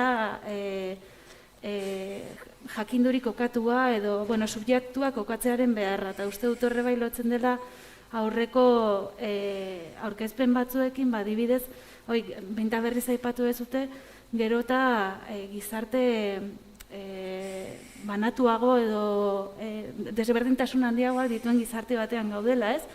Eta horretaz jabetzeko eta horri aurre egiteko lehenengo gauza da norbera bere burua kokatzea, ikustea nondik handetorren zeintzuk diren bere ezaugarriak eta zergatik begiratzen duen mundua begiratzen duen maneran, ez? Ez dugu denok mundua begiratzen, interpretazioa dago beti, hori ere bai Danielek aipatu eta bazen apuntatua nuen hitz bat, eta interpretazio hori egiten dugu gure kokapenetik abiatuta, orduan. Uste dute oso importantea dela hezkuntzan hasieratik kritikotasun hori lantzea jakintza kokatu batetik, ez? Norberaren ulertzetik non nago ni eta zergatik ikusten ditut gauzak modu honetan. Eta hor, identidadea ere eraikitzen badoa, eta identidadean eraikuntzan kultura funtsezkoa da, ez? Eta identidadearen eraikuntza horretan badago bide autonomo bat, norberaren identidadea lantzen duena, eta gero bide konpartitu bat ere, zegu kultura baten barne eta gizarte baten barne azten gara, ez? Eta guzti hori eraikitzen da, konpartitzen ditugun ezagutza batzuen bitartez. Eta horra adibidez, asko, justo gaur ez da aipatu, baina nik uste dut badela gauza oso jakina, ere aipamen berezia egin nahi nion euskal kulturari. Hezkuntzan, nola horren falta somatzen den edo, falta baino gehiago somatzen da ez dagoela transmisio bat, ez? Hezkuntzan txertatua dagoela programazioetan, baina badago zerbait huts egiten ari dena kulturari transmititzeko orduan. Eta horren inguruko, nik uste dut hori dela, kulturaren funtzioa hezkuntza sistema horretan ez dagoelako oso balioztatuta. Lehen Aranek esaten zuen bezala, jakintza batzuk praktikoak dira eta beste batzuk ez. Bide batez, grazia izugarria egin dit, zuk errebindikatzea zuena ez dela beti erabilgarria eta gu beti kontrakoan ibili behar gara, ez? Esaten nola kultura bai oso erabilgarria den bere funtzioa dakan, ez? Orduan, lehenengo puntua subjektu kokatua, bigarrena identitatea eta transmisioaren eraikuntza, nik uste dut hori funtsezkoa dela eta modu kritiko batean egitea, kultura ez da berez ona edo txarra baizik, eta da interpretatu eta ulertu behar dugun zerbait, eta hori kasi ere egin behar da, ez? Apunte bezala, ez da tor justo bat, baina bota nahi dut, irudiaren interpretazioaren ikasketa bizi gara momentu batean, non komunikazioaren hein handi bat irudien bitartez egiten da, ja emotikonoetatik hasita publizitate guztia irudien bitartez joaten da, eta ez dakigu irudia irakurtzen, ez dakagu posizionamendu kritiko bat jakiteko nola transmititzen ari den irudi hori, ez? Orduan hori, pixkat identitate eta transmisio horren inguruan, eta azkenea hartu nahi dut berriz ere, eta gainetik izango ez bakarrik, baina Sabinek aipatu den beste gauza bat, eta da kolaborazioa eta kompetizioaren arteko kontu hori, ez? Batez ere kolaborazioa ez dugu ikasten, hezkuntza sistema ez dago prestatuta kolaborazioa sustatzeko. Baditut lagunak bigarren hezkuntzan dabiltzanak eta esaten digute pasatzen da goitik berako garapena baino kontrakoa. Hasten zara aurre hezkuntzan kolaboratzen dena taldeka egiten da, taldeko lana. Iristen zara bigarren hezkuntzara kolaboratu behar da, eta iristen zara batxilergora eta mezua da. Utzi guzti hori, memorizatu, azterketa bat gainditu behar duzu eta besteok baino not altuago batea behar duzu. Eta aurretik egindako lan guztia suntsitzen da. Kolaborazioari dagokionean, ez? Eta ni ados nago, unibertsitatean nik ikusten dut lehenengo mailan iristen direnean ikasleak, ez dakitela elkarrekin lan egiten, ez dakitela bata bestearen onena ateratzen besteari laguntzeko eta beraiek ere ikasteko. Eta hor uste dut hezkuntza sisteman asko egiteko dagoela, eta kompetitibitate gaizki ulertua Sabinen interpretazioan, hori da, orokorrean nik ere gaizki ulertzen kompetitibitatea.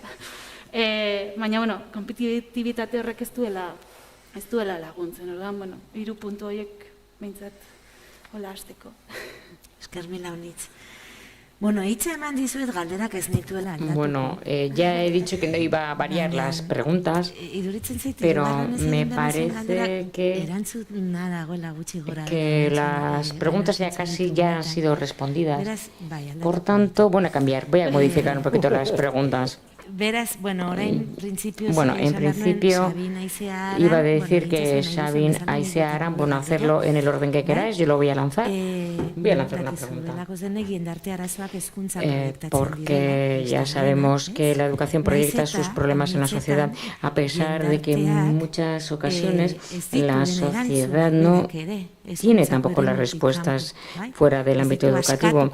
Es decir, no ha aflojado esos nudos, no los ha desatado, pero parece que el ámbito educativo tiene que ser el que lo resuelva todo, y porque enseguida se interpela a la educación para que lo haga. Por tanto, bueno, voy a la pregunta. ¿Cómo os gustaría a vosotros en este caso, esto ya lo habéis respondido en un caso, cómo os gustaría ser educados y no domesticados? ¿Qué capacidades, competencias deberíamos desarrollar? ¿Qué deberían ser competencias para poder adaptarnos a este statu quo, es decir, para que se adapte el alumnado, o las competencias deberían tener un efecto transformador para lukete garrantzi gehiago egokitzekoak edo eraldatzaileagoak, emantzipatzaileagoak edo litzatezken horiek zuen ustez. Sabin, zuk hasi nahi duzu? Puedes preguntar, no funciona la traducción. Vale, mira, te comento. Hablaba en primera instancia de que, de cómo los problemas sociales se proyectan obviamente en la escuela, pero cómo muchas veces la sociedad ni siquiera ha acometido la resolución de esos problemas desde otros ámbitos, ¿no? Y cómo proyectan enseguida, o no sé si decir culpabilizan, pero se proyectan y a veces parece, ¿no?, como que fuese la escuela la que lo tuviese que resolver. Y un poco, no sé si está relacionado o no con esto, pero la pregunta era cómo queremos o cómo quisiéramos que fuésemos o fuesen educados, educadas, no domesticadas, no domesticados. ¿Qué competencias tendríamos que abordar? Aquellas que nos valen para adaptarnos al statu quo, o les valen para adaptarse al statu quo actual, o aquellas que son más de transformación de las condiciones actuales. Yo creo que lo que he venido... Bueno, nik uste dut lehen bi galderetan esan dudanak, bezetara ziuazela. Nik uste dut berehalakotasunerako ez den dugula. Eta oso baldintzatutak gaudela egoera sozialagatik. Eta egoera sozialak eramaten gaitu elementu jakin batzuetara, gainditu beharrekoak bada berehalakotasuna bat, eta ezagutzaren banalizazioa, eta baita ere jokabide sozialeko estereotipo batzuk sortzea eta niretzat egokienak ez direnak, eredu gisa hartzen ari gara gizarteren aurrerapena pertsona batzuengan balio sozialik sortzen ez dutenak, ez ezagun erabili, bat ere gustatzen kapitala soziala erabiltzea, betek eta balio soziala erabiltzen du nik, hain zuzen garapen horretarako. Nik uste dut hor badugula arazo bat, enfokatzeko orduan gure gaia ze, gure gizartea konpromisotek ies egiten ari da pandemian, denbora asko eginen esaten oso solidarioak ginela, baina azken fan batean gure jokabidea ez da izan zitekeena, baina solidarioa izango beste gai batzuetan. Nik uste dut horrek eragina duela maila globalean munduan. Uste dut haizeak esaten zuenaren arabera euskal kulturaren lotuta, nik uste dut ahalegin du behar dugula eraldaketa mundu honetan, gure kultura kokatzen, gure errealdia kokatzen, nazioarteko testuinguru batean. Hau da, nik uste du divergentzia duen mundua behar dugula. Eta nik uste dut eraldaketa horretan prestatu egin behar ditugula, gure jendea prestatu etengabeko eraldaketekin bizitzen ikasteko, hori da etorkizuneko heziketa balioak izanik noski errespetatu, baina baita ere gaitasun horrekin, hau da bere burua eraldatzeko, eta bai iruditzen zait transformazioen dagoen elementu nagusietako bat dela komunitatearen kontzeptua. Nik uste du gure herriak oso barruan sartuta, oso txertatuta duela berea denean, eta eraman barko gintuzke zen komunitario horretara. Gustatuko litzaidake uneren batean pentsa mode hori izan genuke, eta badago esan molde bat bizkorrontatuko dut pasadizua, baina nik uste dut komunitate zentzua etorkizunera begira egin behar dela. Jesuita bat soxa tribuat lehinuarekin egon zenean ariketa bat egin zuen berarekin. Txoetza baten azpian jarri zuen fruta saski bat, eta gaizki elikatzen zen talde horretan, eta esan zuen saskira iristen denengoa, eraman ingo du etxera, eta danak lasterka joan ziren saskirean gana, eta eritsi zirenean saskiren inguruan jarri ziren, eskutik helduta jarri, eta abesten hasi ziren, eta fruta banatu zuten. Hori da komunitate espiritua. Ze hori dago soxa probabili horretatik gu gara, nina ez gur garelako. Eta beraz, kultur balioak integratzen joan behar dugu, baitere balio sozialak eta horrela begirada, eraldaketa begirada hori izateko. Eta nik uste du gure hezkuntza sistema bideratuagoa dagoela egitera. Barkatu pixka bat luzatzea, sentitzen dut, baina hasi gara ekonomia zitze egiten. Zu galdetzen badiogu enpresari zer behar duen, niri galdetzen badidazu enpresa bateko zuzendari naizen aurretik esango dizu zer behar dudan bihar, eta hori da unibertsitateak prestatu behar duena. Hezkuntzak ez du hori egin behar, baizik eta egokitzea, baizik eta prestatu eraldaketetarako. Guri dagokigu laguntzea gauza horiek egokitzen, eta etorkizuneko aldaketak aurre ikusten gero hori guztia egituratzen joateko. Beraz, uste dut hezkuntza proiektu bat herrialde batean lotuta dagoela eraldaketei. Bai, Ubuntuko auzolana. De aquella concepción acerca de la libertad, ¿no? Que ha comentado él, ¿no? Que tenía que ver con ayudar a los demás, etc. Aizea? Bueno, niretzako hezkuntzak beti izan behar du eraldaketarako. Ez dago inolako zalantzarik, hezkuntza da eraldaketarako espazioa. Ez da hurrengo eguneko arazoa konpontzekoa edo sistemara egokitzekoa, baizik eta etorkizunak pentsatzeko aukera ematen digun leku bat, eta hortaz beti eraldatzera bideratu behar gaitu. erabat ados nago lehen Danielek esaten zuenarekin azkeneko puntuan zela inutilidad edo bai, inutilidad esan du, ez? Eskola niretzako, eskolako esparru guztiak hasten garenetik unibertsitatearen azken egunerako izan behar du funtzionalitate praktiko inmediato alde batera uzten duen esparru bat. Pentsatzeko aukera ematen diguna gauzak zalantzan jartzeko, inoiz egingo ez diren gauzei buruz pentsatzeko, edo lehenaranek esaten zuen bezala, ez? Pentsatzen dugu igual ez dira inoiz egingo, baina gero beharko ditugu, baina horietan pentsatzeko eta horiei pixka bide emateko behar dugun espazio. Orduan niretzako beti hezkuntzak behar du eraldaketarako izan, ezin dut beste modu batean ikusi.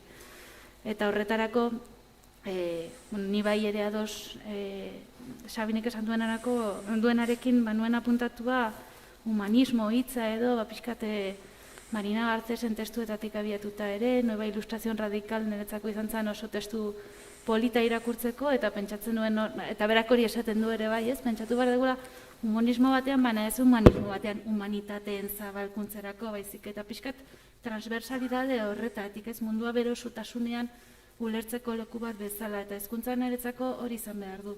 Eta zentzu horretan bai badago gauza bat, pixkat faltan botatzen dudana, ez dakit galderakin zehazki lotura doka, baina, otako detala ere, dela, iruditzen zait oso disiplinak banatu egiak daudela aurrera egin nenean oso disiplinarra bihurtzen dela, eta nik disiplinarra naiz, arte historia egiten dut, ez dakitia ezer zientziari buruz tamalez, nire penarako, ez? Ze institutuan nengoenean, batxillergora sartu nintzanean, latina hartu nahi izateagatik matematikak utzi behar izan nituen, eta iruditzen zait, askotan ez garela, eta gero iristen naiz artaren historian, eta Fibonacci serie bat agertzen zait, ez dakit zer den. Orduan, badaude, jakintzak uste duguna baino uztartuago daude, eta zentzu horretan humanismo baten alde egin beharko genukela uste dut, eta igual pixkat lotuz galderarekin, humanismo ez funtzional bateruntz, ez? Humanismo bat non pentsatzen dugun gaize buruz, eta galderak egiten dizkiogun geure buruan, eta ikuspegi desberdinetatik horren bideak bilatzen saiatzen garen. Oso utopikoa da, esaten nahi naizena, baina berdar uste dut utopietan pentsatu behar degula, sistema berriak pentsatu behar baldin baditugu, ze bestela egingo duguna izango da egokitu jada daukagunari, eta beti egin beharrekoa eraldatzea izan beharko litzateke. Aizea, nik latina ez emateagatik filosofia egin behar izan nuen. Literatura galduta. Sartu nintzen. Aranenean, arantzuretan. Bueno, pizkat herri jokuan, ez? Baina nola Euskal Herrian dena futbolarekin edo sukaldaritzarekin koparatzen den, nik pizka bat hezkuntza ulertzen dut sukaldaritza bezala, ez? Aparkatu, egin joan ez da ofenditu. Segurazki hasi behar zara ezagunak diran errezetak egiten eta eskura dituzun ingredientiak erabiltzen, eta ez? Baina horrek ez du esan nahi, gerora zure garapenean zuk egin beharko duzuna segurazki izango da errezeta berriak asmatu, ezagutzen ez dituzun ingredienteak bilatu, egunen baten batean zabaltzen duzu frigorifikoak ez daukazu behar dezuna zure errezeta ezaguna egiteko, orduan beste zerbait, beste eraldaketa bat egin beharko duzu, ez? Eta biak gauzak dira garrantzizkoak eta biak dira beharrezkoak. Pizkatu topikoa da ere esatea sorkuntza, pentsatu behar da, hezkuntza izan behar dela norberan eraldatzia edo norberan aberastu egin behar dela pertsona, noski baietz, hori da helburua. Baina nik uste dut hasi behar dela segurazki errezeta ezagun eta ingrediente ezagun horietatik, ez dut ikusten askotan edo behintzat paraleloan gauzak, ez? Hori alde batetik, eta bestetik baita apuntatuta naukanik pizkat aizeak esan duena tuzuk ere bai, nola disiplina ezberdinen arteko muga hori, muga bat dago, noski ez dugu denok berdina egiten, ez dugu denok bizitza mundua, natura ikuspuntu berdinetik ikusten, baina badaude lotura asko, ez? Eta lotura horiek nik uste dut momentu honetan oso fuerteak direla eta nahiko argi daudela, gaur egun ditugun erronka asko gizartean zientziarekin lotura daukate, nola, adibidez, pertsona asko eta asko bizi gara planetan, zenolako efektua izango du hau hirietan, gure bizimoduan, automatizazioa lantokietan, efektua izango du etxean, efektua izango du hirietan, luze biziko gara, sartzo asko gara planetan, hori zientziaren aurrerapenaren ondorioz da, baina gizartearen arazo bat da. Orduan, nik uste dut, benetan gaur egun ikasleen kolaborazioa, zuk aipatzen zen duena edo landu behar dela, eta disiplinen kolaborazioa ere bai.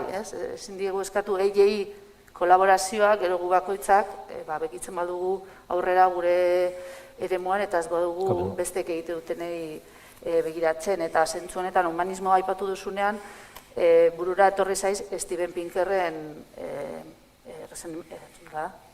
errenazimientoa orain, ez?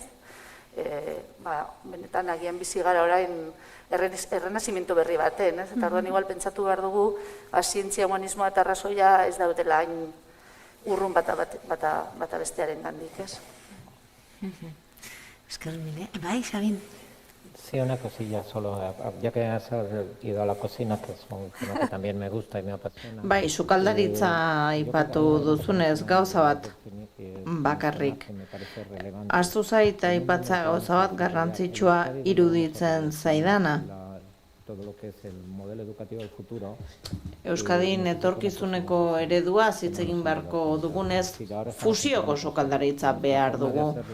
Gure egiteko modua 0 kilometrokoa da, guretzat, gure ingurunearekin eta gure izakearekin. Hurrengo urteetan izango dugun gizartea, aberastutako gizarte bat izango da, beste lekuetako, beste identitateetako eta jatorrietako pertsonak egongo direlako. Egokitu egin beharko gara, beraz, eta nola egokitu eta nola hobetu gure identitate propioa, gure garapen propioa, hori da, mahai gainean dugun erronka handia.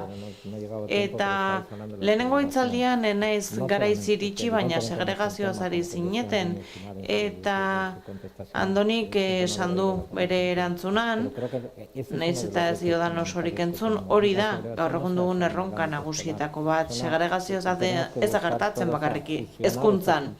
Beraz, ikasi beharko dugu fusio hori egiten, errenazimendu berri horretarako eta aberastuta egon dadin gure kultura, gure identitatea. Ongi txertatu ezagun prozesu hori guztia. Eskermila honetziroei, gozagarria izan da zinez. Bueno, hemendik aintzinerakoan nik ez ditut galdera botako, baizik eta, ez, nola egingo bai. Hori zen. Hori da. Bueno, guazen irekitzera, bai barkatu. Euren artean solastu dutela esan dut, guazen denon artean solasa irekitzeko, tartetxo bat, ados? Aldi berean ikuste dut aukera egongo dela online bidez. Bai, hori da, ez ahaztu, hemen gaude 100 piku pertsona, horren beste online ditugula. Guztira gaur bihar bitartean 300 pertsona ibili gara hemen solasten, entzuten eta gozatzen. Beraz, guazen pentsatzera hemen gaudela, baina horren beste online ditugula.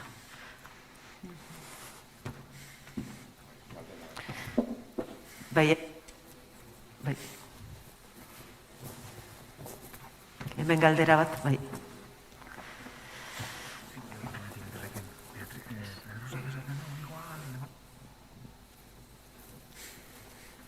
Bueno, y decíais que no sabíais lo que pintabais aquí. Bueno, eta esan duzu ezakizu, etzen ekitela zertan ari zineten hemen. Behintzat zer pentsatu eman diguzue, eta niri kasu honetan aurreko hitzaldian Danielek esandakoan eta zuenetan,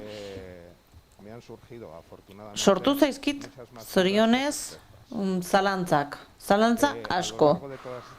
Eta hitzaldietan zehar gauzak idazten aritu naiz, eta hitz batzuek aipatu dituzue, bikote dikotomikoak sortzen dituztenak. ezakit antonimoak ere izan daitezkeen, baina hitz egin dugu gaitasunez versus ezagutzaz, hitz egin duzue beharrezkoa dela aldatzen ari den mundura egokitzea, eta horrekin kontra jarrita badago ere eraldatzeko gaitasuna izango duten pertsonak sortzea. Sabin, zuk ere aipatu duzu ekonomia lehiakorra, eta hitz eginda ere aldi berean elkarlanean diharduen gizarteaz. Hitz egin duzue ere, zuk ere, Sabin, edo esan duzue beharrezkoa dela aurrak, nerabeak prestatzea, gai izan daitezen gertatuko diren aldaketei aurre egiteko, eta baita ere, nola baita Izeak eta Aranek ere esan dute, agian eragina izan beharko luketela ere eraldaketa hori bultzatzeko, ez da? Sormenetik, espiritu kritikotik, beraz niri funtsezko zalantza bat sortu zait, agian metafisikoa dena. Eta hoxe da. Eta barkatu naspila bat esaten ari banaiz. Zuen iritziz nola izan daiteke egingarria eraikitzea edo laguntzea elkarlanean oinarrituko den komunitate bat eraikitzea, identitate propio eta partikularra duena, gainera mundu batean zeinetan nagusi diren globalizazioa eta lehia.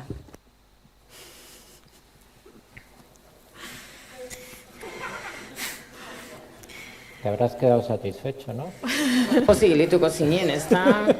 Esan duzun horrekin, gustora gelituko zinen. Perdona Bai, la broma. barkatu, txantxa. Lo primero, no eran dicotómicas. Ez ziren dikotomikoak edo antonimoak galderak. Hau da, bi prisma beraren bizati dira, segunetan ondik begiratzen duzun. Ezagutza versus gaitasuna ez dira antagonikoak, nik uste dut osagarriak direla. Baina uste dut antonimo bihurtzen direla benetan gaur esan den bezala, Finlandian esaten den bezala, ea bakarri gaitasunak egin barritu duan eta ez ezagutza, orduan bai izango litzateke zerbait dikotomiko, ez gutako irutako inork saiatu garelako prozesu hori adirazten. Baina esan duzun azken horretan, nik uste dut esan duzun horretan, nola egingo dugu tokiko maila, nik uste dut bizitzaren arlo guztietan egiten dugula, denboran zehar. Eta nire arloan adibidez enpresan. Edo zinek esango luke gure enpresek ez dituztela gaitasunik nazio artean gehiatzeko. Gure egiteko modu berezi batekin, gure garatzeko modu berezi batekin, pertsona komunitateen ereduak sortzen dituzu eredu edo enpresa desberdinak egiteko. Nik egokitu eta eraldatzearen artean nik uste dut oztopa badagoela eta nik uste dut irekita egon behar dugula lanean jarritzeko modu kompetitiboan lehiakorrean munduan. Eta batzutan egokitu egin behar duzu denbora batean zehar eta eraldatzeko aspirazio bat izan, gero gaitasuna handiagoa izateko kompetentzia gutxienez enpresa arloan. Eta hori da tresna mekanismoa. Nik uste dut ez dugula inoiz begien bizatik galdu behar, guk indar identitate nortasun bat izan behar dugula, presente orain eta etorkizunean egin nahi dugun hori trinkoa izan dadin, sendoa izan dadin. Nik ez dut globalizazioa multinazionalek asmatu duten kontzeptu bat da mundua uniformizatzeko. Nik uste dut argi gelditzen ari dela eta gainera munduaren uniformizazio horretan egiten du mundua pobreago eta ez dio laguntzen aurrera egiten, beraz globalizazio kontzeptuarekin hautsi egin behar dugu gure nazioarteko integrazio eta kolaborazio saretatik, baina beti ere identitatea respetatuz. Nik uste dut hor dagoela indarra. Eta nik esan dugun hori ez, sukalde fusioa gure errealitateak izan beharko du aniztasunak aberasten duena. Ezin diogu bakarri begiratu atzerantz, baizik eta etorkizunari ere begiratu behar diogu, ezakit erantzun dizudan.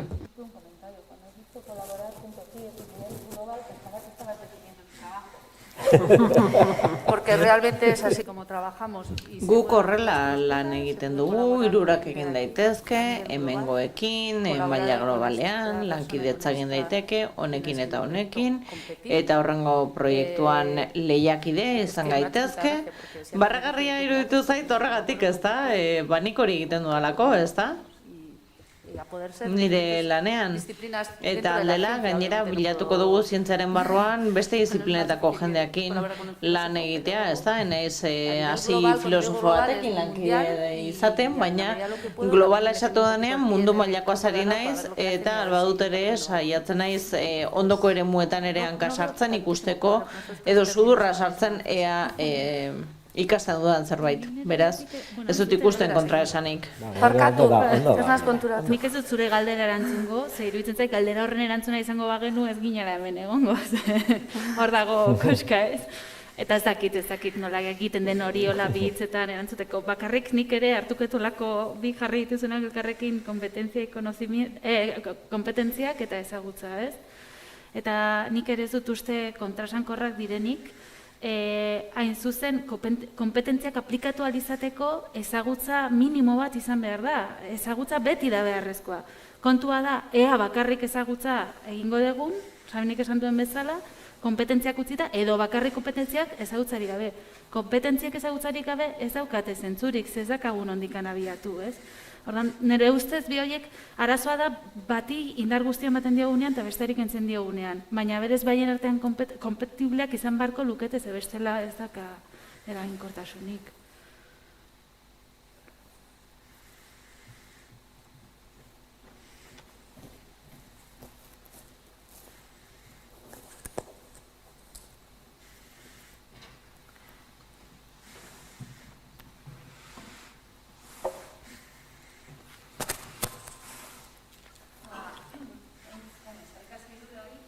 Mikrofona mesedez urbildu. Barkatu, eskerrik asko hiruroi, eta ikaskuntzari ere hemen egoteko aukera baitik, ez dut uste bakarrik irakaslea gaudenik, eta uste dut gurasoen ikuspuntua ere interesgarria eta beharrezkoa dela hausnarketa honetan, ez?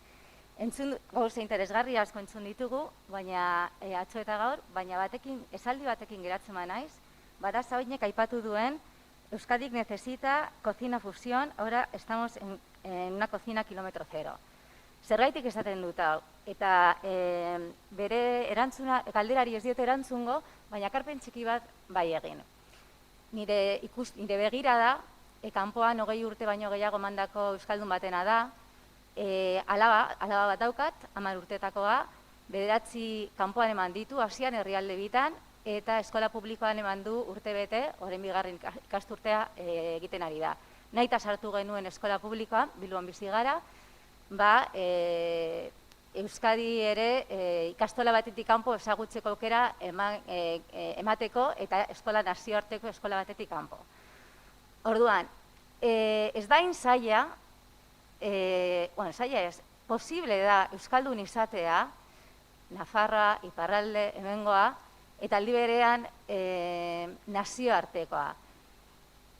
Baina, adibide bat emango, alaba dago oso harrituta hemengo eskola sistemarekin. Nik usten dut aldaketa handirik ez dela egon orain dela 30 urterekin.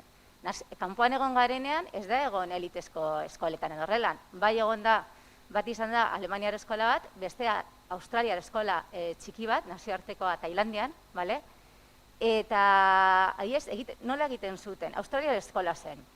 Eta hemen, harrituta dago, gero emango dizuet adibideak, esaten dit, ama, hemen mundu ez da existitzen. Hani, zer esan nahi duzu mundu ez dela existitzen? Jolin, gehienez, Espainia da horrela, adibide bat eman zidan. Ibaiak ikasten ari ziren, Espainiako ibaiekin. Eta orduan, nik esaten diot, eta badakizu bidasoa, nervio, jurumea, ez, ni animatzeko esarete heldu. Orduan esaten dit, guk nola egingo genuken bere Bangkokeko eskolan. Australiar kurrikuluna delez, Australiar ibaiekin hasi. Umeak nazioartekoak ziren. Erdia Tailandiarra, erdia lurralde desberdinetakoa. Etxerako lan bezala horrela ematen zioten hausnartu, ikasi, zure gurasoen herrialdetako ibaia, edo Tailandiakoa zirena, Tailandiekoa. Gero hori klasera zeramaten. Ikasten zuten, Australiari buruz, demagun, Euskal Herriari buruz. Ikasten zuten, bereien sustraiei buruz, eta ikasten zuten munduari buruz. Gero beste adibide bat eman zidan, euskerako azterketa bat zeukan, eta ikasgaiaren izenburua zen mundu zabalean. Eta esaten dit, ama, hau bakarrik ikasgai bat da. Gero, bera ere harrituta dago, bera baki zer den atzerritela izatea. Berez bera, euskalduna eta alemaniarra da. Harrituta dago, bere klasea nasketa handia dago. Ama, jendea den, danek esaten dute, hemengoak direla. Eta gainera, ukatzen didate ni alemaniarra naizela. Baina zergaitik edo lan. Alemanian naizelako bizi. Orduan neska batek, 10 urte, 9 iaz, euren artean konpondu zuten hau. Batek esaten du. Eta gazteriaz esango dut, zeder edu baten dago, baina 3 hilabetetan gazteriar ikasi zuen. Bere etorri zen, inglesa ere bai, baina alemaniar eta euskeraz hitz egiten. Eta esaten, mira, ¿tú no tienes un pueblo? ¿Tú no vives en el pueblo? Pues esta, bere izena, pues su pueblo es Alemania. Eta orduan, ni eskolarekin jarratuta horrela, baina dago invisibilidad, integrazioari buruz asko hitz egiten da hemen. Bueno, ni ikusi duena da, arrasekeria pilo bat, eta integrazio definitzeko modu desberdinak, ulertzeko modu desberdinak daudela. Ikusten, esperimento bat egin nuen eskolan, amaitzu dut, no? Esperimento bat egin nuen, ez naiz, inoregana joango, itxarongo dutia, gure zuzendaritzarekin oso ondo dana oso irekia, baina gurasoen artean eta kalean esan nuen, esperimento bat egingo dut, ez naiz inoren gana joango, itxarongo dut, ia gurasoren bat nire gana datorren. Etorri zitzera lehenengo gurasoa, eta ia bakarra 4 hilabetez, eta ez da telefonarekin nengoelako, bale? Emakume boliviar bat, lagunak egin gara. Ni pentsatzen, ostras, ni hizkuntzak hitz egiten ditut. Hitz egiten duten gurasoek, orduan, laburbiltzeko integrazioa ez da bakarrik gurea ikastea. Integrazioa da ere galdetzea, interesa azaltzea ere, zure beste jatorriari buruz da horrela, eta kendu behar duguna da, ume hauek, atzerritar jatorria daukaten lotza, ze lotza da, esateko ere bai, pues soy vasco y paraguayo, eta no sé qué y no sé cuántos, orduan, bueno, cocina fusión, topera behar dugula. Eta posible dela, errekurso askoz gehiagorik gabe. Eskerrik asko. Eskerrik asko ere, Aizea, Sabin, Aran, Nora, mila esker zuen ekarpenagatik, eta itxiera emango diogu gaurkoari, atzokoari, eta egiten ari garan lanketa honi hurrengo pausua emateko. Eskerrik asko, Aizea, Sabin, Aran, Nora.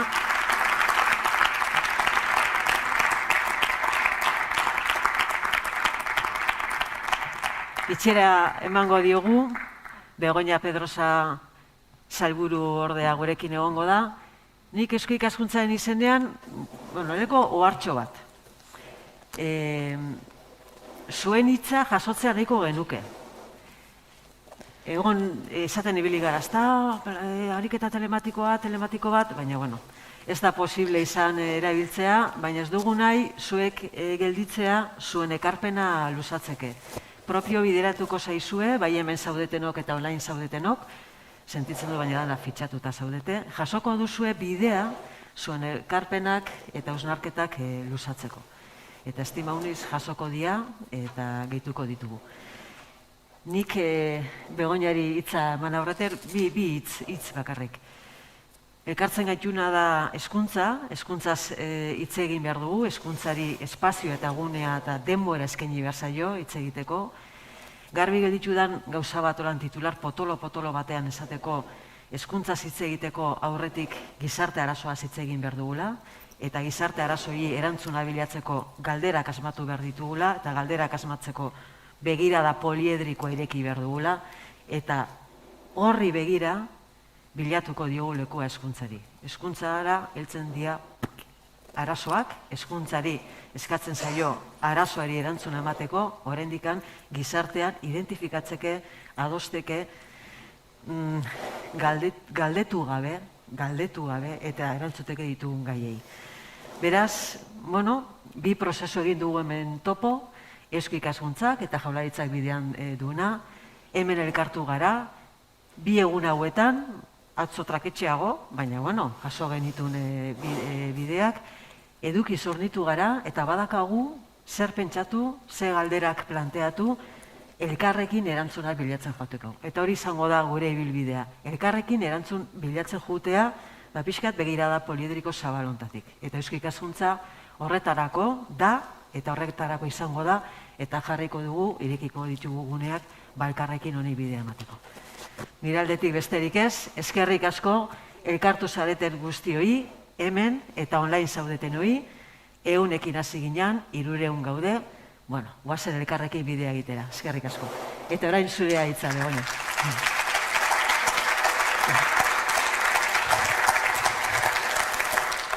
Eskerrik asko zuri, Bea, eta taldekidei bai, emankorra izan da, nik esango nuke goiz sakona izan dela, bai.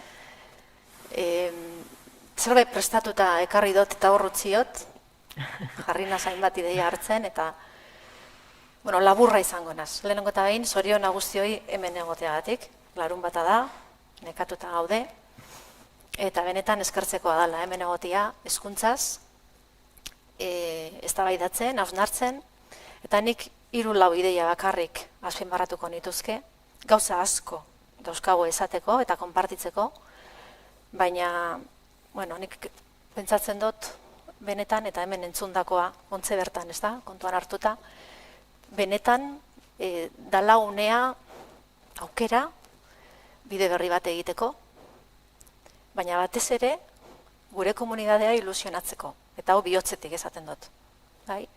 Benetan sinisten dut unea dala horretarako, eta horretarako hitz egin behar da, eztabaidatu egin behar da, modu irekian, hemen egin dugu moduan, atzo. Eta hor, ikastetxeetan ere hausnarketa hori ireki dugu, ez da erraza, eta hau ere azpimarratu nahiko nuke, ikastetxeetan egiten den lana, zerbait ikasi badugu eta ikusi badugu, azkenengo urtetardian da, benetan konpromisoa dagoela gure ikastetxeetan, benetan konpromisoa dagoela, gizartearen zutabe dela, hori ikusi dugu, eta kohesio sozialerako espazioa ere badala.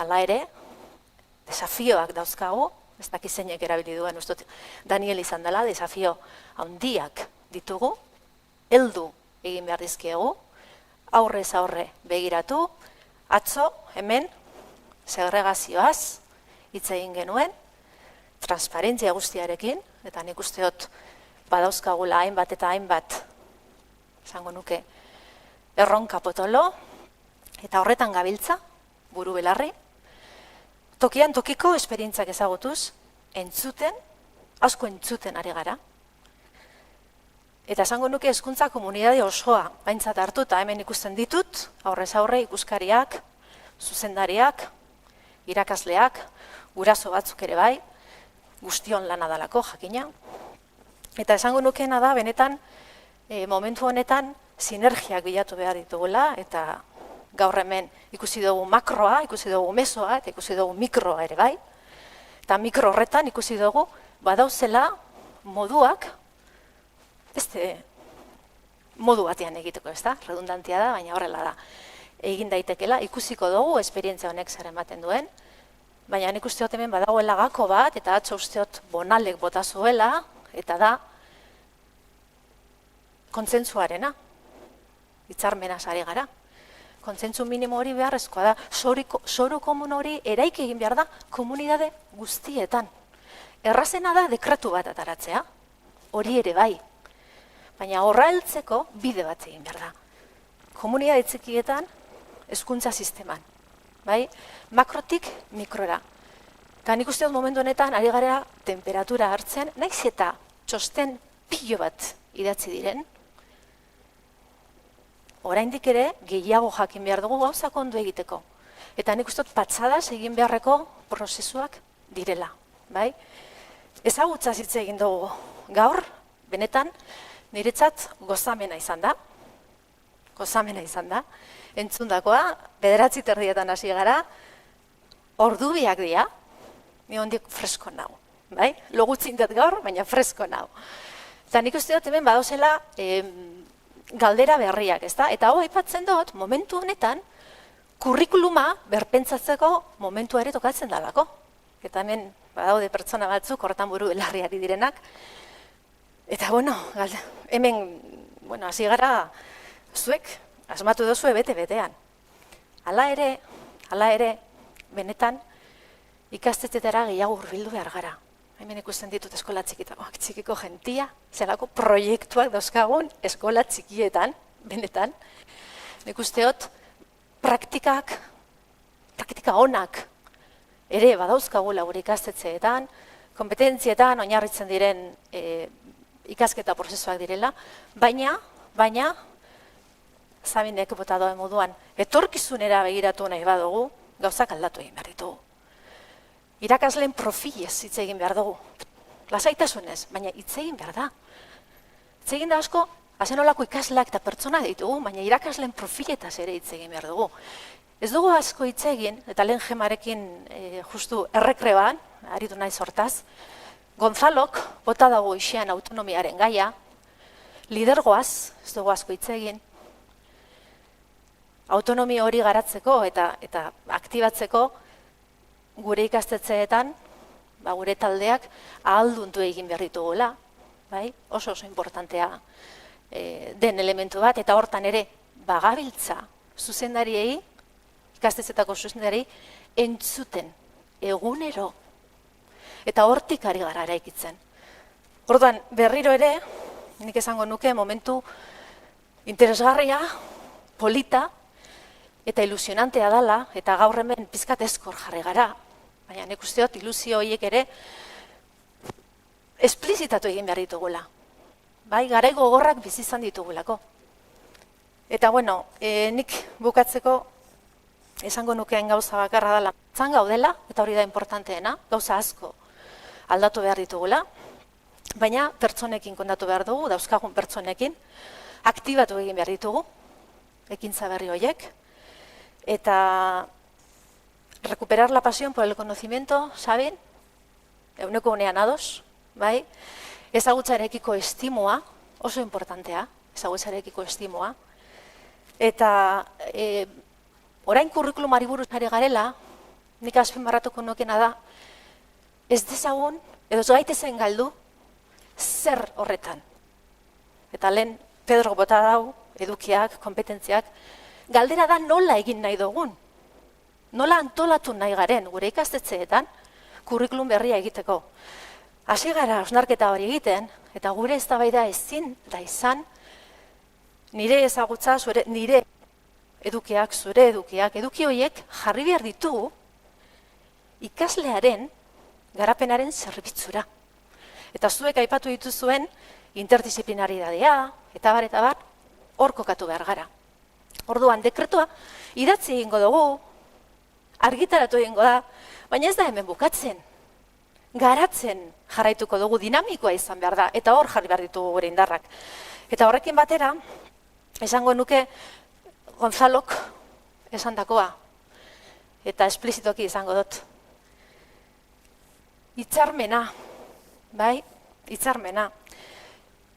Ituna ez dela, edo ituna fundatzailea dela, ez da? Momentu fundatzailea. Eta nik uste dut benetan, egin behar duguna da, epe erdiko eta luzeko konpromiso horiek idatzi, garatu, egin eta burutu. Eta hori da benetako ituna. Ituna garatu egin behar dugu, urteetan zehar. Beraz, mila esker, gauza asko esango nituzke, baina ordubia dia, eta nik uste dut momentua dela tragutzu betartzeko eta bazkaltzeko, bai? Mila esker hemen egoteagatik, zuen ekarpenetatik, eta jarraituko dugu elkarlanean eta hausnarketan. Ondo ibili.